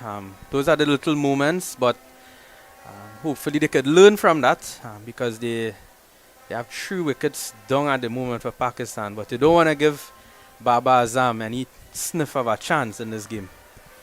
He waits now on Seals, who starts his approach once more, goes past the umpire now and bowls, And in behind it is Babar Azam, head right over the ball, almost playing it in line with his body. So focused is he right now, and he needs to be, because Pakistan needs something special from him. Yeah, a lot depends on him here at the moment, but he's facing up a young fast bowler, but he's really shocked the world with his career so far. He's really Jaden Seals, and it's good quality cricket here at the moment. There's two slips. Babar Azam is batting and Jaden Seals is bowling from the southern end. Goes past umpire now, bowls, and turned on the onside, but down to Muti it goes, just bounces down to him. No run. 13 for 3. And the West Indies are in the driver's seat. Yeah, and that run rate now, it keeps climbing, because when we started the game it was just under 6 runs and over. Now it's over 6, and I'm pretty sure if Pakistan don't keep scoring, it will creep up to 7, and you don't want to be chasing 7 runs and over with 40 overs remaining. So it will be a very mountainous Seals again bowls, and again just touching down in front of him, but Azam, purely in defense, just pushes it back along the wicket, and you can see him rehearsing the shot. Hot sun here at the Branara Academy. Really good weather for cricket, and no rain in the day so far, so we have really been blessed with a good day's cricket. It's really good for everyone, the groundsmen, the players, the spectators, even us. We're happy when cricket is playing. Seals tries again, the crowd just waiting to erupt. Can he help them to do so? Bowls a good delivery again, and Babar Azam is in behind it, and that ends another pretty good over. 4 runs from it. It's 13 for 3 now after 5. So Seals 9 runs with 3 wickets, so he's going really well there. Really making his bowling coach Ravi Rampal proud. I'm sure that the bowling coach would have really been working hard during this series. We wouldn't have much to show for it from those Australian series and then the T20 series against Pakistan, but now he's actually getting to see the results of his hard work, and all kudos to him so far. Yeah, as you see the graph right there, West Indies was 16 for 1 after 5. Pakistan at 13 for 3 after the same 5 overs. So a big difference in the wickets column, and a slight difference in runs. But here is Shepherd, yet to concede as he goes and bowls. That's a good delivery, but driven nicely into the cover region. And they're going to get 1, possibly 2, and I think that's all they will want, as Aga just pushes it. He didn't really try to overhit it, just caressed it into the gap and picked up 2 comfortably. Yeah, I think that's what the Pakistan team need to do. They need to score. I don't think just prodding and something is going to happen. They will lose the wicket. So I think they need to at least try to keep scoring, try to get the run rate going, because if they don't do that, it will just make everything worse. And these are 2 good manipulators of the ball, but right now the bowling is exceptional. Here is Shepherd, bowls, and again driven powerfully back past him. He tried to get his boot down to it, and it's a long chase, but I think they could give up that chase. That's 4 good-looking runs. Yeah, good shot there by Aga. Played that one on the up. Wasn't that full, but it was an excellent shot by him. Playing true. Wicket is not the most predictable wicket, but that one there, glorious shot for him down the ground past Shepherd. That has prompted a change. The first slip has been pulled out, and he's on a short cover, kind of square. So there's that third slip, or whatever you want to call it. A third man, a backward point, a short cover, extra cover in the middle. That's the offside field. Shepherd bowls a bouncer and forces the batsman to duck under it, as if to tell him, I have that in my armory here, so don't take it for granted that you're just going to come onto the front foot. Yeah, it's always important as a fast bowler to let the batsman know that don't get too far down. Don't try too much because I could come at you. I could come at your head. So good to see the short ball being used. Just one for the over so far. So good that he utilized it, Shepherd. He's on his way once more to Agar, and on his legs, turned away off his hip, and they're going to scamper an easy single. As he was trying to turn it, probably got a little too far inside, but he did get a touch onto it, and also onto his thigh pad. So Pakistan 20 for 3. We're into the 6th over here in the first power play. 2 fielders alone allowed outside the 30-yard circle. No big concern about that at the moment because the Pakistan team is looking to consolidate their innings. Shepherd again bowls, and that's a good delivery once more. And you could just see Babar Azam just kind of digging in here as he's not prepared to take any risks at all. There was a fielding change for him though. They've now brought in the man that was at that short cover. He's now at mid-wicket, and then there's a short mid-wicket straight. And so that inward movement that Shepherd generates, if they were to drive at it upper sheet, they might very well pick out the man at that short mid-wicket. He's on his way once more, bowls, and again a good delivery. This one just going with the arm, and a good bounce as well. It's the end of the over. 6 completed. It's 20 for 3. So 7 runs off that last over with Shepherd. The only 7 runs he's conceded so far of his 3 overs. So West Indies continuing to really apply that pressure, not allowing the Pakistan team to run away at any time, and I think that is very important. Really keeping the Pakistan team on the back foot, and we see Seals now, who is going to his 4th over. It's 3 wickets for him, just 9 runs, and he would be bowling to Aga. So another 275 runs needed. There are 44 overs in which to get them Pakistan.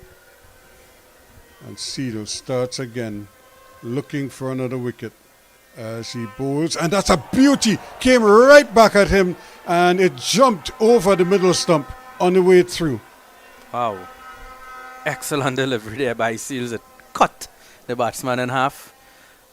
That one they're tailing back in, and excellent take there by Shai Hope. So really a lot happening here. Once this guy has the ball in his hand, something is going to happen. And Aga there, lucky for that one not to go onto the stump, so even hit the inside edge to carry to the keeper. Well, he's resisted the idea of putting in the first slip, but let's see what Seals does. He's on his way once more, bowls, and that one he's trying to run it down to third man. He doesn't get there, but it is intercepted by Graves, but the batsmen are still able to complete the single.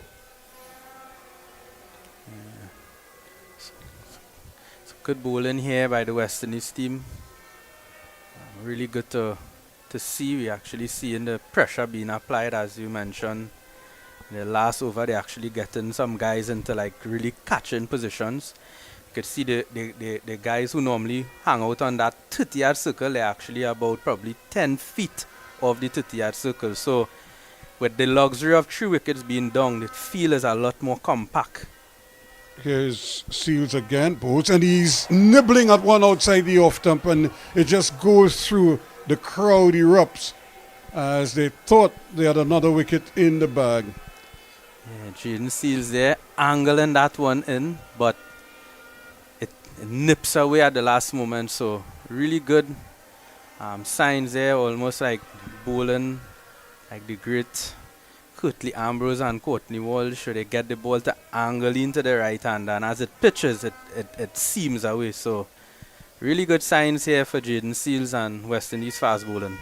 So Babar Azam, well, now he's decided maybe we need a second slip in here because if he's going to move the ball away as he did there on that occasion, chances are it's going to hit the edge at some point. As he rocks away now and is on his way, squeezes in, and again on target, and Babar Azam in defense pushes it up on the offside, and he can't get a run So, as you mentioned, it's a good crowd here at the Branagh Academy. If you're listening on, it's a really nice atmosphere here, especially the West Indies team being on top here at the moment. They were on top in the last 10 overs in their batting, and now in the first 10 overs here, they are already on top. So, a lot of good signs here so far in this game for West Indies. Seals once more to Babar Azam, who stands up this time and pushes it down to mid-off, but he can't get a run. And do you notice that everybody's in the shade other than the cricketers? Yes. All the spectators have basically opted for the shades in whichever stand they're in. Yeah. You could hardly find a spectator in the sun. They're all at the back of this, up in the shade. Chinese love cricket, but they don't like the sun too much. No, and there's not too many tourists here, so nobody's it would have been opposite if it was tourists. You see it a lot in Barbados. Here is Seals on his way once more. Bowes turned away nicely down to fine leg and wideish fine leg. They're only going to get one. The return is a good one from Shepherd, and that ends another Jaden Seals over. Four completed, 3 for 11. For Seals, it's 22 for 3 now after 7. Yeah, really good cricket here by the West Indies. Nice to see so many West Indies fans also. We know for when there's the regional or CPL matches, it's packed to capacity and you only see red, but it's so nice to see the maroon now representing the region. So Trinidad and Tobago part of the West Indies, so the way our regional cricket is designed, it's islands, and it's good for the young ones to really appreciate what West Indies cricket really means, what it is for the Caribbean and the rich legacy. And it's not just about Trinidad and Tobago, but West Indies internationally. We represent the world in world cricket. Here is Shepherd as he starts a new over and again just pushes it just on that off stump, and Babar Azam is in behind it once more. So he is really trying to do his part here, trying to dig Pakistan out of a deep, deep hole, orchestrated by Jaden Seals and supported by Romario Shepherd. Yeah, good effort here by Shepherd. He didn't play a part with the bat. Imagine we scored over 100 runs in the last 10 and Shepherd didn't face a ball. Yeah, well, he has the ball in his hand now, looking for a breakthrough. He's not going to get it there because, again, that field is nicely set there. King comes out of that cover position and assumes a position at almost a forward square leg or a very wide mid-wicket. And together with Rutherford, who is at that short mid-wicket position, they're patrolling, they're trying to plug that gap there. And if anything that goes through the leg side, they might be in a play. Here is Shepherd again. And once again, it's played on that onside. And straight to mid-wicket, no run. Kisikati goes for a little jog. He obviously hasn't had much to do in the field. So he probably trying to keep loose. And so far, Ruskin, the 3 wickets that fell, all batsmen made naught. So all ducks for the 3 wickets of Pakistan. So we could have a river lime. 3 ducks. And it's very good weather for a river lime. Huh? Yeah, bring the fries. Here is Shepherd again. Bowles pushed up into the offside. They're going to get a single as it was played just to the left of Muti. And he gets some ironic chair for cutting that one off. 23 for 3 now. Yeah, so the required run rate now up to 6.4. So it's climbing, and Baba Azam and Aga, they have a lot of responsibility here. This partnership between them, they would have to really bat deep, as you mentioned. They would try to see if they could bat all the way to maybe 20 overs and try to see at what position or what they can do from that mark. Shepherd bowls, and this one is running down, but again, it's knocked down there by Graves, so they can't get a run. He's trying to run it down to third man in that gap between the wicketkeeper and the third slip, but Graves is a tall man, as he was able to just stop it goalkeeper style going to his left. Now, I don't know when you played with the Vuvuzelas, plentiful in the stands. Yeah, it actually, it had that around the time I was playing, and in Jamaica it was a very common feature. On his legs, turned away again, but can't get it through. Carty's in the way at middle on the end of another good over from Romario Shepherd. Just a one run from it. And at the end of 8, it's 23 for 3.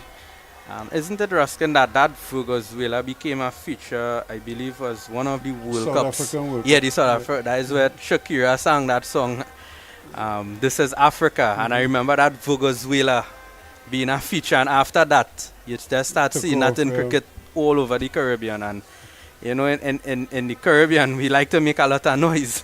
So Yeah. I remember my dad, when he used to watch the game, he didn't like how it sung in the background, especially in some of the islands. But, you know, it keeps a bit of an atmosphere. But spare thought for the spectators who probably just came to enjoy their cricket, have a meal, and, you know, Especially then a all- test match. and then all of a sudden you have these children all around you just blowing away indiscriminately. But here is Seals now, bowls, and again, watchful is Barbara Azam. He's right in behind it, making sure that he has everything covered.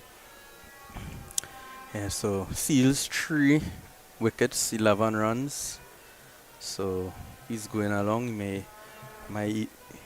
Shai Hope may even give him 1 or 2 after this.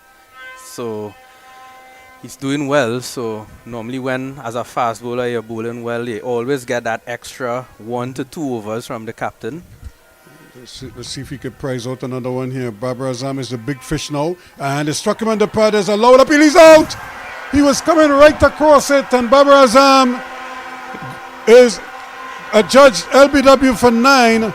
He's having a discussion there as to whether or not He asked it. he'll go, and I think he's going to go for it, as his teammate told him that it might be going down leg, but we'll wait to see what the final decision is. But this is the big fish, and the West Indies are hoping that it's a failed review. Yeah, Jaden Seals again showing his class. He has the big fish, Baba Azam now, and as we see the decision here, the on-field decision is out. Yep, So that's the critical That's thing. the- here. Could be umpire's call if it's And- clipping leg stump. yeah, and I think it looks like it's shaping a bit, but we're actually seeing that leg stump when he plays the shot. So that always gives the umpire a bit of an indication that it could be hitting the stump still. And he didn't go very far either. He didn't really push out. He was on the crease. So the ball doesn't have far to travel. And they're checking ultra edge to see if he got a touch. But I don't think that is in dispute. The ball passed the bat a long time and crashes into the pad. Is it going to clip the leg stump? That's the the question. big question Mhm. here now. And if it is, that is going to be a big wicket for the West Indies. Seals already has Rizwan in the hatch. Can he add Barbara Azam to that? And it's just there, the impact. Yes, Hit his stump, and umpire's that's out. call, and he's gone for 9. That's 4 for Jaden Seals. Big blow here for the Pakistan batting. 23 for 4. The big fish of Baba Azam. He goes for just 9 runs. And I believe the West Indies are starting to sense something here, because you have the big bat of Rizwan and Baba Azam back in the pavilion where you want them to be as a bowling unit. And now you have the likes of Nawaz who's coming in. He has some rich form with him. But at the end of the day, Pakistan is 23 for 4. Yeah, that's significant because they haven't been able to really score freely, and the pressure is on at both ends. Again, kudos to Romario Shepherd because he isn't taking wickets, but he's not leaking runs either. That's right. So they're not having an easy time at his end, and Jaden Seals is applying the knockout blows at the other end. Yeah, and that's important. As I mentioned, bowling in partnerships. You know, we always talk about batting partnerships, but bowling in partnerships is also something where one bowler may be applying the pressure and one could actually be attacking. So there is no room really for runs to leak. And in that case, when Shepherd applies that pressure on one end, with Seals being the attacking bowler who's actually moving the ball around, it makes it a lot easier for him to get that opportunity. So 2 slips in place for Jaden Seals, the new batsman in. Hassan Nawaz, he has some form, but he starts from 0 today, and he has a big job ahead of him, both these batsmen, as he faces Seals. He's with him now, and he's getting the bottom edge where it bounces down into the slip cordon. Straight to the keeper it goes, and there is no run. But what an outing. These folks must be thinking they chose the perfect day to come to the cricket. They have good weather, and they have a great atmosphere. In fact, they ought to be commended for creating this atmosphere, and I'm sure the players are feeding off of it. Oh yeah, absolutely. And it's always important to have that 12th man, the crowd, and it's the July-August vacation here, so the children are out, the parents don't have to pick up the children from school or anything. So it's Java. Here he is again pushing this one, but again straight into the arms of underbunks, that is, to chase at that backward point position. There's no run. 4 for 22 against Bangladesh, 4 for 84 against England, and 4 for 11 against Pakistan in this match so far for Jaden Seals. yeah, so yet to get a fifer in ODI cricket.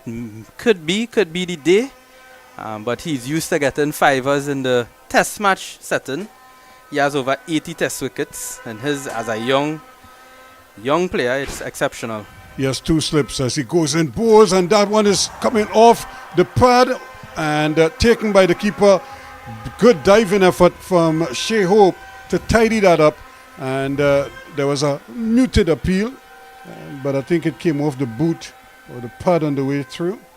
Yeah, excellent take there by Shai Hope. It looks like a big deflection of the pad down the leg side and saving, I would say, 4 runs. So captain leading from in front. He lead from in front in the batting. He scored 120, and now doing the job now. His legs probably so heavy, and for him to dive to that leg side and take that, Shai Hope is exceptional by him. That's pure adrenaline, as is Seals now as he comes in, bowls a great delivery. That one though hits the edge, and it's going to run down to third man for an easy single. So Nawaz is off the mark. Score inches on by 1. 24 for 4 now at the end of over number 9. It's a really packed crowd here. We're actually seeing the car park from our monitors, and as far as the eyes could see, there's cars all over the place here at the Branlar Academy. So it's a really electric atmosphere here at the moment. There are people all over the place. And you still don't think this is the largest crowd we've had? It could be. It looks pretty close in Ruskin. It could be. It could be the biggest one so far. That's exceptional. Yep. And it's a virtual final. Eh? Yeah, well, this is a it. This final, is the decider. So they would have chosen the perfect opportunity to do that. Is that young Joel, the substitute fielder? As the West Indies continue here looking to finish up again. That's another good delivery right on target for Romario Shepherd. Yeah, good supporting role here by Shepherd. He's not getting too excited. Sometimes when you see wickets falling on the other end, as a bowler, you could start to say, I want to get into the act of things and try to get wickets. But Shepherd, 4.1 overs, just 8 runs off his 4 overs. 2 maidens, in fact, and excellent supporting role here by Shepherd. He's up to the wicket again, bowls, and that's a good delivery, but he's running it down to third man, and we'll just have to settle for the single on that occasion. Nawaz. So Agha now on strike. So Pakistan team, they would be really thinking what to do in this situation. 25 for 4, 9.2 overs. They would have to bat a bit different. They're used to actually coming at the bowlers, but it's not a situation where they could actually do that right now. He waits, and here's a good delivery, driven nicely, but brilliant stop. And they may get the single, they do get it. But again, brilliant fielding in the offside. Again, it's Chase doing his bit here and is being applauded by all his teammates, well, most of them who are close to him anyway. King and, of course, Evan Lewis. But a fine stop at that backward point position. Yeah, it's so Jaden Seals in the last over. He came off a bit. I just hope it's nothing too serious. Let's hope he's just taken, maybe has to get a little treatment or something. Shepherd once more will try, and that one kept very low indeed, and it went past the outside edge, but I don't think it would have hit the stump because it was too far outside the off stump. Not that far, but I don't think it could have come back as much as that to touch the stumps, but it did go past the outside edge, causing more concern for the Pakistanis. You can look at their dressing room, they're not happy, there are no smiles there at all, as that one kept very low from Romario Shepherd. As he turns now, looks up and sees the flag stretching out to the east as he's on his way from the northern end. Bowls shorter delivery, pushed into the offside quite comfortably, no run. Yeah, really good here by Shepherd, applying that pressure. You see Gudakesh Moti warming up, so might see the introduction of spin pretty soon. Not sure, as I mentioned, Jaden Seals, he came off the field, so he would have had a spell about, I believe, 5 overs. Yep. So not sure if he'll be bowling another one because he's not on the field at the moment. There is Shepherd looking to finish up here, and that's bang on target, right on the middle stump, keeping it in front of him. Just 2 runs from the over. He has 0 for 10 from his 5, and Pakistan in all sorts of trouble. After 10 overs, they are 26 for 4. So Pakistan need 269 from 40 overs, and so far, Aga 10 runs, Baba Azam 9, and Nawaz 2 runs. So Seals 4 for 12 off his 5. Seems like a bowling change now from the southern end, and Jaden Seals will be picking up the attack. So it's going to be Shama Joseph picking up the attack from that southern end. Jaden Seals just taking a bit of a breather now after a magnificent opening to this second innings reply. Firmly in front at this stage, you would say, the West Indies.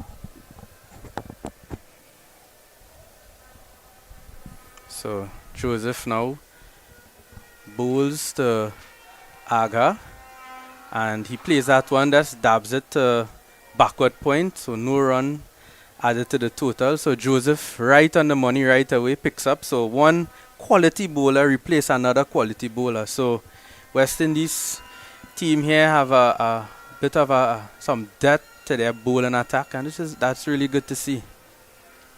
Yeah, certainly great to see Shama in a different role now today. Imagine how the opening would have been if he was coming in from one end while Seals was wrecking havoc, but now he has the extra protection in the field, so he comes in. Naga just pushes that firmly forward.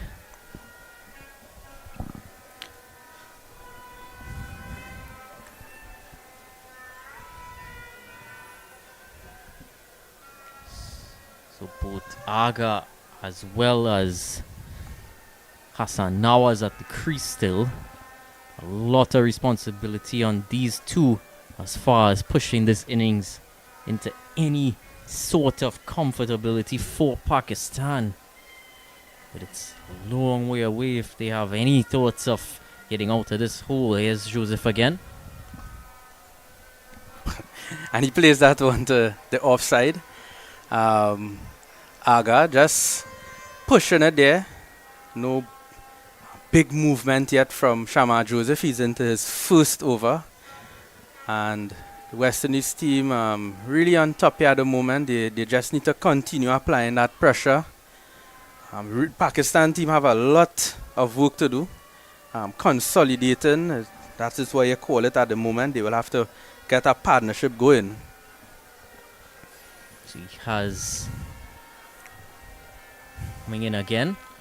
Plays that one there and it goes for a quick single.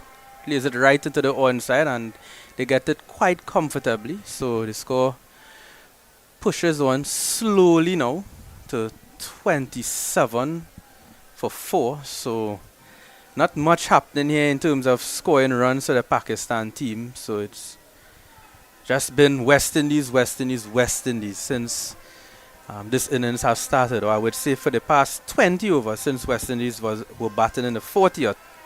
And now we're into the 10th over bowling and West Indies have been dominating so far. It is Jewel Andrew, that sub-fielder. He's just in front of the umpire around that mid-wicket region. So Nawaz facing up now to Shama Joseph. And Nawaz guides that one down to third man. And they take 1 run. Goes down to a third man, fieldsman there. And 1 run added to the total. So nice atmosphere for cricket. Dylan, well, what do you reckon the Pakistan batter need to do here? Just a quick correction, Jewel Andrew in the offside there, and that ring of fielders around the cover there. It is very difficult for Pakistan at this stage, losing those wickets all within the power play. As Joseph bowls to Aga and he cuts that one there. But brilliant stop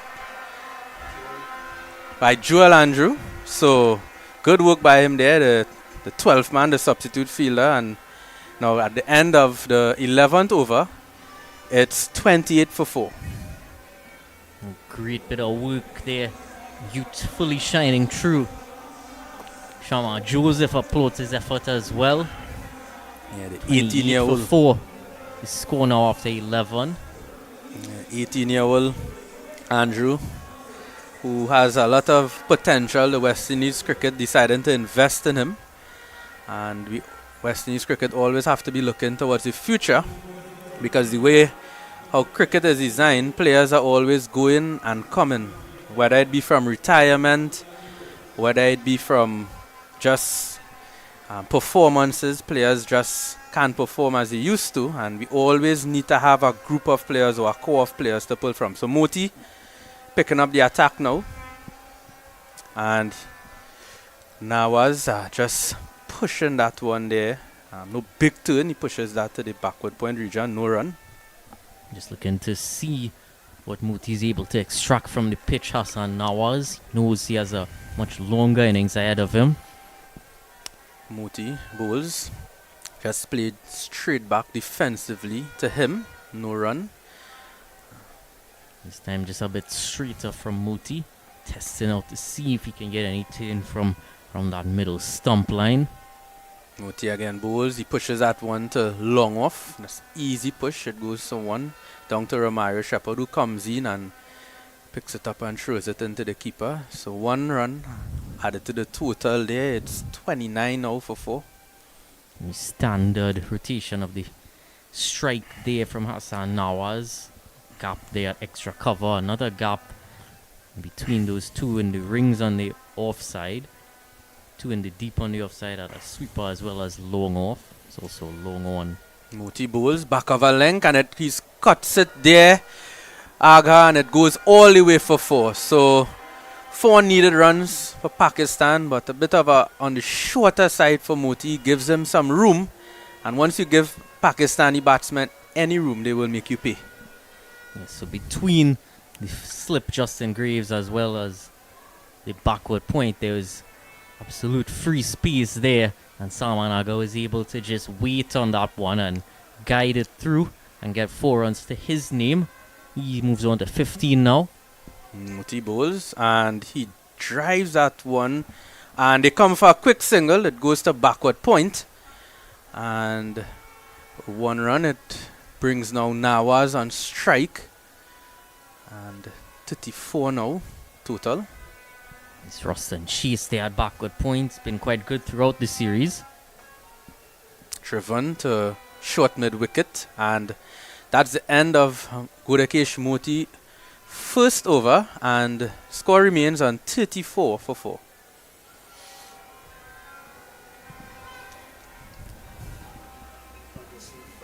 See Anderson Phillip within the crowd again. Been ever present throughout this series, showing his support for his fellow players. Would form quite a strong bond with Jaden Seals throughout their time playing for Trinidad and Tobago. He'd certainly be applauding that effort, hoping for a fifer there for his bowling partner. So Joseph continues from the hospitality end, which is the southern end here, and it's bowling to Aga, who is 16 from 23 deliveries, 12 overs in this innings so far, and he bowls to Aga, and Aga plays that one down to mid on, no run, sort of caught the inside edge there, and bit of missed time. So Pakistan in this consolidating period. Just back of a length to begin there from Shamar Joseph. Salman Aga just not looking to do anything extravagant. Joseph just working his way into his rhythm and spell. Usually accustomed to bowling a bit fuller, but in his first change now. And he bowls and he guides that one down to third man Aga. Beats that sort of third slip, and it goes down to third man. So, and 1 run added to the total. You've seen that wide third sort of fourth slip area field in action for quite a few of the West Indian bowlers throughout the series. Apart from that, there's a deep third man, backward point cover, mid off, mid on, mid wicket, and a deep fine leg. So Joseph bowls to Nawaz, and again tries to guide it, but straight to that shortish third man. There's a third man on the boundary, but there's also a shortish third man, maybe about 10 feet away from the 30-yard circle, that specifically is there to cut out that single, that dab, because nowadays that's an easy single. You just play it down to third man. So Greaves in that position, but it's also an attacking position too, because if it goes in the air, you could get caught. Shamar Joseph continues. Bowls. Oh, and that one beating the outside edge. A beautiful delivery there by him. Pitching and about off stump and seaming away, going all the way to the wicketkeeper. Nice shape from him, hitting that nice line there. So Aga there Nawaz just hanging the bat outside off stump.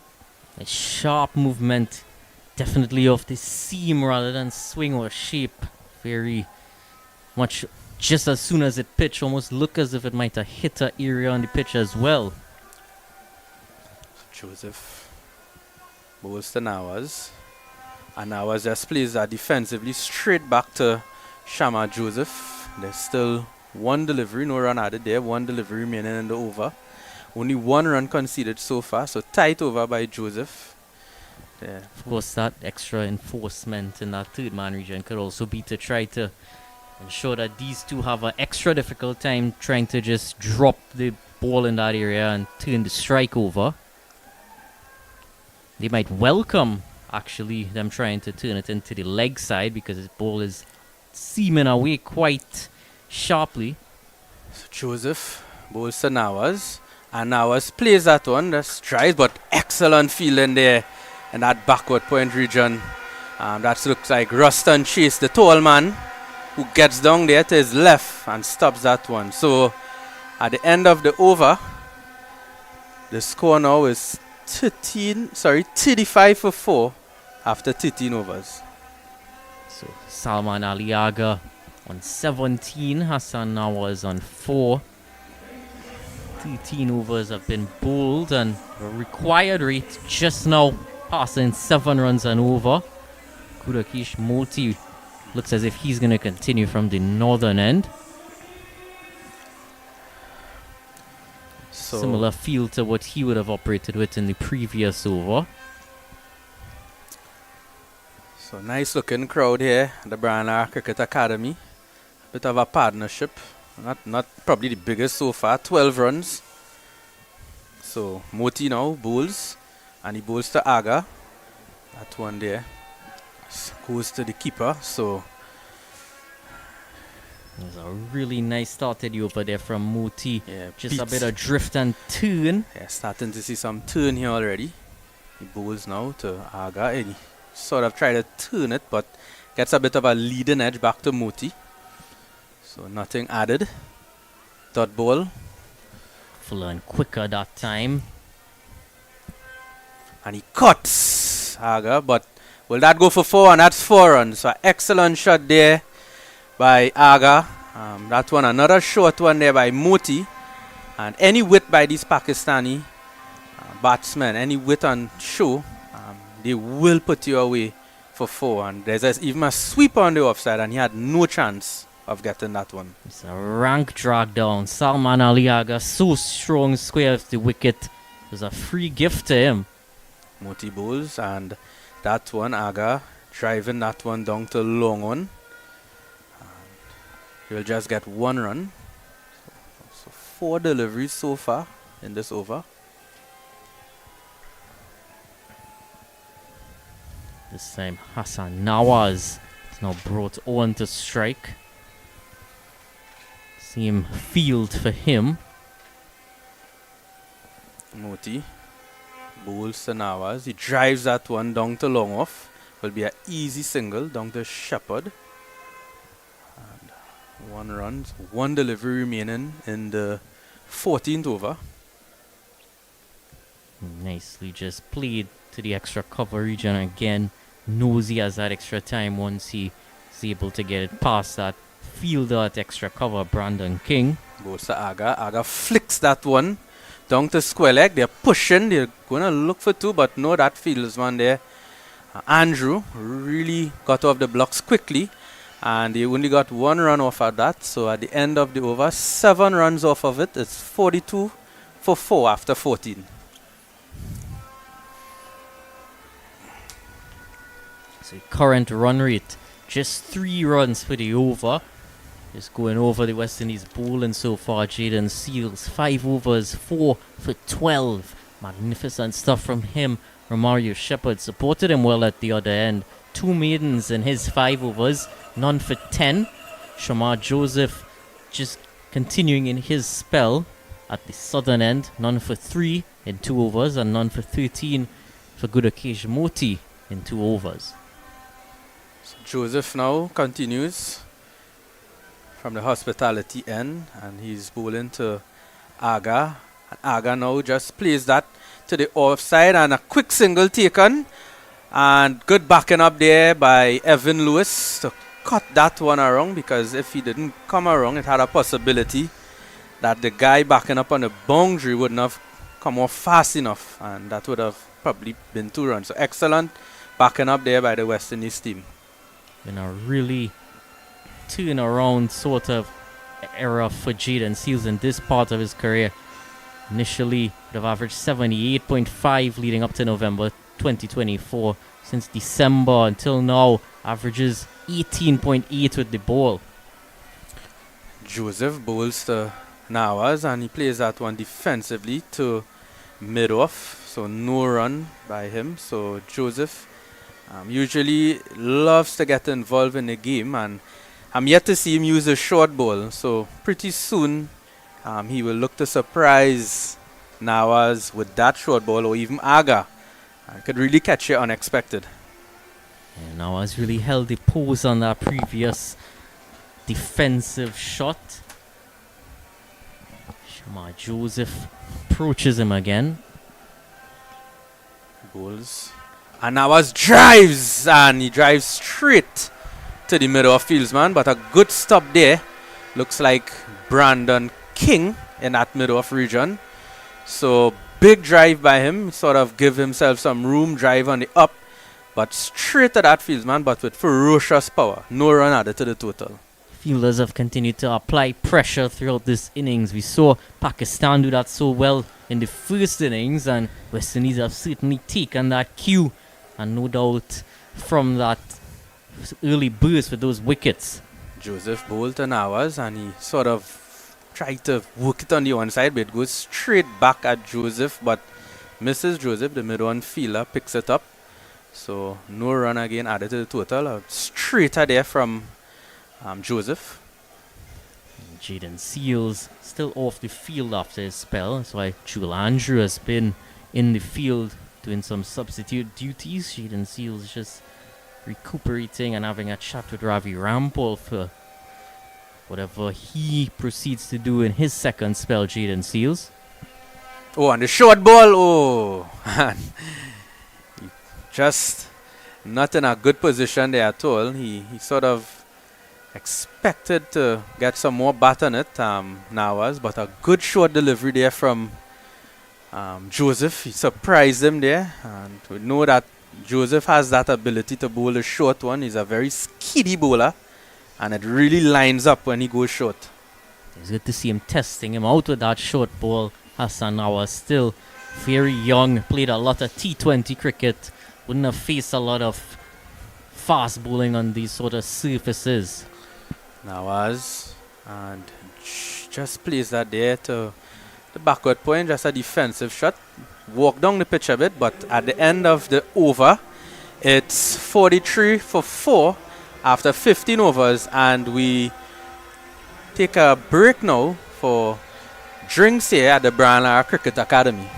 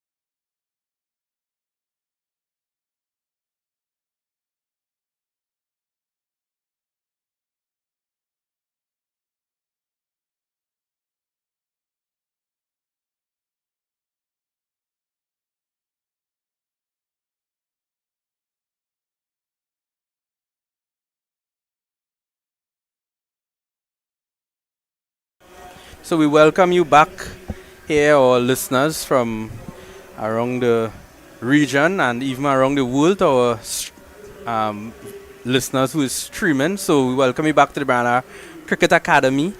Joining me is Dylan, who would be helping us, helping both of us here to really narrate the rest of this game, because Pakistan right now is 43 for 4 after 15 overs, and now Moti now continues from the media center end. So Gudakesh Moti. Continuing, he brings another fielder inside the ring and the offside. So he drives that one there, Aga, and they're looking for two, and they run the first one hard. It was struck down to long off, and they just get one. So Hassan Nawaz comes on to strike, 44 for 4. Hassan Nawaz now. Lot of vacant area on that one side. 2 fielders in the deep and just one behind square inside the circle. Moti bowls to Nawaz, so that high backlift, and he plays that one into short mid-wicket region. It's soft hands, they were looking for two, but excellent work there by Shama Joseph, who ran all the way from that short fine leg region. He ran into that mid-wicket region, so quick there, he took off like Usain Bolt to stop that second run there. So just one run off of it. Moti now holds to Aga, and he just plays that one defensively to Brandon King and cover. No run. Pitch delivery that time. Not much turn, trying to spare it in on that occasion. Gudakesh Moti. Seven runs and over his asking rate, and he sweeps that one. He paddles it behind square on the leg side, but good fielding there by Shama Joseph. He cuts it off there. So excellent work by him. Remember, he's bowling from the southern end, and he's showing a level of fitness that is extraordinary, Shama Joseph. Wonderful fielding display in general so far. Good bowling there by Moti. That one played defensively back to him. So Hassan Nawaz has some rich form, but playing a different type of role. Today he's down the wicket, but he plays that one down to long on. They're looking for two, but they don't get that second run. So good fielding there. So that's the end of that over. It was a really quick over there. The 16th completed. It's 47 for 4.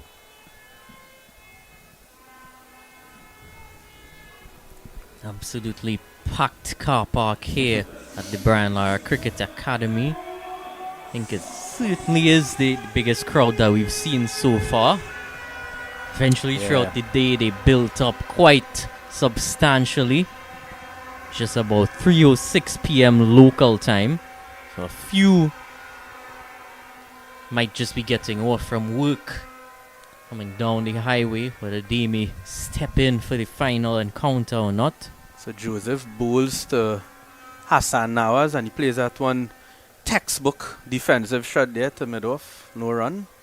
So first slip here, and there's a backward point, a cover, mid-off, mid-on, mid-wicket, fine leg, and a third man. So only 2 fielders out on the boundary, Dylan, because the way that the West Indies team have been applying the pressure, they have the luxury with that 4 wickets being down, they only have 2 fielders on the boundary. In fact, 3. There's a sweeper there, and that one just played to backward point to Ruston Chase. No run added to the total. He's kept things tight, Shama Joseph. He knows he doesn't have to go hunting for wickets here.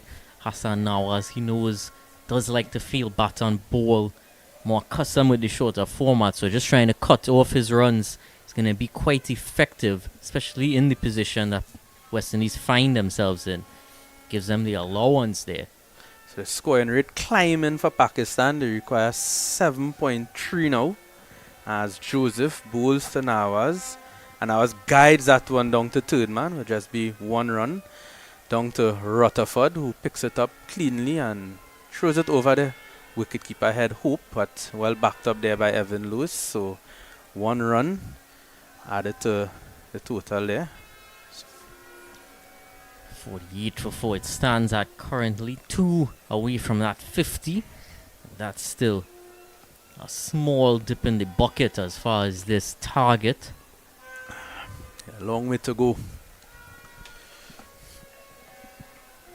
So Joseph takes his long run up there from the southern end and he charges in and sort of lost his run up there and he has to walk back to his long run up. So Joseph 3.3 overs, 5 runs, no wickets for him. So really backing up the efforts of Jaden Seals. And he's bowling to Aga, who is on 26 of 34 deliveries. As Aga takes some time to get himself organized. So Joseph into Aga, and he plays that one into the cover region. They come for a quick single. They get it pretty comfortably. Carty, the fieldsman. Just going by at quite a slow pace here, Pakistan. 2 runs from the over so far from Shamar Joseph, but really not left with much other choices, Pakistan. 6 wickets remain for them. Actually seen Raja Sant in the crowd here, one of our local broadcasters. So Joseph bowls and quick single there and throws at a non-striker end, but it looks like they get it quite comfortably. So that one, Nawaz taking that quick single. So 50 is now up for Pakistan. 70 dots so far that they've had to negotiate. 25 singles. Only 4 boundaries in the innings so far. Yeah, 50 for Pakistan, but they have a long way to go in this innings. So Joseph, who is in his final delivery of the 17th over, and that one there just pushed to Carty in cover, and at the end of the over, the score is 50 for 4 after 17. Remember, the West Indies team scored 294 runs in their first batting first. Shai Hope scored a masterful 120, not out. Extravagant innings by him. He led from in front. Jaden Seals taking all the 4 wickets so far for the West Indies, and Moti now continues his attack from the media centre end.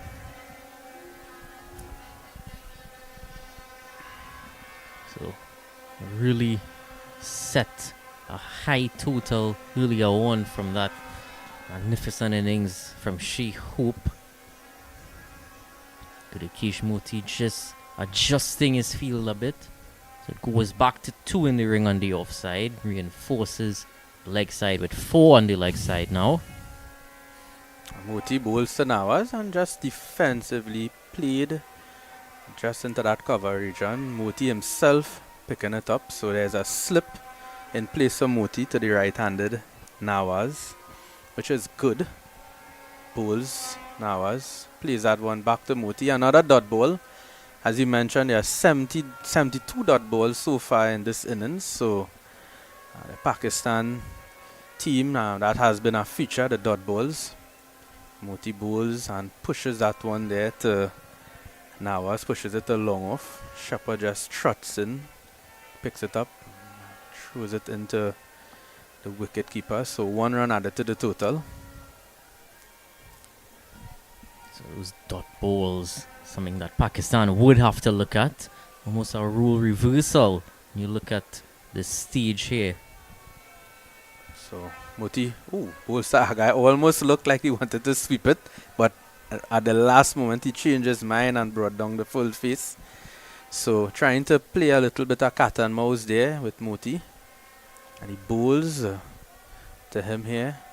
Aga just plays that one into the onside. So another dot ball there.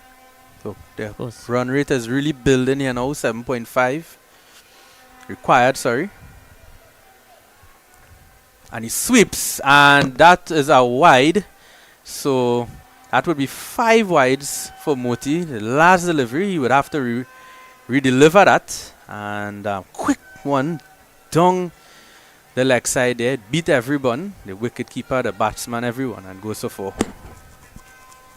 Yes, badly lined there from Gudakesh Moti. May have just been trying to finish off the over with maybe a Yorker, quicker one. But too wide on that occasion. So Moti bowls to Aga, the last delivery, the extra one, and just plays that defensively. So no run, straight to Brandon King there, and that's the end of the 18th over. It's 56 for 4. Of course, what Pakistan would have to keep at the back of their mind is West Indies would have gotten 113 runs in their last 10. So it's something that once Pakistan do keep as many wickets as they can in hand, it's going to be possible for them to try to get a lot of runs within that last phase. But that's still quite a ways away. And what they have to also try their best to do, they have to get anywhere near this total, is to try to run a few more singles throughout this period, as well as really just release some of that pressure on themselves. Hassan Nawaz 10 from 34 so far. We saw those dot balls really trouble Casey Carty and Shafeen Rutherford earlier. He wouldn't want to fall into that same sort of trap. It's Ruston Chase now who's introduced into the attack. Chase will be bowling to Hassan Nawaz, and he sweeps, but there is a backward square, and Carty comes around, and they're coming back for a second, and they will get it quite comfortably. So that one there just angling down the leg side a bit, and Hassan Nawaz pulling out that sweep shot there and brings him 2 runs. Yeah, really good use of the sweep shot this time. Ruston Chase turning the ball into Nawaz, so all he has to do is just delicately guide it into the leg side. Of course, it's just one fielder inside the ring behind square, in addition to Casey Carty in the deep. So Chase bowls to Nawaz, and Nawaz just plays that one defensively back to him, dot ball. A little bit more line towards the off stump that time from Chase, so Nawaz just looking to show that delivery some respect. Chase bowls, and just again just defensively now, but on the onside now, straight up Brandon King, who is in that short mid-wicket region. Chase to Nawaz, same sort of a repeat, same thing, straight to Brandon King defensively. So that's 4 deliveries so far in this over, just 2 runs off of it. Keeping it quite consistent so far, Ruston Chase, and getting through these deliveries quite quickly. That one there played with a back foot push down to long on, so 1 run added to the total. It's now 59, and last delivery of the 19th, and Woolen to Aga, who has a deep mid wicket on the boundary to Chase, and he flicks that one there to Brandon King in short mid wicket, but he dives a run around, and they're able to just get 1 run off of it. Yes, so at the end of the over, 4 runs, last 1 run of the last delivery, 4 runs of the over. It's 60 for 4 after 19. And our final delivery was some good placement from Salman Aga, just treading gap of 2 fielders in the mid-wicket region, able to just turn the strike around. Our run rate still continuing to climb though. 19 overs have been bowled so far. So now twin spinning operation. Moti continues from the northern end, and it's Salman Aga who retains the strike. So Moti bowls to Aga, and he just dabs it down to just to that short, or rather backward point region. So no run for him. So a lot of dot balls here. Partnership right now of 37. So Moti goes to Aga and he drives expansively, but there's a long off in place down to Romario Shepherd. So just one run. Partnership now of 38 of 67 for Hassan Nawaz and Salman Aga. So just stabilizing things a bit since that early rock off the boat. Oh, and he's stumped. So that's the end of Hassan Nawaz. He's stumped. Beautifully flighted there by Gudakesh Moti. And he charged down the wicket. He played a big drive. And that one leaving him. And he's gone. Well, as much as they might have stabilized it for a short while, who was unstabilized there at the crease, Hassan Nawaz. Gudakesh Moti certainly, again, almost a repeat of that delivery to Babar Azam. Just drawing him forward. He's out of the crease and he was nowhere near ever returning home. And just as we would have talked about, those dot balls building up on Hassan Nawaz, again causes that false shot, that false bit of trying to push the game forward, similar to what we saw from Carty and Rutherford earlier. And that's the end of Hassan Nawaz. Yeah, excellent delivery there from Moti. He has that ability to slow it up. I believe that he's very effective when he slows it up, and that one there, nice flighted delivery. And Hassan Nawaz, he opened his eyes big. He actually came down the wicket. He tried to drive it, but big bounce and turn, and Shai Hope made no mistake. So it brings in the new batsman now, Hussein Talat, who averages 37, just 4 matches, so bit of an inexperience from him. It's best of 41, so he will have a lot of work to do here today, as he will try to develop something of a partnership here between himself and Aga. And he's facing Moti now, who comes over the wicket to him now, the left-handed Talat. 3 deliveries remaining in this over, and Moti now 4 in his 5th over, 1 wicket for 24 runs. So our most recent wicket, Hassan Nawaz, 13 from 40 deliveries, LBW to Gudakesh Moti. His first wicket, his figures 1 for 24. He continues in his 5th over.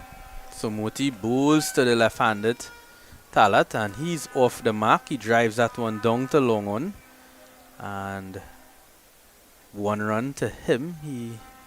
He's off the mark, so it's good sign for him, because there are 3 batsmen so far in this innings that scored a duck. So it's nice to get off the mark. Moti bowls that one, just takes the outside edge there, beating the first slip fieldsman. So but no run, good work there by the backward point fieldsman to run around and cut it off. 1 delivery to go in this 20th over. He bowls to Aga, and Aga plays that one forward, a bit of bounce and turn. And at the end of the 20th over, Pakistan is 62 for 5. And there will be now a change in the commentary box at the 20th mark. So 20 overs have been completed. Pakistan 62 for 5. Just a recap of the wickets that have fallen so far. Saim Ayub, duck. Bull Seals caught Hope. Abdullah Shafiq, another duck. Bull Seals caught Moti. Babar Azam, 9 runs to his name, LBW by Seals. Mohammad Rizwan, 3rd duck of the innings, bowled by Jaden Seals. A golden duck that was. Salman Aga still at the crease. As I welcome Andrew Chan alongside me. Yeah, good afternoon, viewers. Good afternoon, Dylan. Bright sunshine here at the Brian Lara Stadium as Roston Chase continues from the southern end.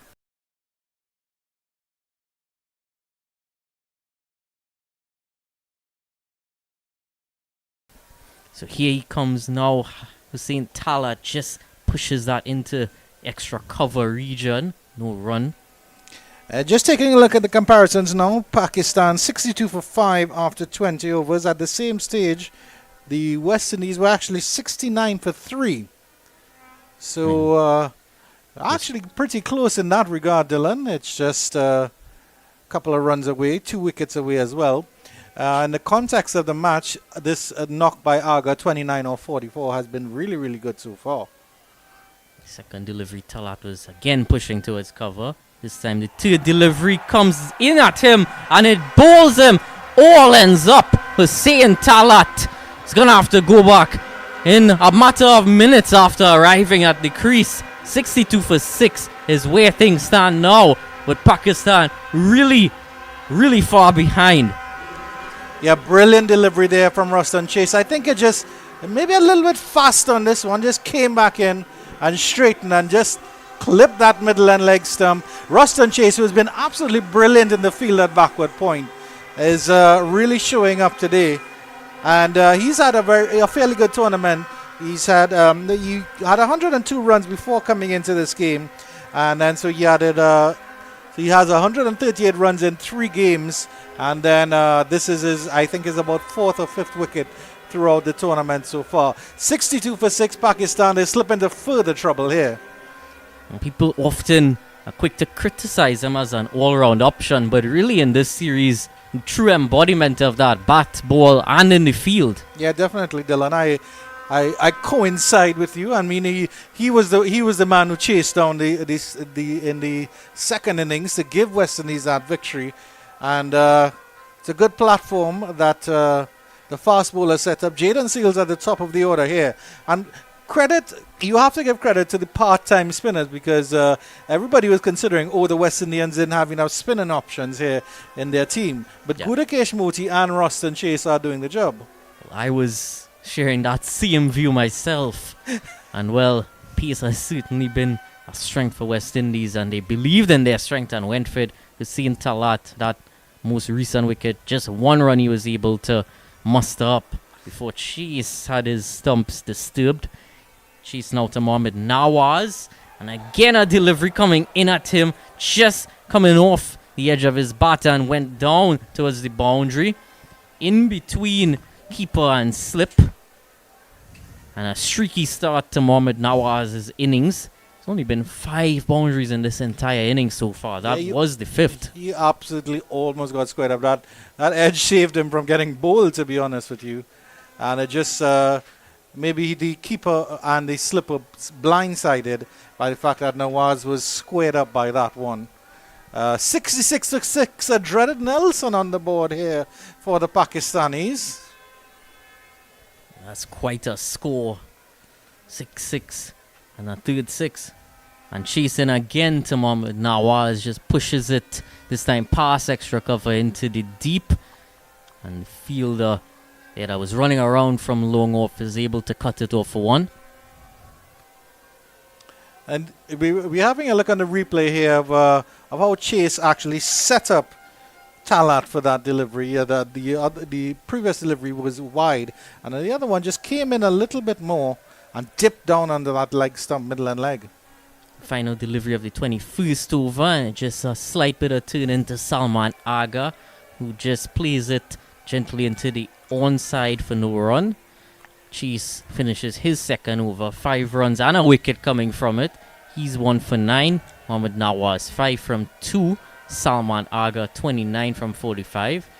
And Pakistan 67 for 6. What he did well for that wicket as well was utilize the wind coming across the ground just to help him drift that inward a bit. So a good bit of variation being shown. Yeah, that's a good point here, Dylan. But then Moti, I mean, the wind will be blowing across from Moti as well, but he's getting that natural drift with his left arm spin. And see, a Mexican wave being attempted. Hasn't made it across to the other side. Well, the crowd needs to be absolutely jam-packed for a Mexican wave to be effective, but they're doing all right here. There we go. We have made it across to the other side as Moti continues, and Mohammad Nawaz just pushes into the cover point region this time for 1.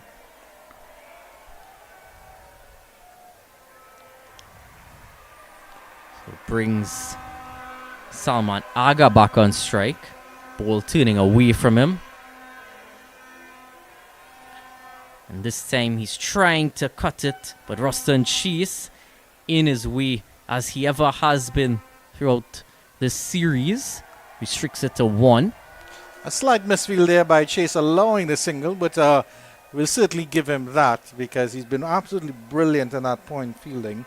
Just to run through the fall of the wickets for you. And this time he's clipping it into the leg side and a direct hit. Has he been home? Is he back home?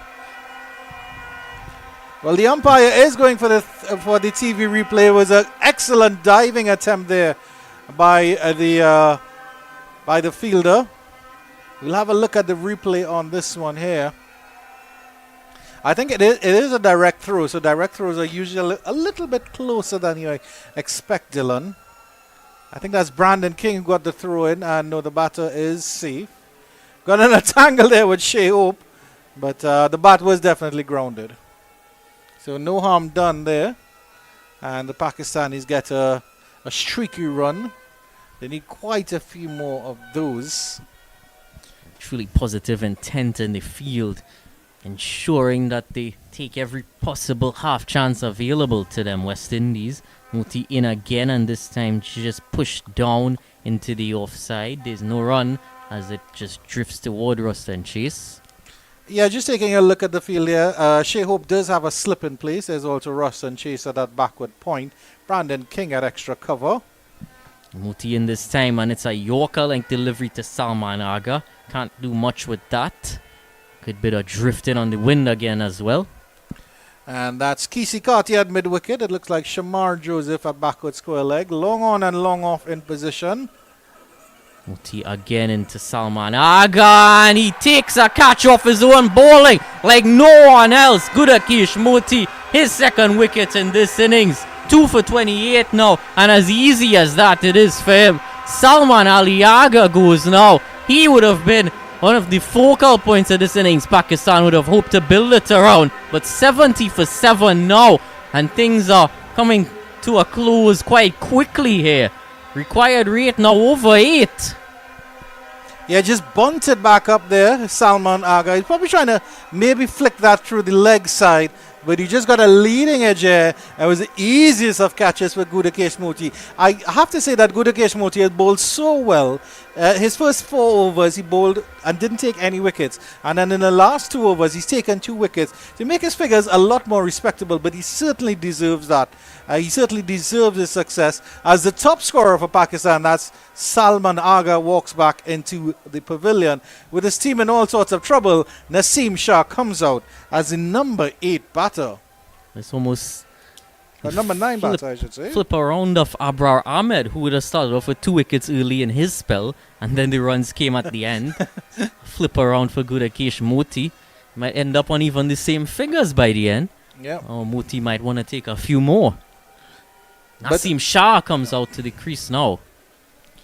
But I think what the fans need to appreciate is this effort has been a complete team effort. In terms of the batting and the bowling, yes, Shai Hope was the one who stood up and was the anchor here. And, of course, Jaden Seals doing the damage at the top of the order. But all the bowlers have stood up and all the bowlers have made themselves be counted here. Yeah, both Shepherd and Sharma haven't given away any runs. Kept the pressure on from the opposite end as Chase continues. And Mohammad Nawaz just defends that into the onside for no run. If I can just give you the bowling figures very quickly after this delivery. Here's Chase to Mohammad Nawaz again. And this time pushed a bit uppishly through extra cover, running towards the boundary. But that cover sweeper comes around quickly. Evan Lewis in that area. And he sends it back, restricting them to 1. Yeah, so the bowling, Jaden Seals at the top of the order, 5 overs, 4 for 12, absolutely brilliant stuff from him. Romario Shepherd, brilliant as well, 5 overs, 2 maidens, none for 10. Shamar Joseph, 4 overs, no maidens, none for 7. Gudakesh Moti, 6 overs, 2 for 28. Ruston Chase, 2 overs, 1 for 9 into his 3rd over. A brilliant all-round team performance here from the West Indies. Chase over the wicket to Naseem Shah, who just pushes it down into the pitch, completely killing any pace of that delivery. No run to him.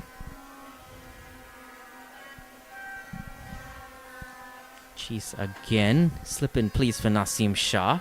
And this time pushed into the offside. He gets off the mark now. That one run down to long off. That required run rate now going above 8 runs and over. The target is 295, 72 for 7, so they are a long way from that. Last 30 balls, 21 runs and 3 wickets. So the West Indies turning the screws very, very nicely in the middle over. So Chase now to the left-handed Nawaz and officially into the offside. Slip thought he was in with a place.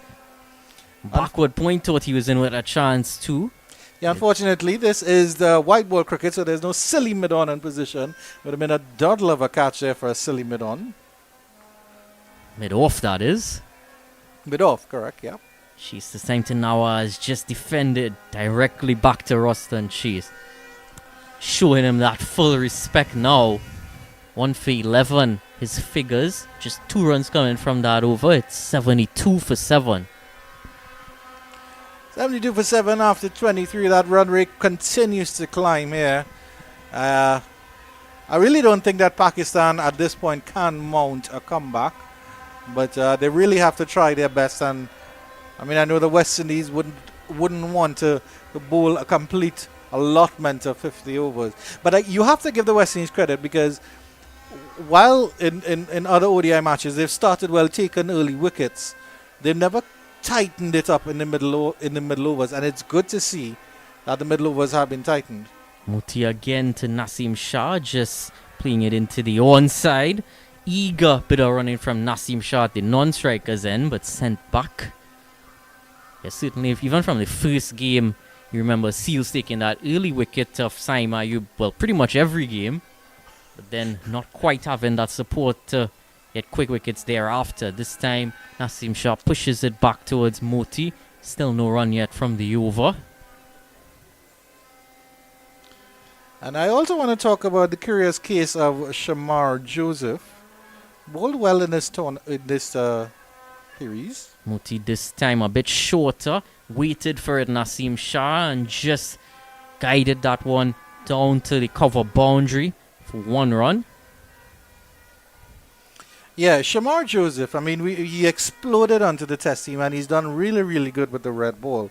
But the white ball, he really hasn't come to the party as much as you would think that he has. This time Moti to Mohammad Nawaz, and he greets that one. He comes down, hits that over, long off for 6, all the way for Mohammad Nawaz. Well, that was a 6 certainly against a runner play, but it was a beautiful connection by Nawaz, dancing up the pitch and hoiked Moti deep into the long off region, just past where the West Indies players gather. Moti again to Nawaz, push back to him, crowd catch almost, but just that bump ball. And well, you think about earlier when Nawaz was bowling to Moti, that's all Moti would have needed to do. Trying to hit it into the leg side though. This time just pushed down to the long on area. Jewel Andrew in that region. Just a slight fumble allowing them to come back for 2 comfortably. Mohammad Nawaz finishes off that over on 16. Naseem Shah still on 2. 9 runs coming from the over from Moti, and score 81 for 7 after 24. Yeah, good stuff by the West Indies. They still want to make sure that they close this down as best as possible. After 25 overs, the West Indies were actually 88 for 3. So again, not much different in the scores. It's that wickets column here that is really hurting Pakistan, with Jaden Seals almost breaking the back of their batting early on. And it looks like Ruston Chase will continue from the southern end. No real surprises there, 1 for 11 off 3. Yeah, similarly, as we would have looked at that comparison, I would have mentioned earlier that really Pakistan just need to try to keep it together until they get later on into the innings. Chase continues to Naseem Shah, tries to play that into the leg side, but just sort of hits him high up on the body. No run to him. Of course, if Pakistan were to get to, say, that last 10, West Indies scored over 100 runs in that phase. Chase again to Naseem Shah, and just able to get that into the leg side down to long 1 for 1 run. Yeah, there was an interesting stat that appeared on the TV screen, and it said out of all the national teams, I think since Cricket World Cup 2023, West Indies have had the best average run rate in the last 10 overs, and it's over 10 runs, and the other teams are, I think the second was Australia with 8.7, something like that. So chase to Mohamed Nawaz this time and just delicately defended towards extra cover. And of course, also have to consider that Pakistan would have had the advantage of chasing on this wicket, which Indeed. tends to be the preferred option. Chase again. Nawaz pushes it this time a bit to the right of that fielder and is able to get the single down to long off. You And also well, have you also have to give the West Indies credit for bucking the trend, because every team that has batted first has actually won so far in this series. So, I mean, the fat lady isn't singing yet, but she's certainly warming up for the Pakistanis.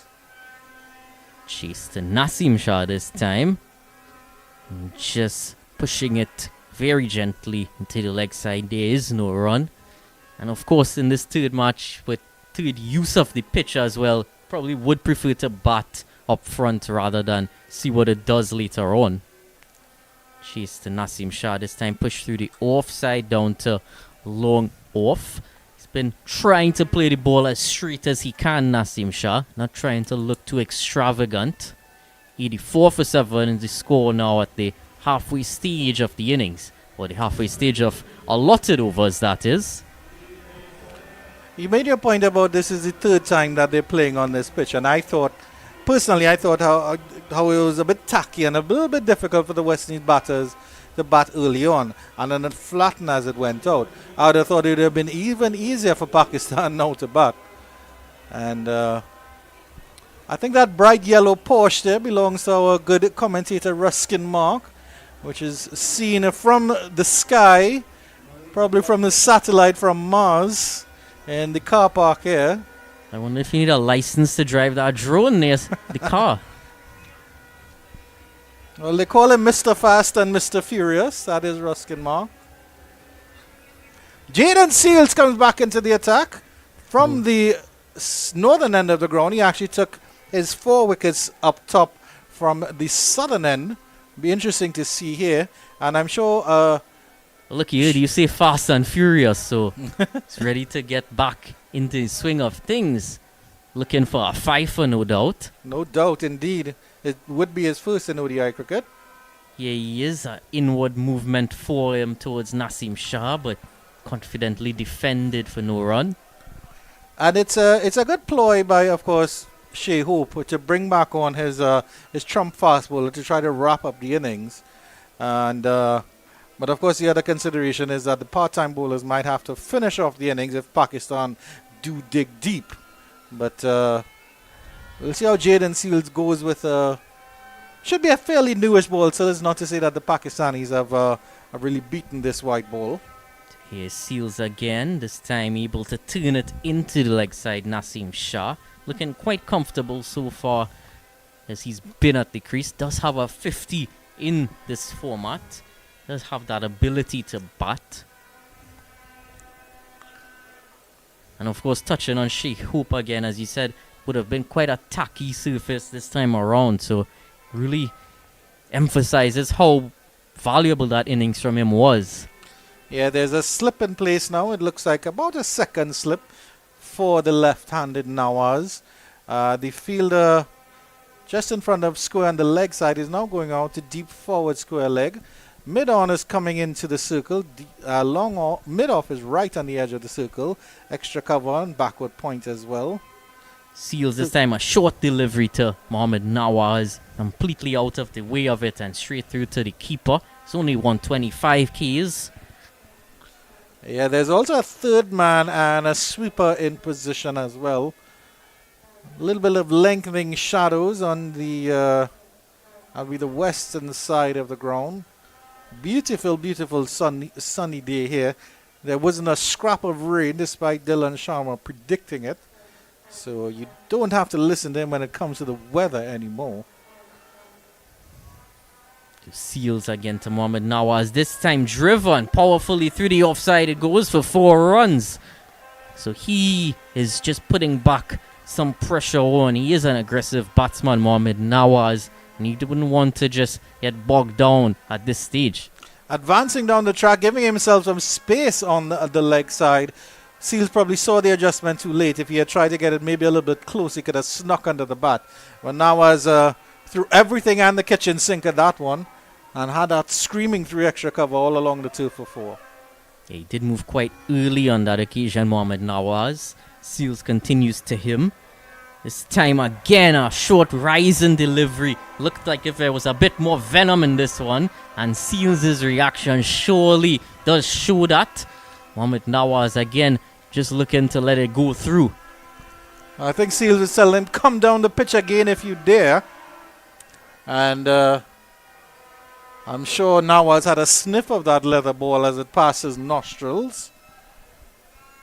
Seals he's never... I appreciate the fact about Seals is that he has that fast bowling aura. Yes, he does let the ball do the talking most of the time, and I think he should learn a little bit more about that. Yeah, he continues to Mohamed Nawaz. This time back of a length, but Mohamed Nawaz just went back in the crease and defended it towards the short extra cover. No run to finish the over. 5 coming from it. Seals 4 for 17. 89 for 7 Pakistan. Yeah, Jaden Seals, he does get a little bit chirpy once in a while. But you really don't blame him because ever since Jaden Seals has appeared in West Indian colours, he's almost cemented his spot. He's really, really good. He's tall, he's strong, he's fast. He's able to adapt to conditions, and he's shown that he's intelligent across all formats. I think maybe T20 might need a little bit of developing. Of course, with CPL coming up, he will get that chance with the Trinbago Knight Riders. I think in T20, both him and Shamar Joseph are at a similar sort of stage, needing a bit more work. Chase into Naseem Shah, but there is no run as he plays it towards that short mid-wicket. But the good thing that you see from both Seals and Shamar Joseph is you always see that continued improvement. Chase again to Naseem Shah. This time was uppish towards Trust and Chase, but Mohamed Nawaz just a bit in the way. Again, he comes to Naseem Shah. This time, just played down to long on, giving the strike back to Mohamed Nawaz, who's on 21 runs. What I really do give the fast bowling unit credit for is their fitness. Shamar Joseph, Alzari Joseph. I think Alzari Joseph had a little minor injury, which is why he's out of this Pakistani side. But Shamar Joseph, Alzari Joseph, and Jaden Seals, that trio have done really, really well. And I think they're a formidable bowling attack, particularly in the test format. The chase round the wicket to Mohamed Nawaz this time, and this quicker delivery from Ruster and Chase. Nawaz just defends into the offside. No run for him, and yes, Alzari Joseph missing this series, but he does play so often, so that is another testament to his fitness. So Chase again to Mohamed Nawaz, just guiding it towards backward point, but there is no run. Ruston Chase isn't there this time as he is bowling. That's from Mario Shepherd in that region now. I think it all comes back to the basics of cricket, Dylan. I mean, if you cover the basics. Chase again. Nawaz steps down a bit, turns it into the leg side, and easy single in the end. 91 for 7 the score after 27 overs. Nawaz on 22 from 20. Mohamed Nawaz, that is. And Naseem Shah 6 from 14. Yeah, again, it comes down to the basics of cricket. I mean, even a team that is now coming into the international arena, while they might not be world class in terms of batting or bowling, in terms of fielding, that's where you can be 100% fielder. And the effort that you have to put in and the fitness that you have to put in. Simple things like grounding the bat when you're running between the wickets. It's a skill that has to be mastered, and it's a skill that is those are skills that are translated throughout all formats of cricket. So you have to develop those basics, and if those basics aren't developed, then you're really going to struggle throughout your career. You always need a strong foundation coming into the game. Because sometimes when you go through those periods of tough form, it is something that you need to return to. Seals at the northern end round the wicket this time. And Nawaz defending at that. Seals feels off his own bowling.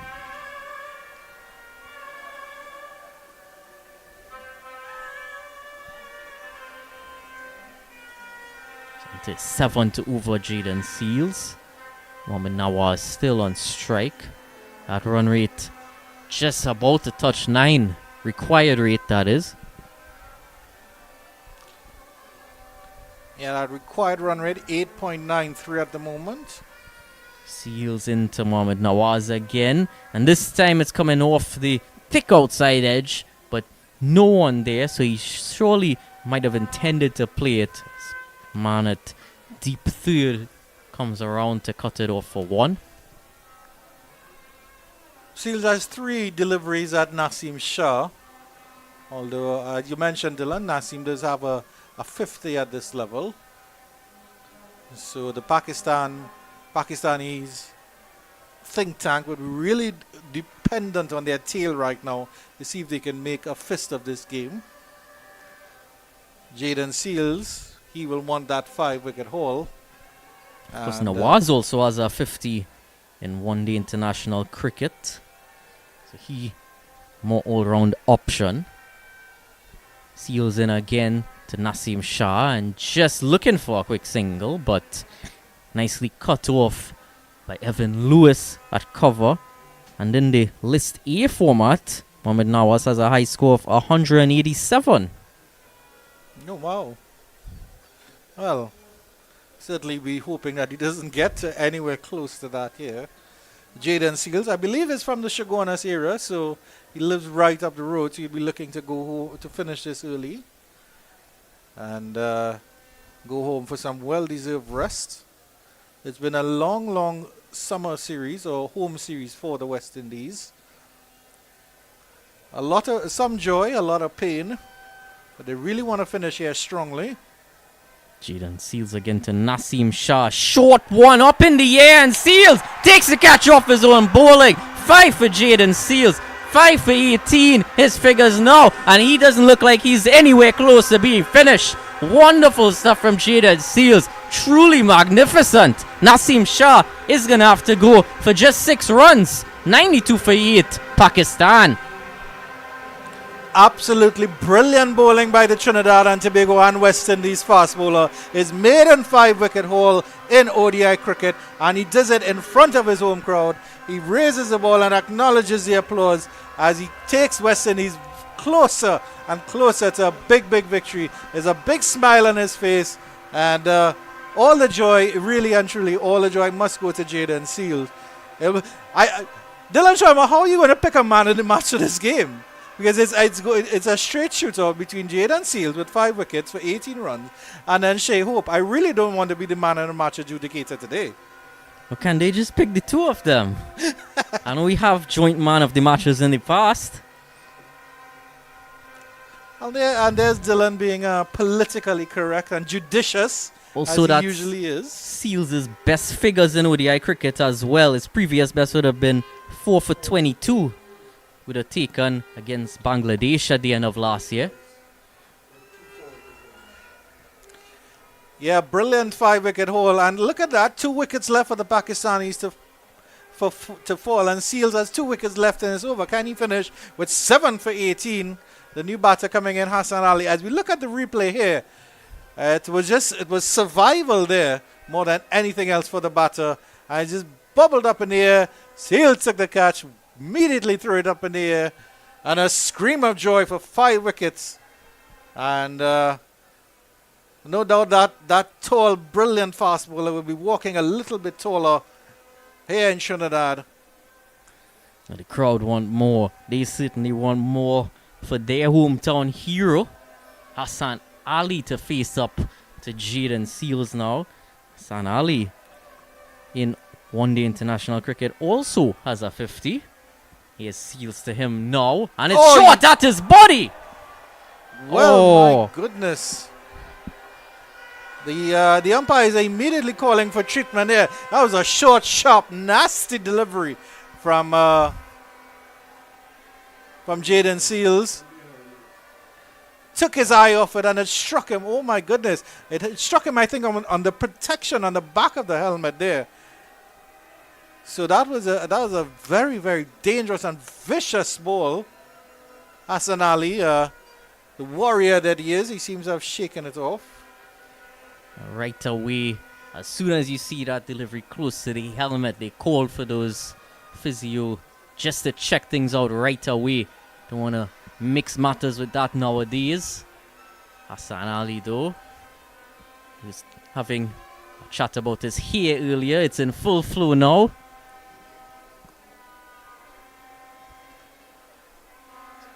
Five for 18, Jaden Seals, and it's been a brilliant, absolutely brilliant bowling masterclass from him. Some very, very good short pitch deliveries, but I think even more impressive are his full deliveries, where he got Mohammed Rizwan castled, and then, of course, getting rid of Ayub early in the inning with a full delivery. 5 for 18, his best figures in this match. Second best figures against Bangladesh, 4 for 22. That was back in 2024. Hassan Ali has put back on his helmet, and he looks like he's ready to bowl again. Well, Hassan Ali isn't going to back down from any sort of challenge. And also, I would have mentioned he has a 50. He actually has 2 50s in ODIs. So another man who can bat, but Jaden Seals completely steaming in. 1 wicket, 1 run so far in this over. And it's all smiles out there. Crowd continuing to amp up the noise levels. Ram Paul as well. Applause for Jaden Seals. He's back in now. And just pushed out towards cover by Hassan Ali. Not as much fury in that delivery.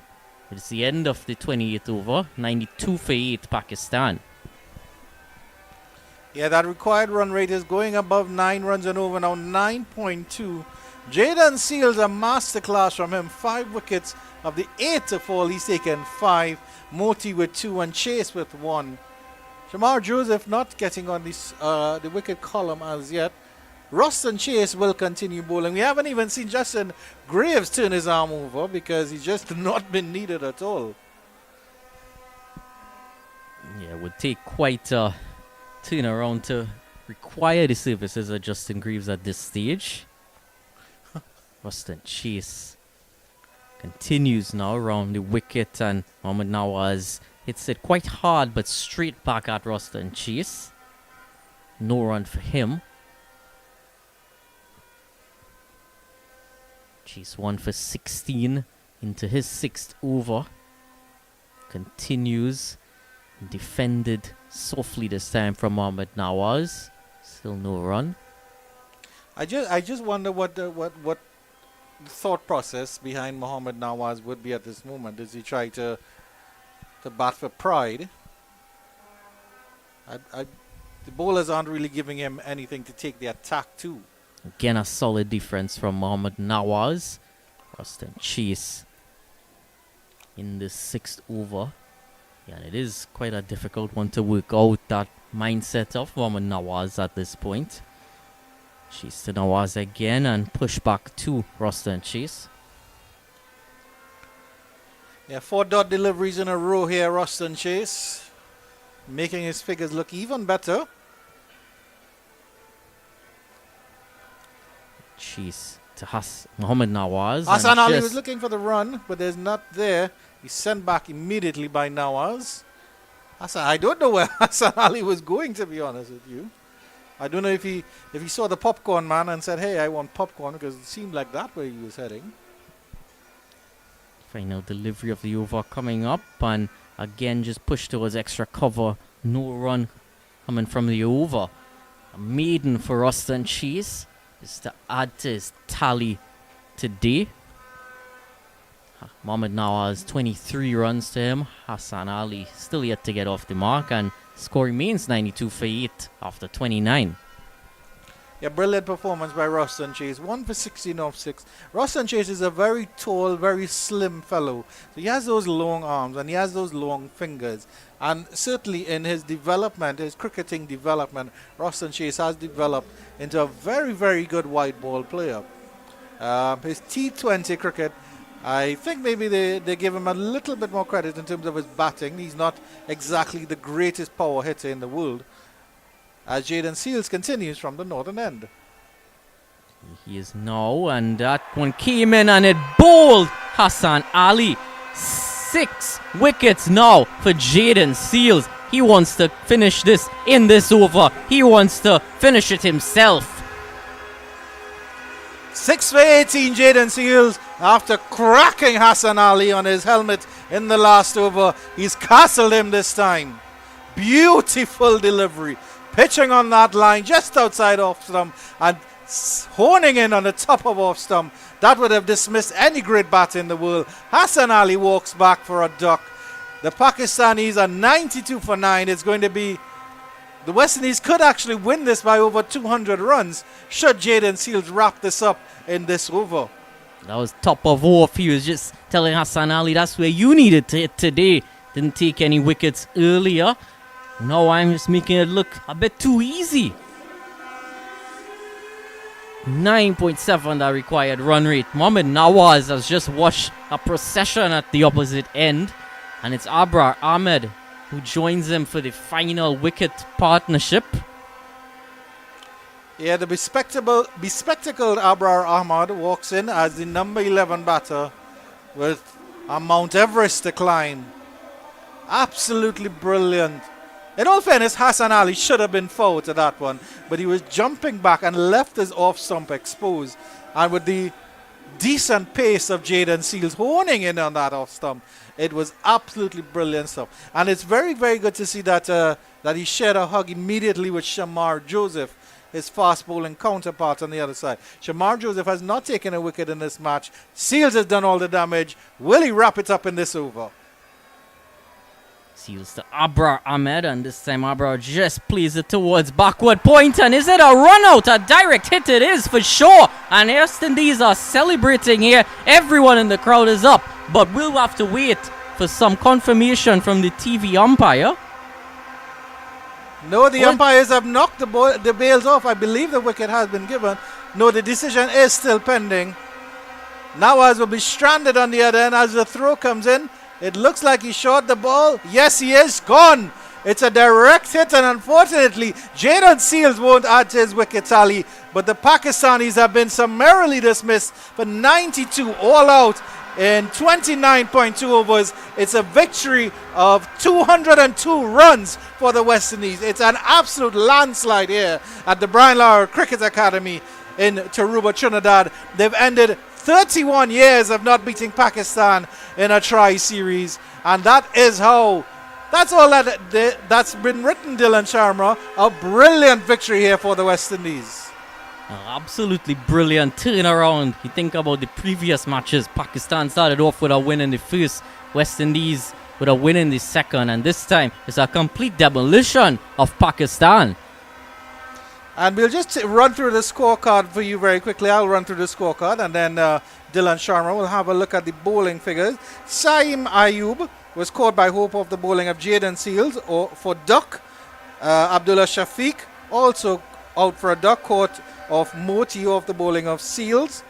Babar Azam fell to Seals again, LBW for 9. Mohammad Rizwan castled by Seals for a golden duck. Salman Agha caught and bowled by Moti for 30 of 49 deliveries. He's the Pakistani's top scorer. Hassan Nawaz stumped by Shai Hope of the bowling of Moti for 13. Hussein Talat was bowled by Roston Chase for 1. Mohammad Nawaz unfortunately not out on 23 of 28. Naseem Shah was caught and bowled by Seals, a vicious bouncing delivery for 6 of 16. Hassan Ali was bowled by Seals for none of 3. And Abrar Ahmed was just run out. And looking over the bowling card, first and foremost, Jaden Seals, 6 for 18 from his 7 overs and 2 deliveries. Romario Shepherd, none for 10 from his 5 overs. 2 maidens to go along with that, but no wicket. Shamar Joseph, 7 runs at an economy rate of 1.75 from his 4 overs. No wicket, but still very valuable there from him. Gudakesh Moti, 2 for 37 from his 7 overs. And Rostan Chase, 1 for 16 from 6 overs that he bowled. Yes, it's not Zindabad Pakistan for this series. It's rally around the West Indies. Jayden Seales is showing the ball to this adoring crowd as he acknowledges his best bowling figures of 6 for 18. And the West Indies will be very, very, very happy with this result. Jayden Seales, he's bowled absolutely brilliant throughout the home series in the tests and ODIs and T20. Well, he hasn't played any T20, but he's certainly come out very, very strong here now. And it was a brilliant performance, brilliant team performance by the West Indies with some individual performances in terms of Shai Hope, 120 not out, and then Jayden Seales with 6 for 18. Dylan, your thoughts on Shai Hope's innings? Well, both Shai Hope and Jayden Seales showing that tagline for the season, full of energy. The West Indies, and well, it's going to be hard to pick who is going to end up the man of the match, whether they split it down the half or if either one of those innings is deemed more valuable. But really, Shai Hope set that scene, as you asked me about his innings, really set the scene for this second innings. Really put up a score that would have been quite difficult for Pakistan to think about chasing. Yeah, just to remind you, the West Indies amassed 294 for 6 earlier in their 50 overs. But get this, at the 35th over, they were 137 for 4. They added over 100 runs. Actually, at the 40th over, they were 175 for 4. So they added, if my maths isn't failing me, they added 200. No. My maths is failing me. So they added 25 plus 95, which gives you what, Dylan? 120? 120. They added 120 in the last 10 overs to get them up to 294 for 6.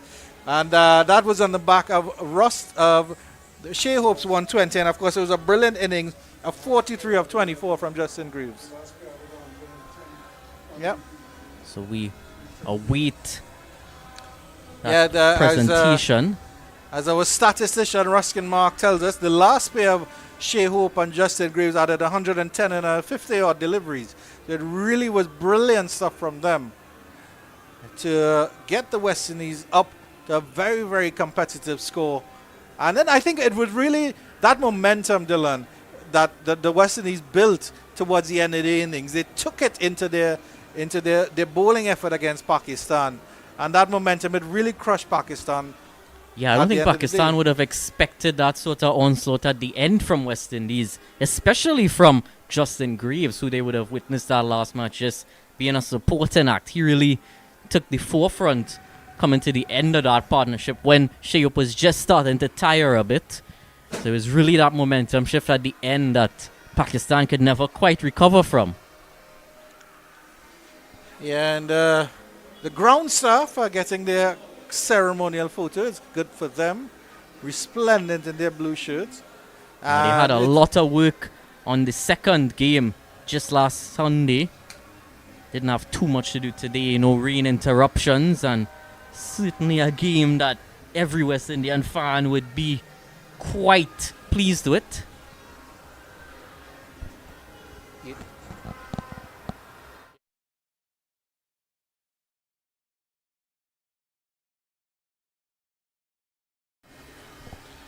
Yeah, and it's also good to see that the Pakistani contingents who have enjoyed themselves in here in Trinidad and in the Caribbean, they're down there with the Pakistani players and getting some choice autographs and stuff like that.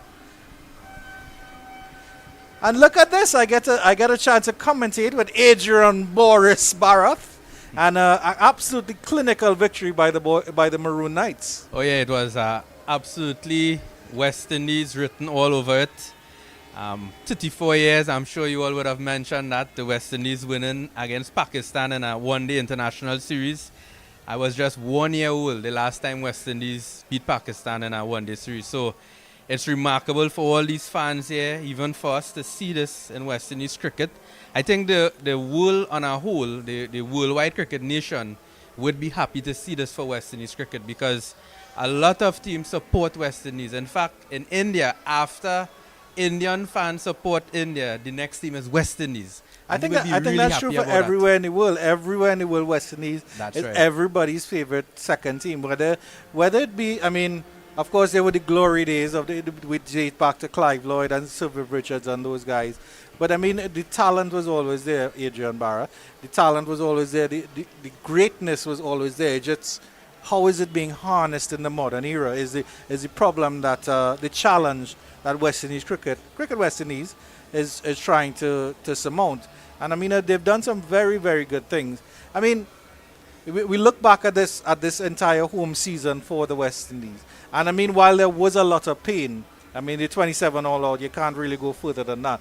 But there was still some joy because those bowlers, Alzari Joseph, Shamar Joseph, and Jaden Seals, I think can be a very formidable attack for years to come. There hasn't been a bowling unit that has limited Australia for many years, and those three guys managed to do it.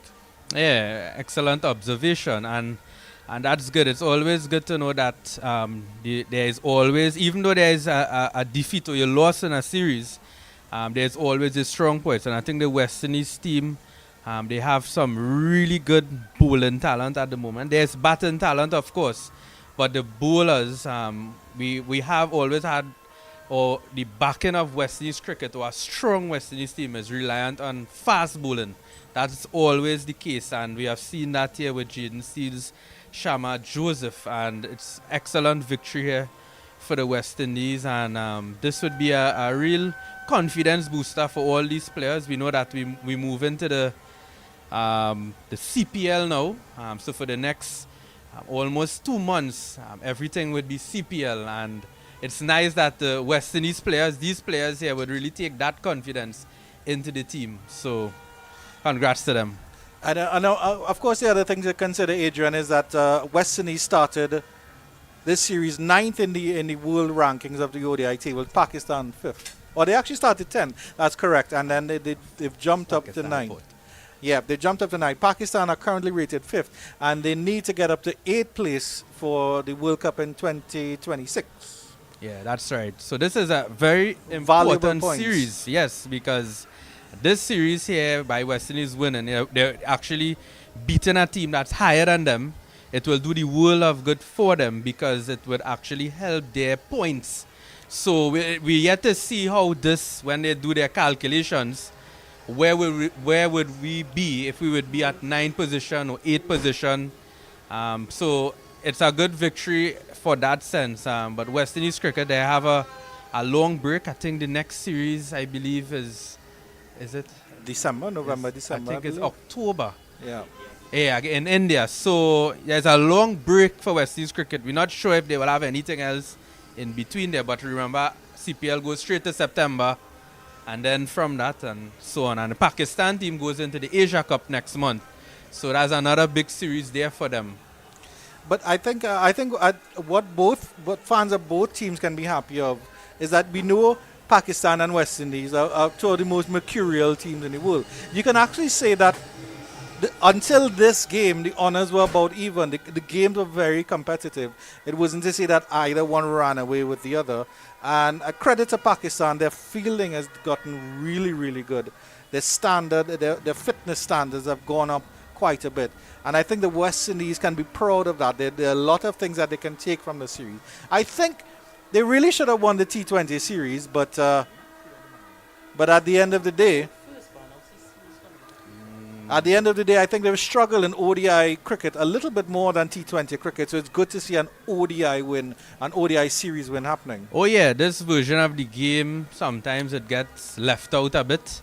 You know, it's either Test cricket or T20, but it's nice at West Indies because remember the major World Championship is 50 overs. That is where West Indies have 2 World Cups in that version. Yes, we have 2 wins in the T20 World Cup, but the 50 overs World Cup is where the whole world really looks at, and that has this rich legacy behind it, because the first World Cup in 1975, as you were seeing today on the monitors, that 1975 victory. So the West Indies team would want to get into that. They don't want to be into the qualifying aspects of that, because remember, a year there a World Cup we didn't qualify for it. So and a champion trophy as well. So we've missed out a lot of competing on the global stage in terms of those global tournaments.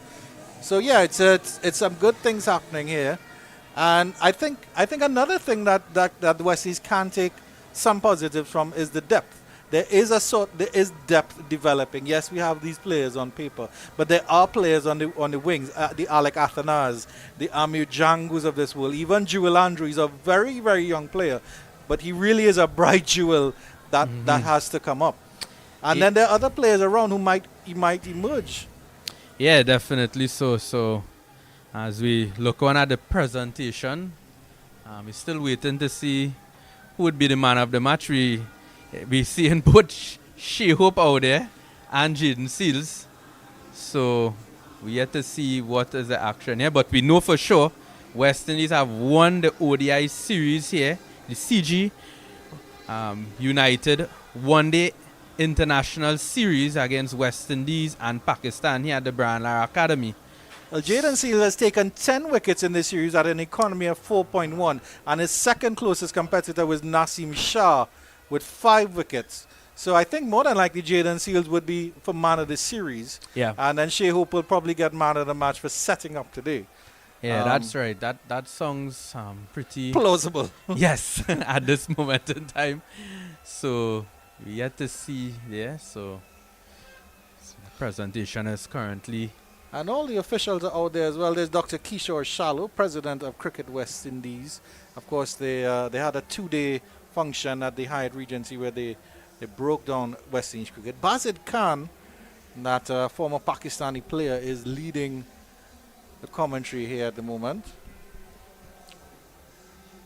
So great series here. The fans, I must say, from since last week Friday to now, the West Indies fans from the region and even right here in Trinidad, because there's a lot of West Indies fans here, and there was a bit of emotions. And as we could see here on screen, Shai Hope here getting the player of the match, scoring that brilliant 120 not out. He lead the way for this West Indies team.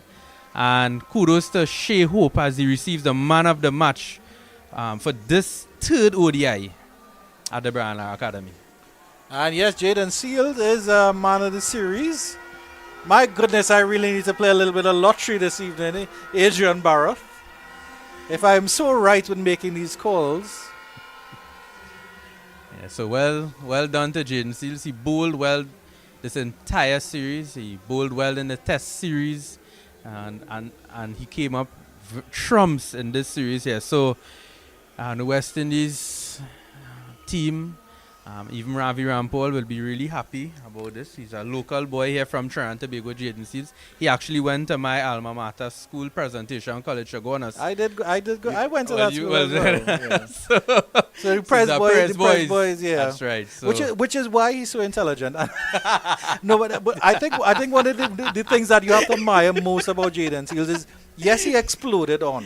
He came onto the international scene and he was immediately a success. But he has grown from strength to strength, and you can see that he thinks about his bowling. In the conversation prior to the match, he said, I'm trying to bowl a little fuller. I'm trying to aim at the stumps a little more. And he knows what he's doing. He really does know what he's doing. Yes, certainly. And thinking about, because even his wicket haul today, he got an LBW. He got, I think, 2 bowled. He got a caught behind. And of course, the bumper deliveries, the harsh deliveries that got that caught and bowled as well. So it's a nice mix for Jaden Seals. Yeah, so really fine stage for Jaden Seals here. His parents, I believe his girlfriend was here also. So I think he made everyone proud. His family, his friends, his fans. The fans are still here. In fact, it's almost looking the same way before the last wicket fell, because the fans I don't think they have enough. They have a lot of memories. They're taking photos. They're waiting probably to meet their favorite players from the West Indies team, and they deserve this victory, the West Indies fans here. Yeah, they definitely will be holding on to those words of Jayden Seales. He's really a bright and shining spark here. As Mohammad Rizwan comes to probably and commiseration between the two Pakistanis as they conduct that interview. So that's it here at the Brian Lara Cricket Academy, the final match of this 3-match ODI series between West Indies and Pakistan. The West Indies have won the series 2-1, and Shai Hope getting the man of the match in the final ODI, and Jayden Seales getting the man of the series. And congratulations again to the West Indies team, and we also say safe travels to the Pakistan team. And to all our listeners, thank you for listening. All our fans, the fans of cricket around the region and even around the world who is streaming, we say thank you again, and we say goodbye from the Brian Lara Cricket Academy.